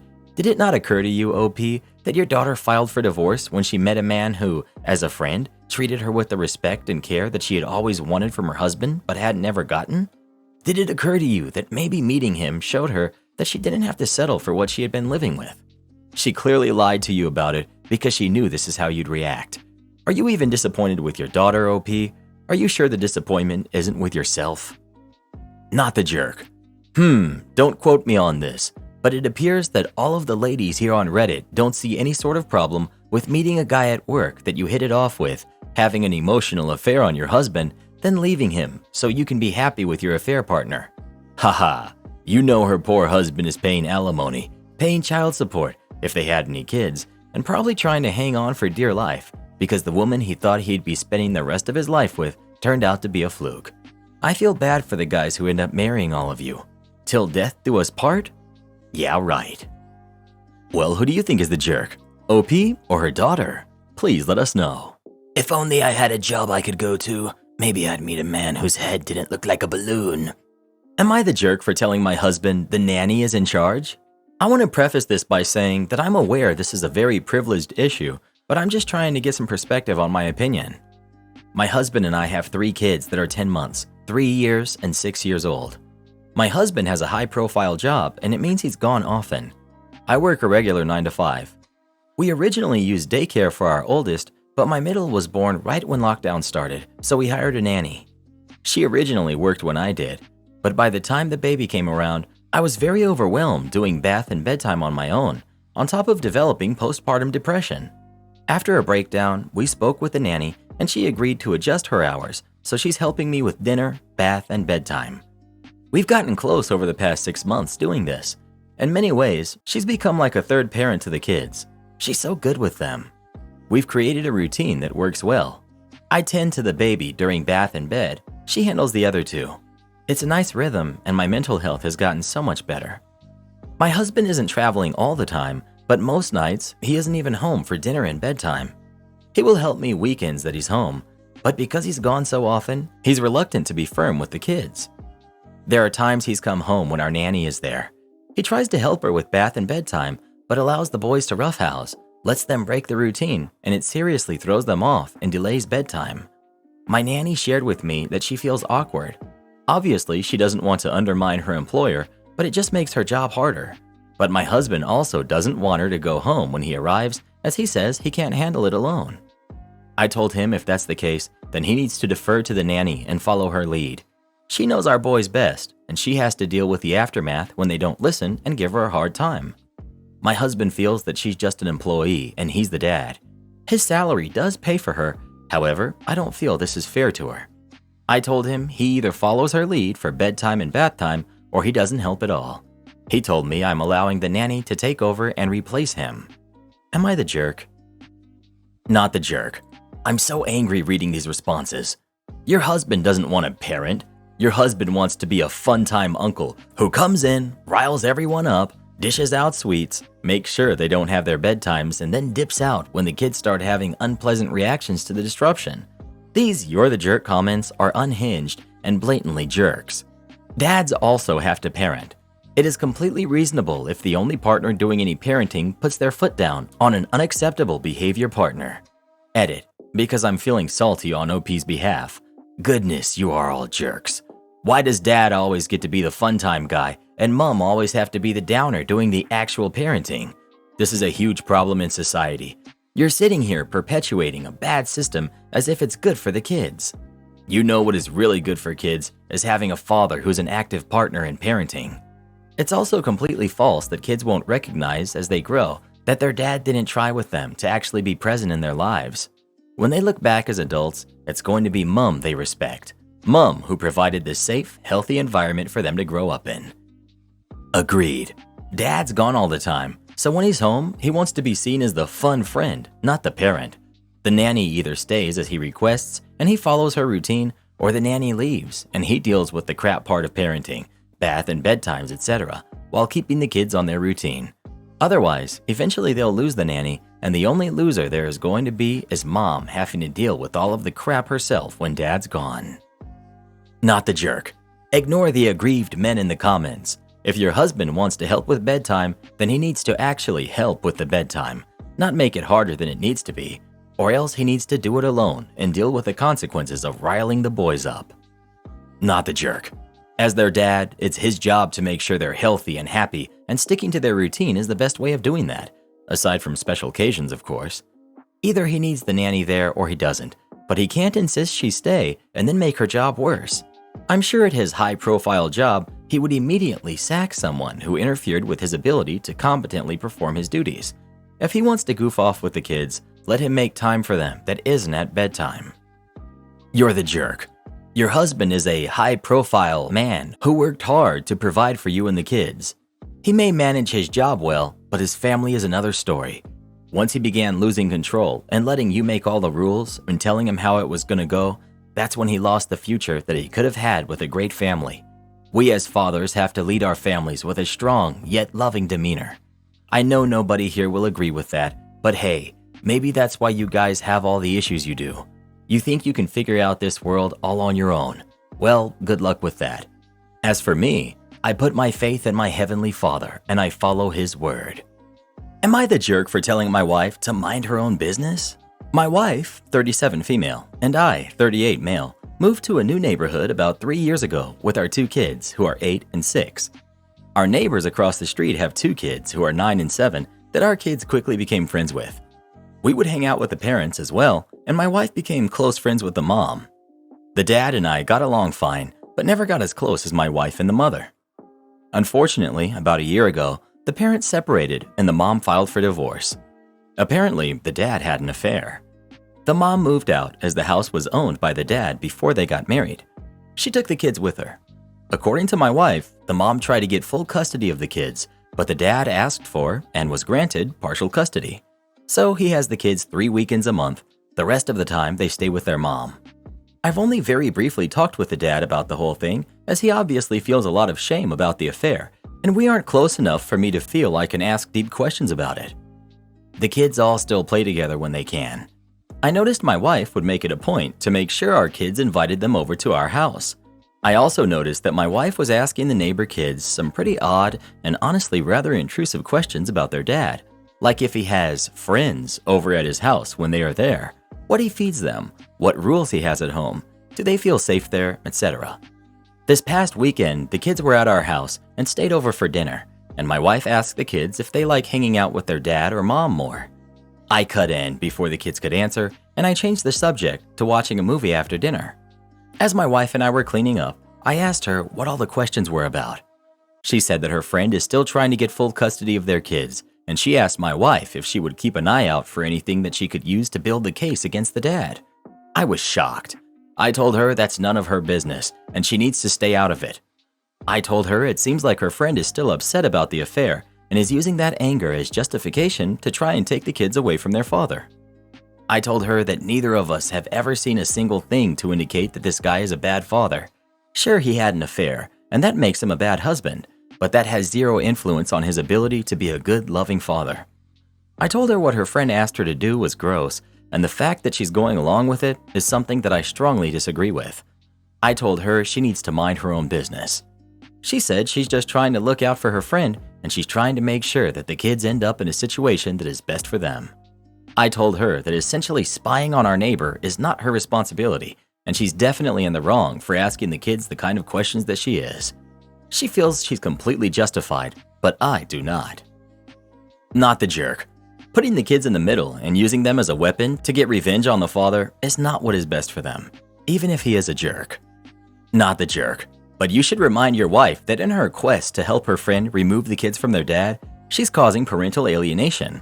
The dad is going to eventually figure it out because the kids are going to answer honestly about the questions and conversations. Whatever information your wife gets and passes along to her friend is going to come out in a custody hearing. Your wife would potentially be called to testify that she was the one who asked the questions or obtained the information. The dad would potentially have grounds to sue your wife, and her friend would lose custody or custody time for parental alienation. Your wife's mission is going to negatively affect her family because your kids are going to be upset when they lose their friends because the father won't let them be around your wife when he figures out what she's doing, and you potentially face legal bills if the dad decides to sue your wife. Even if he loses, you still have to pay a lawyer to represent your wife. Your wife doesn't think there are any ramifications for her or you or your kids, and there are serious ones. Your wife is obsessed with helping her friend and is willing to risk her own family's well-being to do it. She needs therapy. Am I the jerk for not letting my daughter miss out on stuff just because her stepsister doesn't get to go too? My husband has a daughter from a previous relationship, Maddie, who's 15. Before I even met my husband, Maddie's mother moved abroad. Maddie decided to go live with her. My husband and I have been married for 10 years, and we have an 8-year-old daughter, Abby. Maddie visits us for the whole summer and 2 weeks in the winter. We go to her when Abby is on spring break. We obviously save big family trips for when Maddie is with us. Same with any other once-in-a-lifetime event. However, my husband is consistently reluctant to do pretty much anything without Maddie. I tried to be patient, but it feels like we can't do anything throughout the year until she gets there. An example, we live near a water park. We have season passes and take Maddie all throughout the summer, but my husband refuses to go until Maddie comes to stay with us, and he doesn't want Abby to go as it's unfair. I've tried discussing this with him, but he won't budge. Sometimes I win him over, but then he complains the entire time that Maddie isn't there. Abby loves Taylor Swift, who was going to be in the area for a limited time and before Maddie would arrive. My mom somehow scored us tickets, and Abby was so excited. My husband said it wasn't fair because Maddie also loves Taylor Swift and she doesn't get to go. I said I'd take both girls to another concert during the summer, as there's going to be a few other artists that I know Maddie likes in the area. My husband said that it still isn't fair and tried to ban Abby from going. Because I know it will be asked, it's not possible for Maddie to fly out for the concert. She still has school and important exams that cannot be missed. I put my foot down and said that life isn't always going to be fair. Maddie lives in another country. She's going to miss out on things. It's not fair to ask Abby to give up fun opportunities because Maddie can't come. I pointed out that Maddie gets to do fun things with her mom and Abby isn't there, which I think is completely fair. My husband said that's different because his ex isn't Abby's mom, but he's Maddie's dad. Eventually, he could see I wasn't going to give up and said yes to the concert. My mom, Abby, and I attended, and we had a great time. It was Abby's first concert, and she loved it. My husband says I bullied him into this, and that if Maddie didn't get to go, Abby shouldn't either. Maddie is disappointed she didn't get to go, but she seems happy for her sister. Am I the jerk? Not the jerk. The longer this behavior continues, Abby will start to feel like Maddie is more important to their dad. He's trying so hard to make sure Maddie doesn't miss out that he's making Abby miss out. Maddie has her life with her mom, plus her life with her dad. And what? Abby is supposed to sit around and put parts of her life on hold? Missing out on experiences and chances to learn and grow in the meantime? Don't think so. Your husband needs to reassess how he's handling things, or this could really harm Abby's future relationship with both him and her sister. So, you want to be informed about every customer transaction? Bet.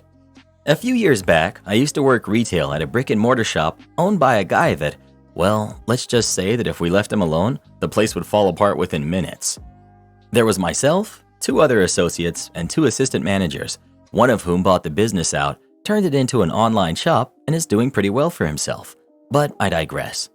Said owner had no clue how our inventory system worked, let alone our POS system. But he absolutely insisted that he knew everything about the place inside and out, and threatened you with unemployment whenever things didn't go his way. One day, I called his bluff and walked. Not 30 minutes later, while I was sitting in a nearby park, did he call me, begging for me to come back. Squeezed a sizable raise out of him in the process. This know-it-all owner was so convinced of his hype that he insisted and demanded that we call him after every customer transaction, go over what was said so he could tell us we were wrong, even after upselling and setting up a delivery account. Mind you, this is in the Upper West Side of Manhattan, where it's busy for roughly 5 out of the 8 hours during any given shift. Cue the malicious compliance.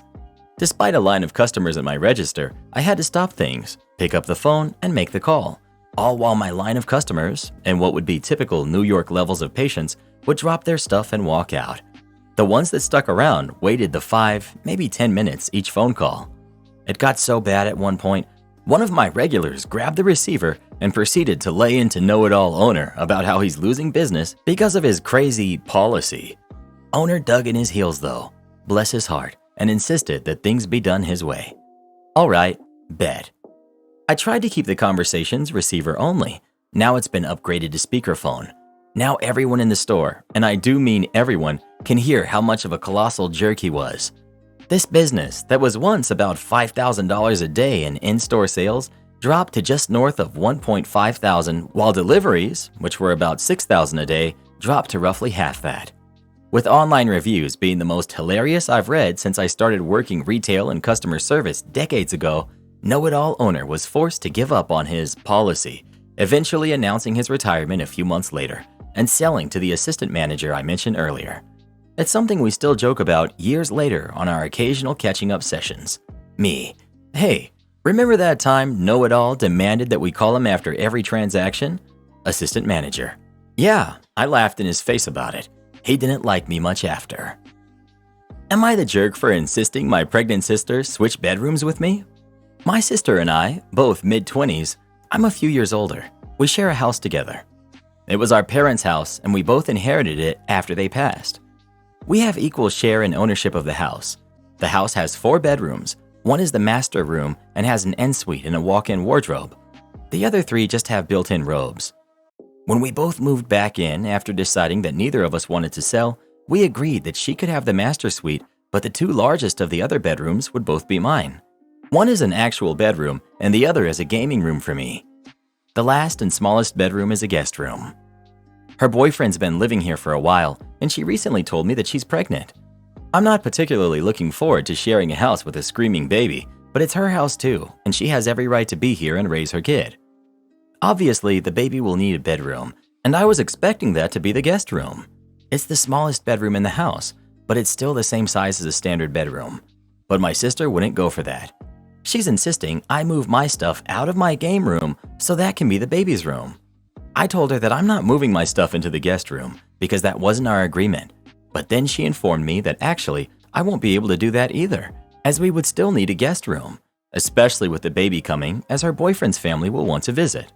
So I said, fine, you can have my game room if you move into my room and give me the master room. She started crying and said that as a mother, she's going to need her own space and she deserves the master bedroom. I asked what she expected me to do, and she said I should just suck it up and keep all my crap in my own room. We're at an impasse, and I can't get her to come to a real agreement with me.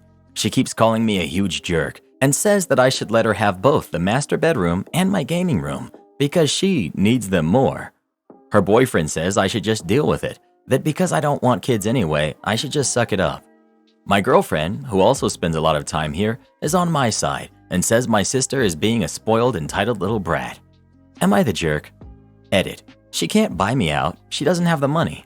We each got some money along with the house, but she wanted a fancy Range Rover, so most of hers went to that, and she can't get a loan because she's only working part-time at the moment. I still have all of my money plus some of my own savings, so I will be having a discussion with her regarding buying her out. The house is located in a nice expensive area, so what she gets from me for her half will be enough for her to buy an average 3-bedroom house in a cheaper area. Really don't want to sell if I can help it, as the house has been in the family for a long time. Not the jerk about giving up your rooms, but I am very doubtful this living situation is going to last. She's doing a slow takeover and it will only get worse, especially if she has more kids. Have you ever discussed her buying out your share, or honestly just selling and getting your own home? Not the jerk. Do not under any circumstances give up your gaming room, or else they're going to try and move you out of that house. Tell her to take the guest room and make it an even 2 bedrooms for each. The boyfriend's family can sleep on the sofa, or they can go to a hotel. You own half of the house, not him. Karen demands I pay her rent because she's pregnant and quit her job. I'm 18, female, and my brother, who's 21, and his girlfriend, who are 20, are currently living with my parents, who are 40 and 46. She moved in after my brother revealed that she was pregnant and that he wanted her to live with us in case something were to happen, since he doesn't have his own place and neither does she. She is not a good person. She's extremely manipulative and she's bipolar. I've had problems with her in the past because I've caught her wearing my clothes, using my skincare and makeup, and just overall invading my privacy, as well as my younger brother's, who's 17. I've brought this up to my parents and they took it with a grain of salt, so I began to dislike her more and more as she continued to cause problems for me and my brothers. Anyways, she's 4 weeks pregnant and she's already milking it. She'll whine to my brother about her pregnancy cravings, how much her stomach hurts, how tired she is, how she needs a bigger bed to sleep in. They sleep on a twin-sized bed in the living room, and a bunch of other BS. She also brought up quitting her job due to feeling sick all the time, and my parents opposed this since she wouldn't be able to pay rent. Fast forward a few days later, and she quits anyways, and she doesn't have rent money, and neither does my brother since his payday wasn't for another week or so. So they come up to my room and ask for $200 to pay their rent. I tell them no, and she goes on this rant about how sick she feels and how much pain she's in because of the baby, and that she would have the money if she weren't forced to quit. I explode on her and tell her that I don't give a hoot that she's pregnant, a few weeks pregnant at that, and that she'll just be using it as an excuse to leech off my parents and my brother. We get into a screaming match, which results in her crying and my brother calling me a heartless jerk, and they run and tell my parents about how mean I was being to her. My parents are on my side, and they told her that I'm right about her being lazy and that they are not allowed to ask me or my younger brother for rent in the future. But they thought that I took it overboard by saying that I didn't care that she was pregnant and for calling her a leech. Her and my older brother are ignoring me now, and they said that if I don't apologize for what I said, then they are going to continue to not speak to me, and they're going to keep the baby away from me once she gives birth. I'm not sure if I should apologize. I want to be in the baby's life, but I simply do not feel sorry for anything I said. Am I the jerk? Not the jerk. No need to apologize. She is a leech, and you don't have to care about her being pregnant. Poor baby, if there really is one. Oh no, a lazy mother is going to keep her newborn away from me. Whatever will I do? Not the jerk. And for your sake, I hope they keep the baby away from you. With 2 brothers and you being the sister, they will do almost anything to get free childcare from you. Lock down your stuff and your information. Protect yourself from identity theft because they will take loans in your name. Have a conversation with your brother, friend, or a parent in earshot about identity theft and how you would 100% prosecute to the fullest extent. These people are users, and in the words of my grandmother, people will feed you crap as long as you eat it. Am I the jerk for having a lights-out wedding, even though my in-laws-to-be aren't happy about it? I, 27 female, am the daughter of the most amazing parents that ever did amaze. No, they're not perfect, but they've literally done everything they could in their lives to make sure I was happy to the best of their ability. They are also both blind. Being raised by blind parents wasn't without its challenges, but we always found solutions or compromises. But the one thing that was often a point of contention, especially when I was a teenager, was clothing and fashion. My parents have their own way of being fashionable, and rather than appearance, it's fabric and feel. This has resulted in them having a very eclectic sense of fashion, but I honestly love it. I admit that I hated it as a teenager, as I had no say over my own wardrobe purchases, but I realized after I moved out that I really did prefer to feel comfortable in my clothes over how I looked in them. Took many stupid expensive clothing purchases to realize this, but I digress. Nothing is mismatched anymore, but I have a super cozy wardrobe. With the wedding planning in full swing, my fiancé asked me if I was going to be okay with the photos. He did not mean this maliciously. It just didn't occur to him that I was originally planning to buy them clothing to wear. But the more I thought about it, the more I thought, wouldn't a fabric wedding be special? Essentially, the whole wedding will be in the dark. I was inspired by a restaurant I saw in a movie. I realized that I don't want to dress my parents. I want them to be comfortable and to enjoy our wedding the way they experience it. And the more I thought about it, the more I realized I want to experience this special day as they would too. My fiancé, honest to God, does not care. In his mind, the moment I said yes, I became his wife. I love him. To avoid accidents, we're going to be using glow stick lighting, and everyone will be provided free bracelets and necklaces. They light up enough to not crash into each other, but not so much as to light up the room. We're also hiring event staff with night vision for this equipment too. When we announced, most of the family was supportive. My family goes without saying. Fiancé's family is iffy. His brother loves the idea and is going to come in a velvet suit, a la Austin Powers. Honestly, it's his parents that are really against it. We had a huge fight over it when they argued that it's not fair to punish the guests because my parents are blind. The reason I think I may be the jerk is because the part of his family that is siding with his parents are vowing to boycott if we don't have lights. My husband just thinks it's their loss and that his parents will attend, even if begrudgingly. But I know it would hurt his relationship with them, and I don't want to do that. It's not that this is a hill I'm willing to die on, but it's my wedding, and this would be really special to me. In quotations, because my husband has told me he'd marry me in the Walmart if that's what I wanted. He just wants to marry me. Am I the jerk? Do this next. Tap here on your screen to come see our new podcast playlist, where you'll find thousands of hours of the best stories you've ever heard. Or tap the one on the right. That episode is specifically just for you, based on other videos you've enjoyed the most.